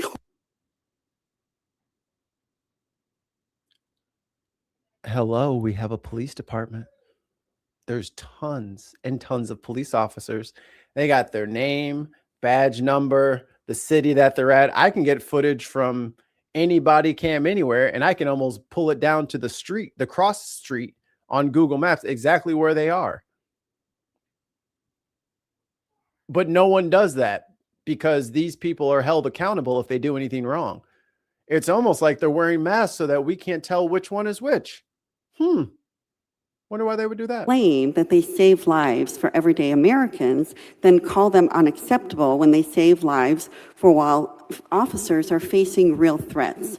Safety isn't partisan. It's a principle that everyone deserves. Third, that's why I shoot people on the sidewalk because, you know, safety. Affirming local public safety priorities. We agree, local resources should serve local needs, but claiming that federal cooperation distracts this is misleading. No, it's not, because they will come in here and they will take half of your police department. So if you have any sort of active shooter situation or anything going on and your cops are off in fucking Bufu, not doing their goddamn job because they're fucking pounding around with ice all day, smoking and drinking, fucking playing grab ass, not doing their goddamn job that they're paid for with state or city taxpayer money. So if the city is paying for the officers that ICE wants to borrow, then why don't they compensate them? They don't. And that's the other thing. And Trump is known for not fucking paying his bills. So why the fuck would anybody not only violate the privacy of the people of their jurisdiction and then take on the added costs of the overtime and everything, and you don't get as much police service because they're not doing carjackings. They're not enforcing that kind of shit. They're not out there trying to prevent that kind of shit. They're more or less just, you know, harassing people and trying to round them up. Okay, well, what happens when an entire community of people don't trust the police, don't trust ICE, and there's a fire? They're not calling 911 because they don't want them to show up. They don't trust them. It is more dangerous for citizens, documented sense. It's more dangerous to have people not call the police when things happen and emergency services when things happen than to have the people there. I mean, maybe it's because I'm in Chicago. We're kind of sensitive about fires. and warning systems and the like with all of our tornadoes and shit like that. So to literally turn a blind eye, like to take that part of your policing completely out of commission just to help the federal government, who could just literally call the Bureau of Prisons, which is under the DOJ, find the people with ICE detainers and just drive straight to the prison and pick them up. The local law enforcement will gather them for you. Teamwork actually strengthens safety. Without it, criminals can exploit the cracks, efforts become duplicated, and taxpayers end up paying the cost. Because whether it's local money or federal money or state money, it all comes from the hardworking people behind me that actually pay their taxes. These resolutions may come with good hearts, and all the people, regardless on either side of the aisle here tonight, I'm sure have good intentions, but passing resolutions that create broad shield with no distinction is dangerous. What does that mean? The person that I'm protecting, that is being protected and let go after being arrested and let go into the community, are we shielding someone that just came here for a better life? Or are we shielding someone that's a child predator, a rapist, or a killer?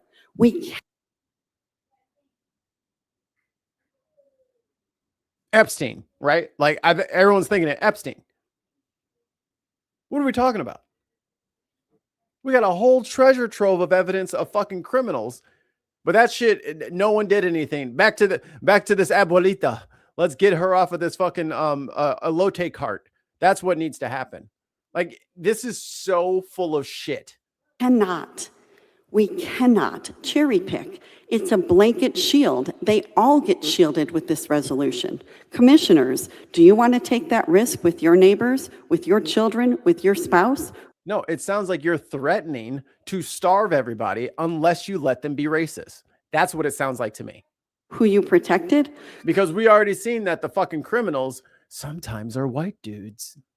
Homeboy went up there and gave his whole rap sheet. Why isn't he deported? Commissioners, do you accept the risk for every family in Bay City and Michigan? Sanctuary policies can't cherry pick who they protect. This crisis Yeah, that's what the police is for. Do you even fucking read, lady? Didn't start overnight. It is decades old of immigration laws that were ignored, visa overstays. That's when we started our tradition of Italian beef sandwiches, because fuck that cow. Stays tolerated and accountability erased, while legal immigrants that follow the rules waited their turn. Law breaking has been rewarded and law-abiding behavior has been punished. Too many, unfortunately, the protesters and demonstrators are misled by activists and elites. We heard this before, who push emotional narratives from a safe distance. You guys hear that groaning sound of the air coming out of her nose? It's so fucking distracting. Can no one else hear it, or is it just me? They encourage confrontation and then they disappear. It sounds like she's rubbing a balloon, a wet balloon. Leaving others in the face of consequences. It's not activism, it's manipulation. And I've heard it tonight. Commissioner Runberg, I overheard you when I came in commenting outside to the commission as a whole. Yeah. Okay, there was a commissioner that I heard that made a comment outside that was very disturbing. He said to the demonstrators, anyone who disagrees with these resolutions is not American. Do you stand by these words? Do you truly believe that the residents here, your own constituents, simply for exercising their First Amendment right to speak are un-American? Time means time. Thank you. Yep, thank you. With your squeaky ass nose. Go blow your nose, lady. And get a neti pot. All right, next timestamp. 4/23/54. Ooh, I'm off by 2 seconds. That was pretty close. North DeWitt Street here in Bay City. Oh, just get about 13,000 feet off the mic, please, sir. Speaking to the mic. Didn't nobody say adjust the mic? Just talk into the mic. My name is Michael Nowicki, and I live at 206 North DeWitt Street in Bay City, Michigan. Good What for you. happened to our leadership? What happened to the Democratic Party? What the hell happened to the Republican Party? I mean, I don't understand. Do people remember Lake and Riley? Hi, baby. Can I see? Speak to the commission, speak to please, the not commission. not the audience. Yeah. Pardon me? You have to speak to the commission, not to the Well, audience. I would like, I'm against the welcoming city because the Joe Biden administration and Kamala Oh, Joe Biden, Joseph O. Brandon. Harris had the border wall open for 4 years. Could you imagine how many illegal immigrants came into this country? Some say it's 50 million illegal aliens, even though not that many people live in the countries that they're from. More people than even live in those countries have come here. They're all over the United States. I'm for welcoming city myself, sure, but times has changed. You got illegals in this country. Americans are getting Yeah, Melania, Elon Musk, Peter Thiel. He's right. killed. And then you got drugs in this country. America. Hey, remember when Trump pardoned the president of Honduras? I can't remember what he pardoned him for. Do you guys in the chat, do you guys remember? Here, I'll look down here because that's where I got the vertical. Hey, vertical chat. Hey, vertical chat. Can you guys hear me? Yeah, you guys hear me. Hi, Foster, Olivia. I see Billy's in there, Lost Missionary. Hey, vertical chat. What did Trump pardon the Honduran president for? I just want to see if anybody's going to be honest. Person impersonator. Just want to see if anybody's going to be honest over there. Olivia says, I think it was snow. Yeah, you can speak freely. As long as YouTube doesn't block it and you're not being like a total cretin, then the people at a parking violation. Yeah, I think it was something more farting, close, very close. Nose candy. Yeah. So Olivia is the only one who knows? Oh, okay. Because I mean, they were over here talking about, oh, these migrants, they do these terrible, terrible things. I just wanted to see if they were going to be, consistent about it. But apparently Olivia is the only one who can tell the truth.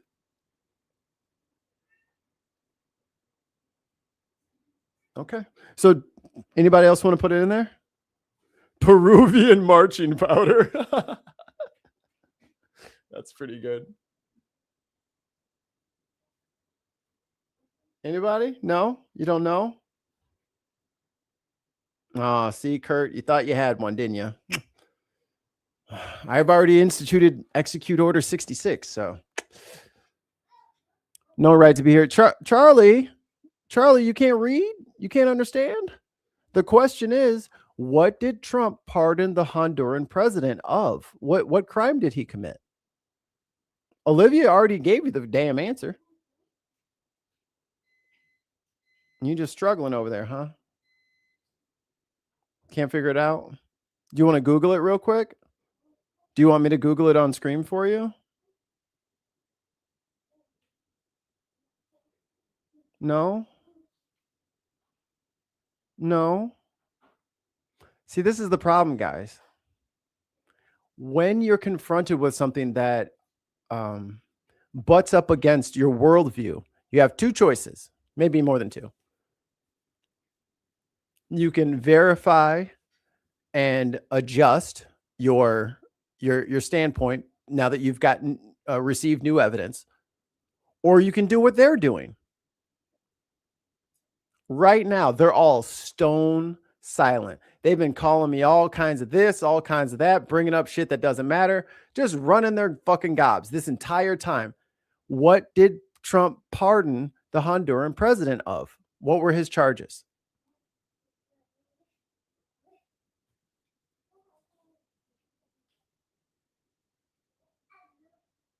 And I don't see anything like there. I wish I could pull it up here. I'll pull it up on screen. Look.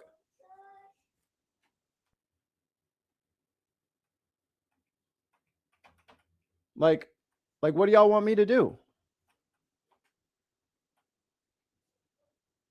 Like I'm trying to help y'all. You know what I mean? And there's still not there's nothing. There's no, and this is the warning. If you don't have an ability, here we go. Olivia said it here. For the drug charges and the weapons charges. And that's the problem, is when things, oh, finally. So why would, here, Foster covers. Why would Trump pardon someone that our FBI, our DOJ caught him 40 tons, or is it 400? I think it was 400. Multiple tons of cocaine into the country. Trump pardoned him. If the goal of ICE is to get out dangerous drug dealers or people associated with the cartel, he literally pardoned the head of a narco state. Why would he do that?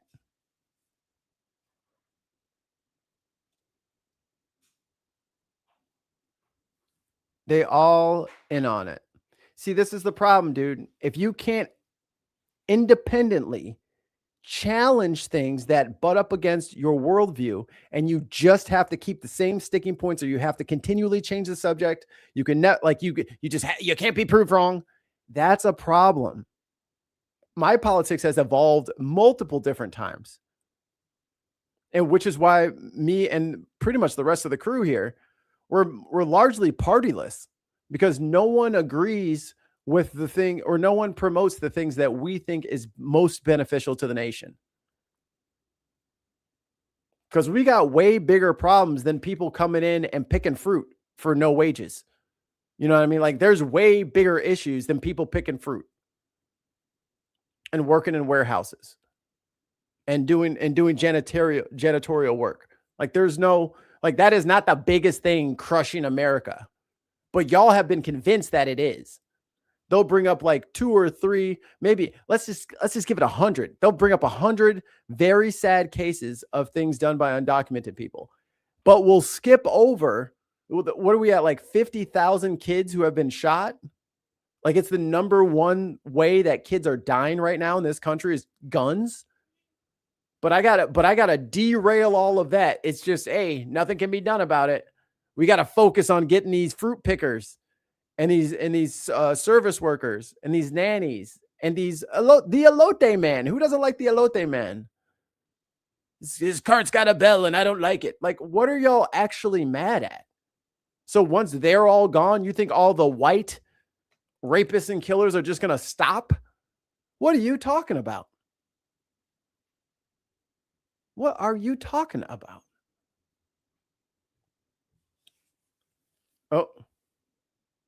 Oh no. Don't say that, because Canada might give us Alberta. They don't. Because it's not like it used to be. It's a whole different world. And all I got to say, if this resolution passes, I hope that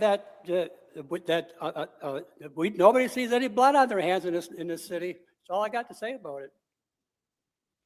This dude literally just got up. What? I mean, it was a little while ago, but not that guy. But shit, where was he? There's the Nazi. There's Bruce. It was after that. This guy literally got up there and said, I am a convicted felon. I am a convicted felon. He doesn't look like a fucking migrant to me. Why do you all let him in the fucking city then? Right? Why let people out of jail? Leave them in there forever. If you do one crime, you sit in jail for the rest of your life for 100 million years. Like, what are we talking about? This dude literally confessed to a violent crime. And yet here he stands up here saying no one else should be allowed in here. If anyone should be getting put out, it should be the people who fucking commit crimes. Am I wrong? So you can't be sitting there with a fucking full rap sheet and talking about other people who are just trying to work and have been working and ain't even getting anything for it. Not even getting employment rights. Be careful who, I'm telling you, they are tricking you into hating people who have nothing to do with the real problems that face you. You're worried about your fucking tax burden and they bring up undocumented people. That is a distraction. And if you're going to keep falling for it, I mean, that's fine. But if you grab every single brown person and send them out, Trump is still suing the taxpayer for $10 billion. You know what I'm saying? The Epstein files are still being covered up rapidly. Maduro is still in New York. We're still giving billions and billions of dollars to Israel for a genocide that everyone has universally agreed. The self-defense is over now. Please stop. Please stop. It's enough now. Please stop. Everyone on both sides of the aisle have said that the killing needs to stop. What are we doing in Nigeria? What are we doing in Sudan? Nothing. What are we doing in Cuba? This is all to do what? Help lower your costs as an American? All these tariffs are here to help you save money? Dumbass just literally got up on their side. Oh, no. I want the housing prices to go up so less people can buy a house, but the people that do have a house will feel better about themselves. What are we talking about? All right, next one. Police Command 42534. All right, scoot up a couple seconds. All right, we're 3 seconds ahead. Ben Krasminski, 501 3rd Street. I'm Ben Krasminski, the president of the Bay City Command Officers Association. I've been a police officer for 18 years total and 12 with Bay City. Fortunately, Director Rowell had a great presentation, so my speech is a lot shorter. I'm actually just going to go over 3 instances where our department had interactions with 3 different immigrants. Look at this here. Crook County is taxing many out of their homes. Right. Why do they have to increase taxes? Because people aren't paying what they are supposed to pay. These, like, dude, you can't have 14 Amazon warehouses in Cook County and then still need a fucking dollar from the people. That's the fucking wire that you guys are not connecting. If you let a fucking billionaire build shit in your fucking area, he's gonna pay. You want these grade A fucking workers to make your fucking place run smoothly? These are highly educated, highly skilled, high moral people. You want them to work for you? They want good pay. They want time off. They want all this shit. And you're going to pay taxes on this building. And if you don't do that, get the fuck out of here. That's not what happened. And because that didn't happen, now we're stuck with, okay, we're going to have to raise money somewhere. So property tax has to go up. To let fucking people with so many like thousands of times more than you would ever need in a lifetime, to let them meddle in our cities, in our counties, in our jurisdictions, to let them meddle with our shit and fuck up because not only does Amazon not pay people well enough, they don't give them the time off enough, they poach all the workers because they offer more than what the neighborhood can offer, but less than what the people are actually earning. So they get to save money. And then everybody's small business is just fucked because if you're in Chicagoland, you know about fucking Jewel Osco. Jewel Osco has a hard time maintaining employees because Amazon pays $6 or $7 more.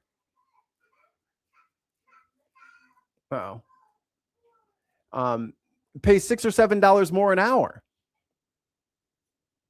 And they don't have to guarantee any of these rights to these people. So the money that these companies should be paying in taxes, they're taking a small portion of that, peeling it off the stack of hundreds, throw that into the payroll department. Now we have all the workers. Now we have all the workers and we'll treat them however the fuck we want to treat them. You think that's okay? So before you get upset with Chicago and the county board and all that stuff, you got to take it back one more step. The fucking issue is you should have never let the fucking billionaires in here in the fucking first place. And if they're going to stay, they have to pay. They got to start paying because all these distribution hubs, they don't pay shit, brother. Nothing. They literally have it in their contract that they don't have to pay anything. That's the problem. They promised jobs and they provided jobs, but they never said that they were going to crater the rest of the neighborhood. Oh my goodness. What's she mad at? Baby. What's she mad at? Oh. She wants chips.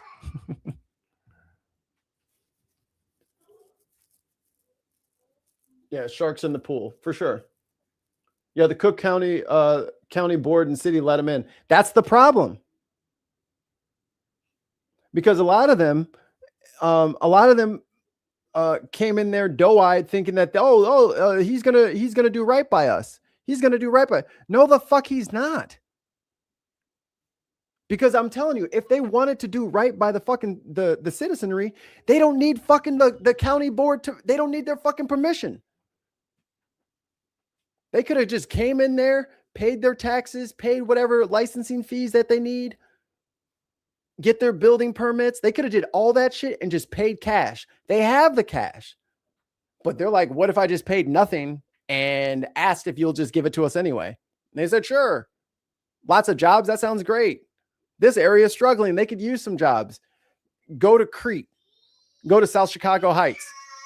Go to anywhere, South City. Anywhere down there. Everybody works at Amazon. All the businesses are drying the fuck up over there. And this is the thing that people don't realize. It is going to spread because these smaller businesses and all these independent contractors and shit like that, they can only last so long before they eventually just say, I can't, I'm the only guy here. This is my business. I'm the only guy here. I work 700 hours a week and I still can barely turn over $1. There's no way I can hire anybody because I can't pay them. I wish I could afford 10 more people. This is what I'm saying. First one, on January of 2025, a resident of Bay City was the unfortunate victim of a home invasion. The suspect forced their way into the victim's home, assaulted them. You talking about Buddy from earlier? And robbed them of several items. The victim was hesitant to call 911 and called their significant other instead. And the vertical requesting chat. that they do not call the police. Call for police. Fortunately, we were called to investigate. During the investigation, it was determined the victim was concerned about their immigration status. From the initial call to the conclusion of the investigation, a minimum of 6 officers had contact with that victim. ICE was never contacted. Not once. In the end, the victim thanked us for our professionalism and still resides in the city. This is how public trust is achieved. I have extreme confidence in every member of the Bay City Department of Public Safety to conduct themselves as such.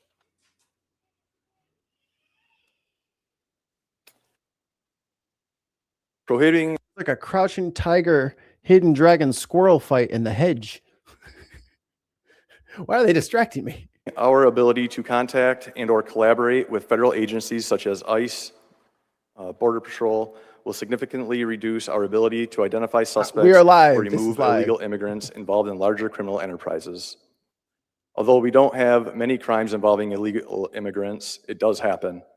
Federal agencies possess the resources and databases to identify suspects and co-conspirators. Most of you know, more than likely, none of you are aware of what jackpotting is. Here, hold on. This from Olivia over on the vertical chat. My brother-in-law was laid off from a career in publishing. He took an Amazon job, and then it comes down here in Chicago. They fired him for needing time off to take care of his mother. Terrible. This is what there's no union representation, which is a big thing. One of the biggest problems that this country is facing is that there isn't any more organized labor. They have convinced everybody that you don't need to, argue for your employment rights as a collective. You're better off just seeing as much as you can get, and then it's up to the next guy to figure out what's going on for him. Everybody loses that way. Everybody loses that way. Because the same cutthroat mentality that allows you to rise up one rung above the guy next to you also allows the CEO to just knock the entire ladder over and start over whenever he wants. And you have no security in the position that you have. So while you think you're like, oh, I'm going to hit them with a blue shell. No, bitch, that is a universal blue shell. Everybody gets hit. It might take you a little bit longer to get hit by it, but you have no guarantees of protection that way. They can just treat you however you want, fire you for wherever they want, hire people who are completely unqualified and keep them there. And you have to train them. You know what I mean? Like that kind of shit happens when you don't have unions, strong union representation. I wasn't until it happened right here at a local credit union. In January of 2025, approximately 4 suspects were able to gain access to an ATM machine and withdrawal over $94,000. With cooperation from federal agencies, we were able to identify one suspect as a Venezuelan immigrant that had ties to an... You don't have to download anything there, buddy. Just go ahead and click that. Just come on over. International gang involved. And if you have Amazon Prime, I need to say that I need to make a banner that says this every hour. But if you are on Twitch or if you're on YouTube and the vertical or the landscape, if you have Twitch, you can click on the little thingy down there. You get a free, if you have Prime, you get a free sub every month. We'll take that if you don't want it. I mean, if it's just sitting there, we'll take it. Involved in a criminal enterprise. In 2024, Midland City and other local agencies. Oh my God. Oh my God. Foster. Hyundai just got raided and like 400 employees were illegal immigrants. They're not illegal immigrants. They're foreign workers. They were there to build the plant because Americans were too stupid. We are not skilled enough to build it. So they brought in their own people to build the plant that Americans would work at. And some ignorant Karen decided to call ICE. And now they don't even know if they're going to get that battery plant anymore. Like did you not finish reading the story? Like, come on, man. Work together with federal agencies to identify and prosecute 4 other immigrants for jackpotting approximately $130,000 from their local financial institutions. Those suspects were located and arrested in Minnesota. This is an international criminal enterprise. Bye, Allie. That Bay City does not have the resources or databases to investigate without the cooperation of federal agencies. Good night, friend.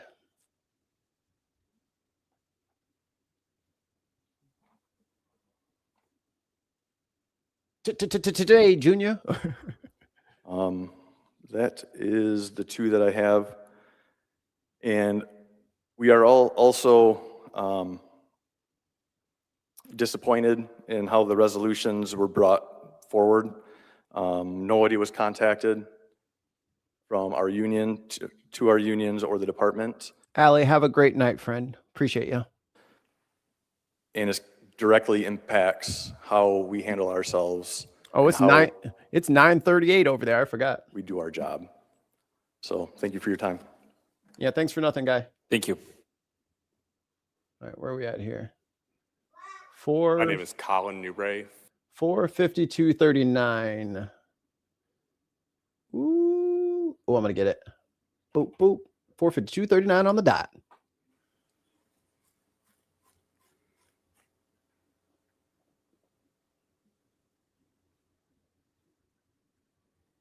Sign faster.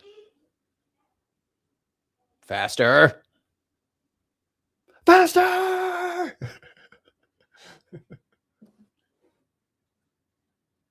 Charlie Congdon, 211 North DeWitt. Thank you for allowing me to express my humble opinion. Might be good to remember that the city of Bay City is a political subdivision of the county of Bay. And yeah, can we get an auto pen up here for these people signing in? Yo, this fucking 15, 20 seconds of dead air. Just go up there, put your palm up to the globe, and then it will scribe your name with a quill.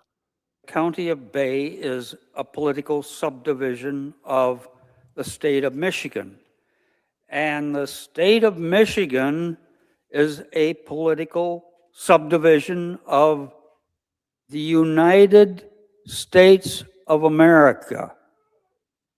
That's the name of it, the United States of America. PI, you're an upgraded white. I'd upgrade you for sure. I think what we need to do is put this off for a while until we read. Let's just call the whole thing off. Like, get out of here, dude. We're 4 hours and 54 minutes into a meeting. He's like, you know what, guys? Why don't we just not?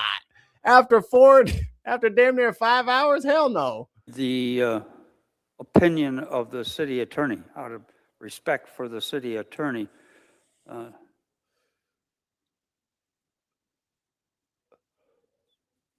So just. Oh, and real quick, the union busting, union protected, qualified immunity. Yeah, the qualified immunity shit. If anybody wants to fucking save some goddamn money, if you can convince your local jurisdiction to make all lawsuits paid out from abuses of force, violation of civil rights, all these lawsuits that these people keep winning because cops, try to go off of a gut hunch or something like that. They arrest the wrong person. The person resists. They beat the shit out of them, all this shit. Well, that person's going to get a settlement. And that settlement usually comes from the city. Make that shit come out of the fucking, the FOP, the Fraternal Order of Police. Make it come out of their fucking pension fund. I bet you they'll start training them cops a lot better. I bet you they'll start training them a lot better when that shit comes out of their fucking pocket. But as long as the citizens, including the ones that are getting their rights violated and their faces beat in, if those are the people that are paying the settlement money, then what the fuck do they care? Why would they change their behavior? For what? What are y'all going to do? Are you you're going to sue us for money? Why do we fucking care? You're going to end up paying it out to yourself. Pull that shit out of the pension fund. I bet you these motherfuckers will have the best train. Motherfuckers won't be late to work. Their uniform is going to be ironed and pressed. It's going to be like a brand new day. As soon as you make them start paying their own fucking bills for their own fucking bad behavior, I bet you that fucking behavior changes. I bet you it changes. Of course you are, Gina. Okay, I'll make a list of the upgraded ones. Wait a few weeks. Hold off. And... Oh. Olivia says they ended qualified immunity in Colorado. Good. Because I'm telling you, as long as they know that they could get sued for 10, 20, 50 million dollars and they don't have to pay that shit, do whatever you fucking want, boys. Just don't get caught. Yeah, wait till that shit starts fucking draining on that shit, and then they have to start paying the guys less and all that. Yeah. And then drop it all together.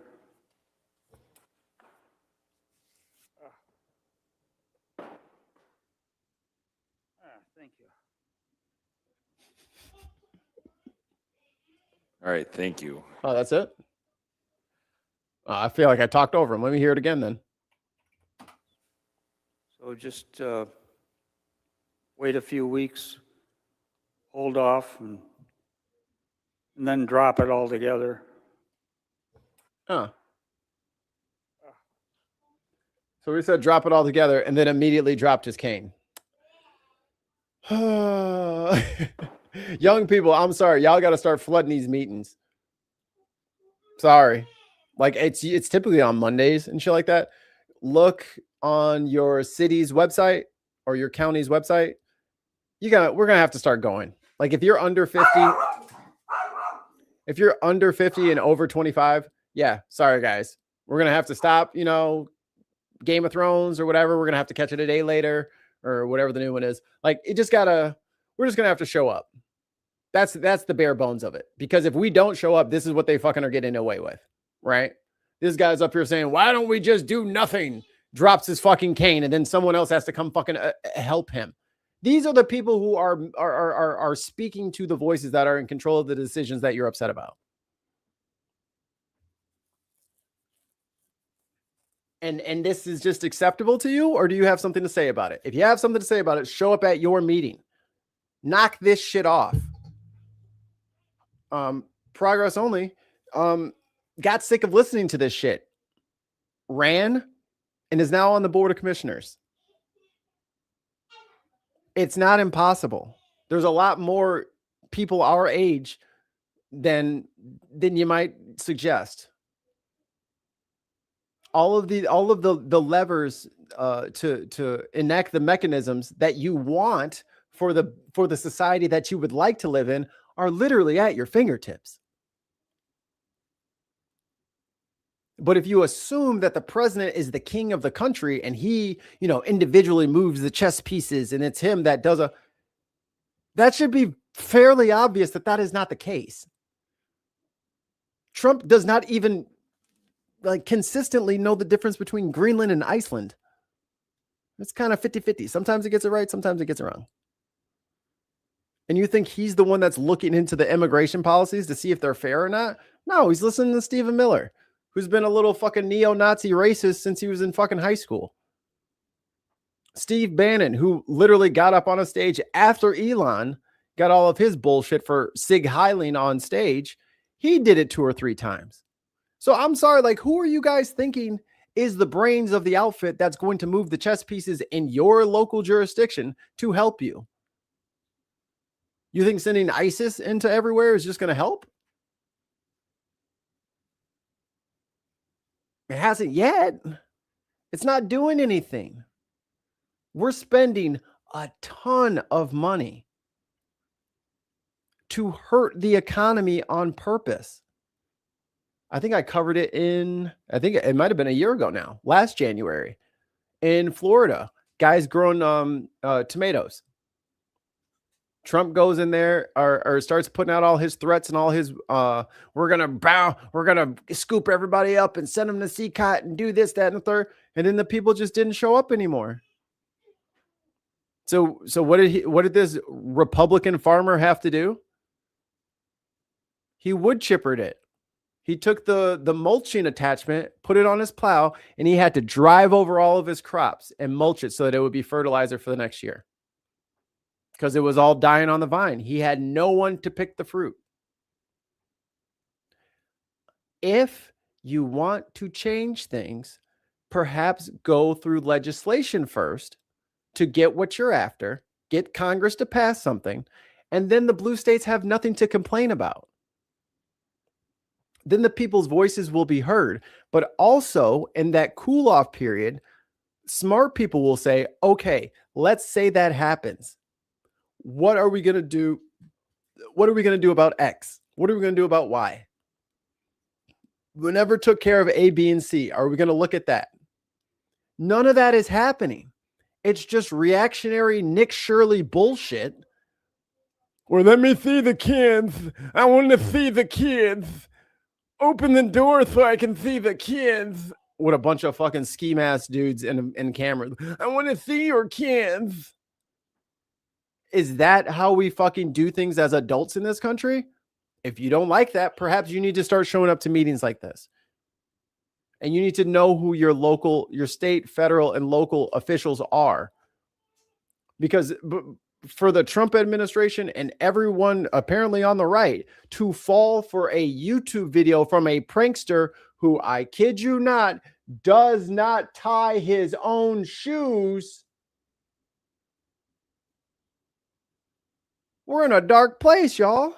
If literally anybody can fool you, well, then listen to me.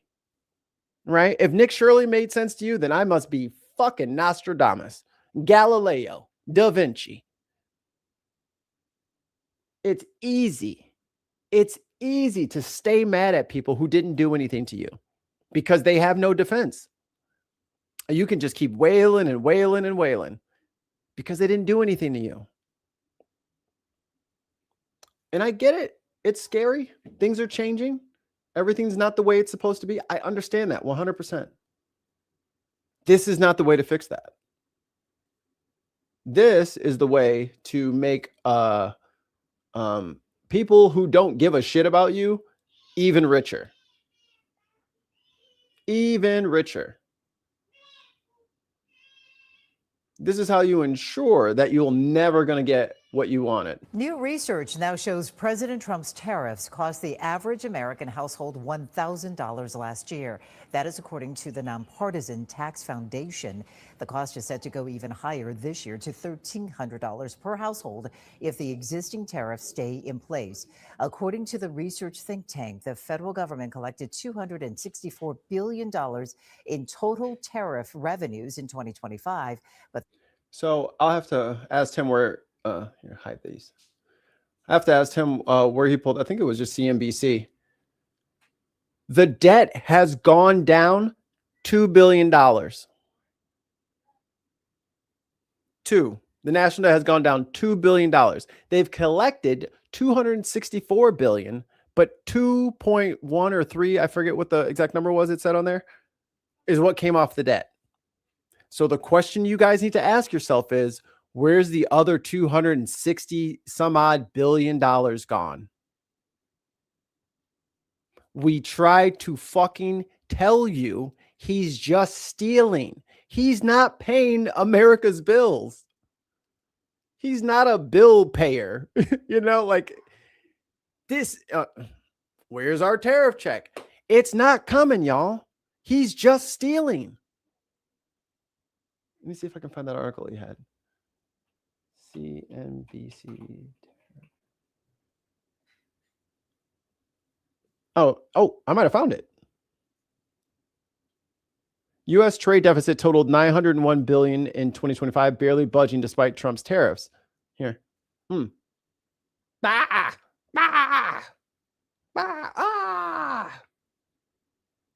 Okay. For the full year, the U.S. ran a $901 billion trade deficit, down slightly from 2024, but only by $2.1 billion. So again, let's do some quick math here, guys. The trade deficit was adjusted by $2.1 billion. He's collected $264 billion. Where the fuck is that money going? The report follows a year in which President Donald Trump implemented a series of aggressive tariffs aimed at leveling the global playing field. It doesn't work like that. You know? Closing out a tumultuous year in the global marketplace, the goods and services shortfall in December totaled $70.3 billion. The Commerce Department reported Thursday. That marked an increase of $17.3 billion from November as well, and was well above the Dow Jones consensus estimate of 5.5. For the full year, the U.S. ran a $901.5 billion deficit, down slightly from 2004, but only the total was a bit less recorded than the. Like, I'm not sure what you guys are thinking that he's going to do. He's literally lying. Every economist has been like, that's not even how that works. That's not true. But I'm here. Let me pull up the fucking vertical chat. I'm sure they're over there screaming at me.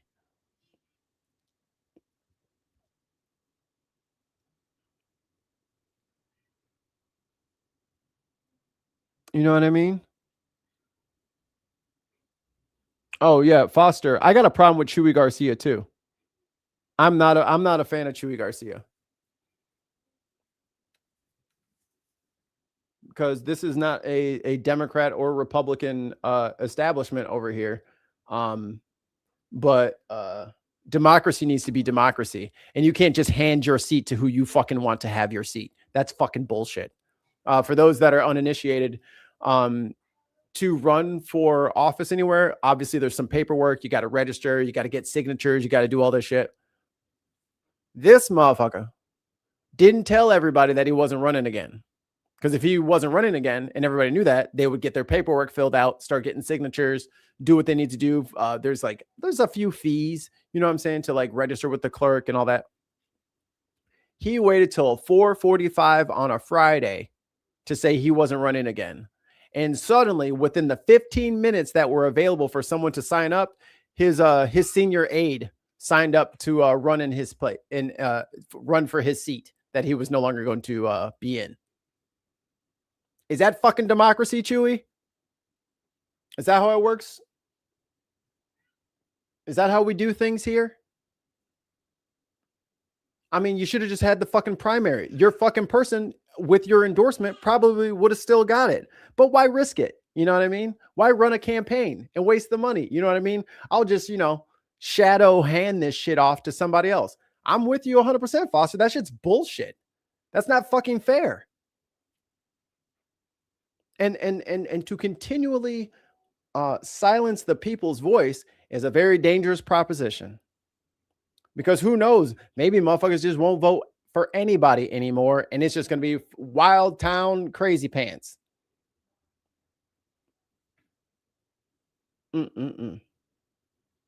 U.S. isn't worse now than last year. Okay, says you. The numbers say different, but you say it's not. I mean, all of our beef is going to be coming from Argentina. So you explain to all the cattle farmers that this is not worse, this is better. You tell them that they're wrong and that this is better. I don't know that they're going to I don't know that they're going to agree with you. And you might be on a cliff on your own there, bud. Everyone has agreed that it's not. Everyone has already said that it's not. Everyone is complaining. We talked about his poll numbers earlier in the show. No one's believing that shit anymore, dude. They're just not buying it. I think I got one more video that was left over.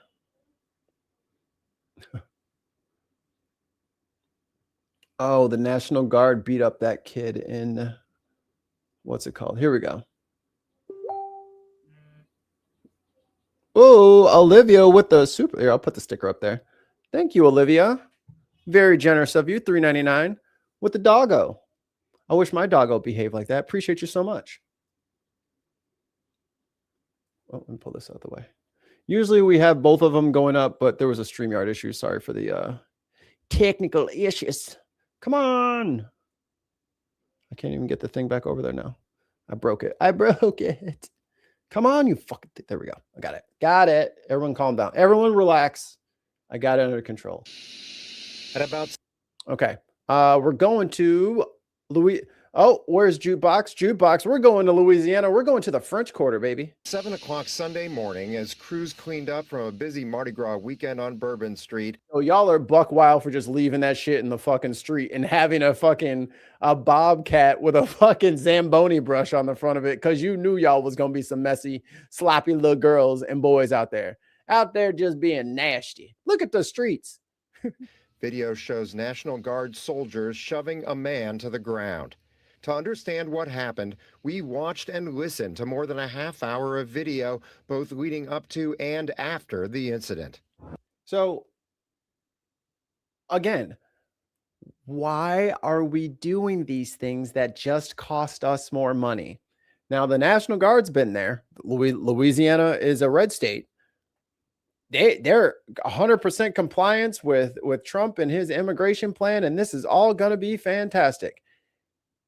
Police are police, soldiers are soldiers, federal officers are federal officers. There is a reason why each one of them has their own job and their own job description. Who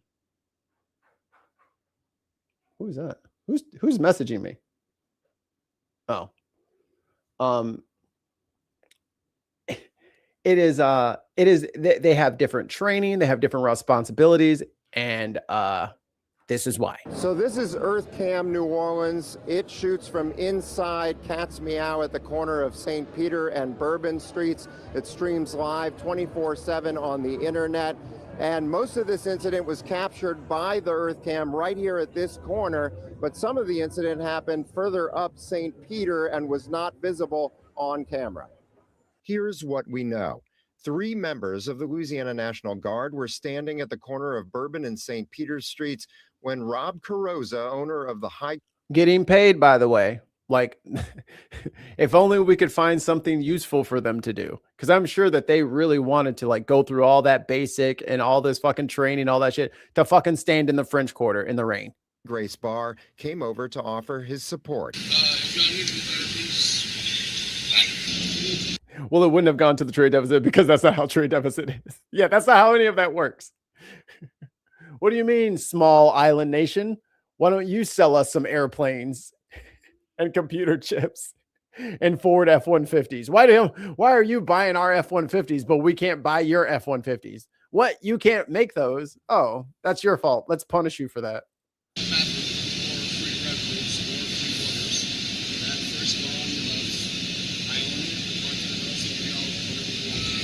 Then we see one guardsman turn to look at someone further up St. Peter Street. And that's when Carrozza explains He thinks the man has cerebral palsy, a childhood neurological disorder that often causes brain damage and spasticity. He's not drunk. Like, he literally has cerebral palsy. I know the crackers around here. He's not one of them. I mean, that's a weird flex, but okay. I know all the crackheads around here. He's not one of them. Thanks, I think. A couple minutes later, that man walks into the view of the camera and up to the Guard members. For a while, they listen silently, hands in their pockets. But as the man gets... Which unfortunately is their job. Americans are Americans. So if they want to walk around spouting about the moon being flat and Saturn being a conspiracy theory, your post is at that corner. You kind of just got to let them talk. That's more animated. One guardsman with the name Epperson on his hat tells the man to step back. Welcome back, Ollie. That appears to set him off. I was here before you were. You walked up on me. After 2 minutes of clearly didn't happen. Arguing, two of the Guard members turn away, but Epperson keeps engaging with the man, repeatedly telling him to step back. You heard him. He said he runs shit around here. More guardsmen walk up with snacks, and Epperson starts pointing in the man's face.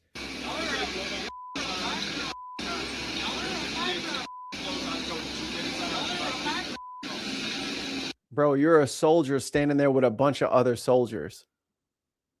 What could this guy fucking possibly do to you? You know what I mean? Like, we just watched the Bay City thing. So when Bruce gets up there and he does his crazy shit, ain't nobody like, oh, maybe Bruce will roundhouse kick somebody. We better be on our guard. Like, calm down, okay? Calm down.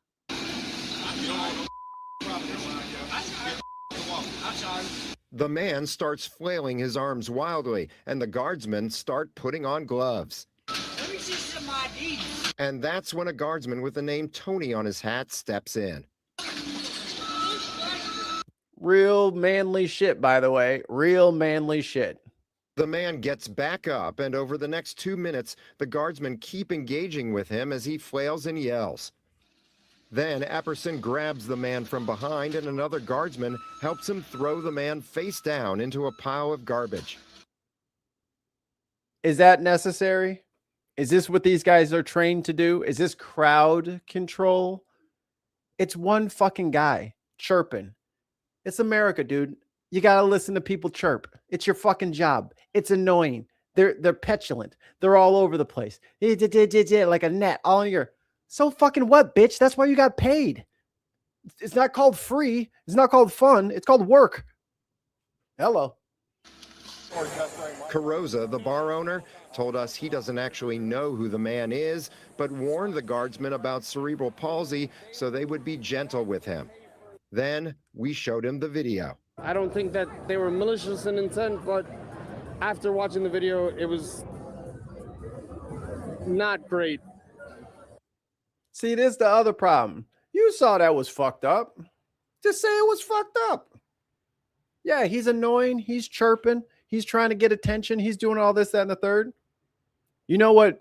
I usually do when I have trolls in the chat? Pull that shit to the fucking top middle of the screen. Let everybody read that shit. And I say, cool. Okay, like Subway takes. What's your take? Wow. Okay, you're just dumb. All right, moving on. Once you give the misbehaving child the piece of chalk and you send them up to the blackboard to fucking write down what they think the right answer is, they don't have anything to say. They'll have a couple of jokes, a couple of insults. They don't have anything to go off of. Let the guy talk. For fuck's sake. Gotta listen to their whiny asses all day. Yeah, what was your reaction when we showed you the video? To be fair, even if he was of sound mind and body, even if he was drunk, it was a lot of people for one guy. So not the best look. I mean... And also, you're a fucking soldier, bro. Your oath is to protect the annoying guy who's chirping in your ear. That's the duality of this thing. You see? You see now? Like I said, I support police, National Guard, everybody, but... What you mean? But no. That's the other thing. You don't get to say but. No, you support what happened. You gave them snacks to give them energy so that they can do that to him. You want a Red Bull? Are you crash? Are you having like a midday crash? Have a Red Bull on the house, because I know you're going to need that burst of energy to abuse citizens. You're part of it, brother. You enabled them. You put the extra battery in his back so that he could fucking flip that guy with cerebral palsy on his fucking face in a garbage pile. In overreach. We kept watching the video, and about 10 minutes after the incident, a supervisor arrives and appears to suggest the guardsman could have handled things differently. If you can't de-escalate, go that way. State Representative Mandy Landry said the incident raises concerns. From what I could see in the video, it was. And to dump somebody on their face on the pavement, brother, you could paralyze somebody. There's people who were lawfully being arrested and just slipped. You know what I'm saying? Hit some ice or some shit, and because they're handcuffed, they've fallen and critically injured themselves. And for that, the cops have to put the handcuffs around the back, and they're supposed to keep an arm on you to steady you so that if you start to fall, they roll you in a way that you don't fall on your fucking face or neck. To grab him by both arms and put him face down on pavement, when he wakes up, he's going to sue the shit. And again, this is why it gets so expensive to have people who are not trained in certain areas to be in areas that they don't belong in. This is a clear overreaction. Landry sits on the House Judiciary Committee, which oversees the Louisiana National Guard. To see a man pushed down like that, who obviously is a little bit different than other people, was concerning, especially when there were five guardsmen there on the corner. National Guard like 5 National Guardsmen couldn't take over and control one guy with cerebral palsy. Come on now. Spokesman Lieutenant Colonel Noel Collins did not answer our question. Hey, Donald Trump. Oh, what the hell? Where's the rest of my story? It cut off. Go back. Other people was concerning, especially when there were 5 guardsmen there on the corner. Unbelievable. All right, let me see if I got anything else. I think I'm pretty much done. It's been a long stream. We've been going 5 hours. 5 hours. Oh no. For any publicity. I give them publicity. They say, well, thank you very much, but it's okay. They put up $6.25 billion. He started making computers on his bed. All of a sudden, he's got down. He is sweaty as shit, huh? But he's a phenomenal person. She's a phenomenal woman. Can you see the scar where he got his ear sewn back on? Because I can never find it. And they fund the accounts, and we're going to have funded 25 million children. So when they get to be 18 or 21, like these young, beautiful kids up front, they'll end up with a potentially really good nest egg, depending on, where the economy goes a little bit. But they could be quite rich. And it's they start with $1,000. And a lot of people now are putting tremendous amounts because you're allowed to come in and put your money into those accounts. Yeah, you're allowed to hide your money away so it doesn't get adequately taxed. Let me see. Value of US dollar.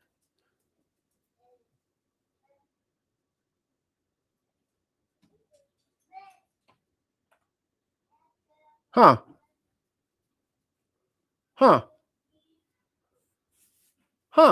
I wonder why it keeps dropping like that. Huh. It's almost like he's deliberately devaluing the dollar. Huh. So yeah, keep it up. Yeah, put all that money into those accounts because the money's worth fucking nothing. So go for it. And a lot of people doing it actually way over what we thought would be. It's been tremendous. I want to thank Michael and Susan. Joining us today is Bree Thomas, a local women's clothing boutique owner, along with her husband, Austin. Slothing? Is that like clothing? Their newborn son, AJ. Bree and Austin are very excited to launch AJ's Trump account with millions of dollars. Think of this, millions and millions of dollars being put into these various accounts, but American Damn, he started this bitch off sweating, and the sweat has just poured out since. That was a mistake. But you won. And then also somehow got involved in the Senate race. I said, no, he's easy to beat. He's a real stiff. Real stiff. You know what a stiff is? He's a real stiff. We don't want people like that representing Georgia. Who would think that Georgia has a stiff? Oh. Anyway, and with us today are some of the amazing warriors who, unlike ourselves, have stood up for the people of Georgia, including Congressman Brian Jack, Mike Collins, and Barry Loudermilk. You guys out? Come up. Hey, I love it. Every time he fucking says a candidate's name, they fucking tank. So keep it up. I hope he names everybody there. All right, that's it for me. We're going to see you guys tonight for Unboxed. We got some real humdingers for you. If you didn't know, Unboxed Politics is our rating and review show where we grab political ads, especially because campaign season's right around the corner, and that's kind of what the show is for. Oh, he's a real... Oh, you're right, Gina. Hold on. Fellas, come on. Georgia, including warrior. Anyway, representing Georgia. Who would think that Georgia has a stiff? Anyway, representing Georgia. He's a real stiff. Stiff. Real stiff. You know what a stiff is? He's a real stiff. Got we it. don't want people like that. Good idea. But we take political ad campaigns and just general, like we've been talking about, like Pam Bondi and Marco Rubio had their Senate and oversight committee meeting. So we talked about that stuff and we gave them all rankings and stuff like that. So then everybody gets ranked. And then at the end of the year, we have the playoffs. So probably around December, we'll start the playoffs. So we're refilling the next bracket for this season 3, 2, I don't know, one of those. So catch us tonight. It's 8 o'clock. You should be notified. If you're subscribed, then you already know. And the schedule is in the description. So for everybody out there, thank you so much. All the haters too. just a little love note for you. Y'all be good out there and make sure you drink your meat.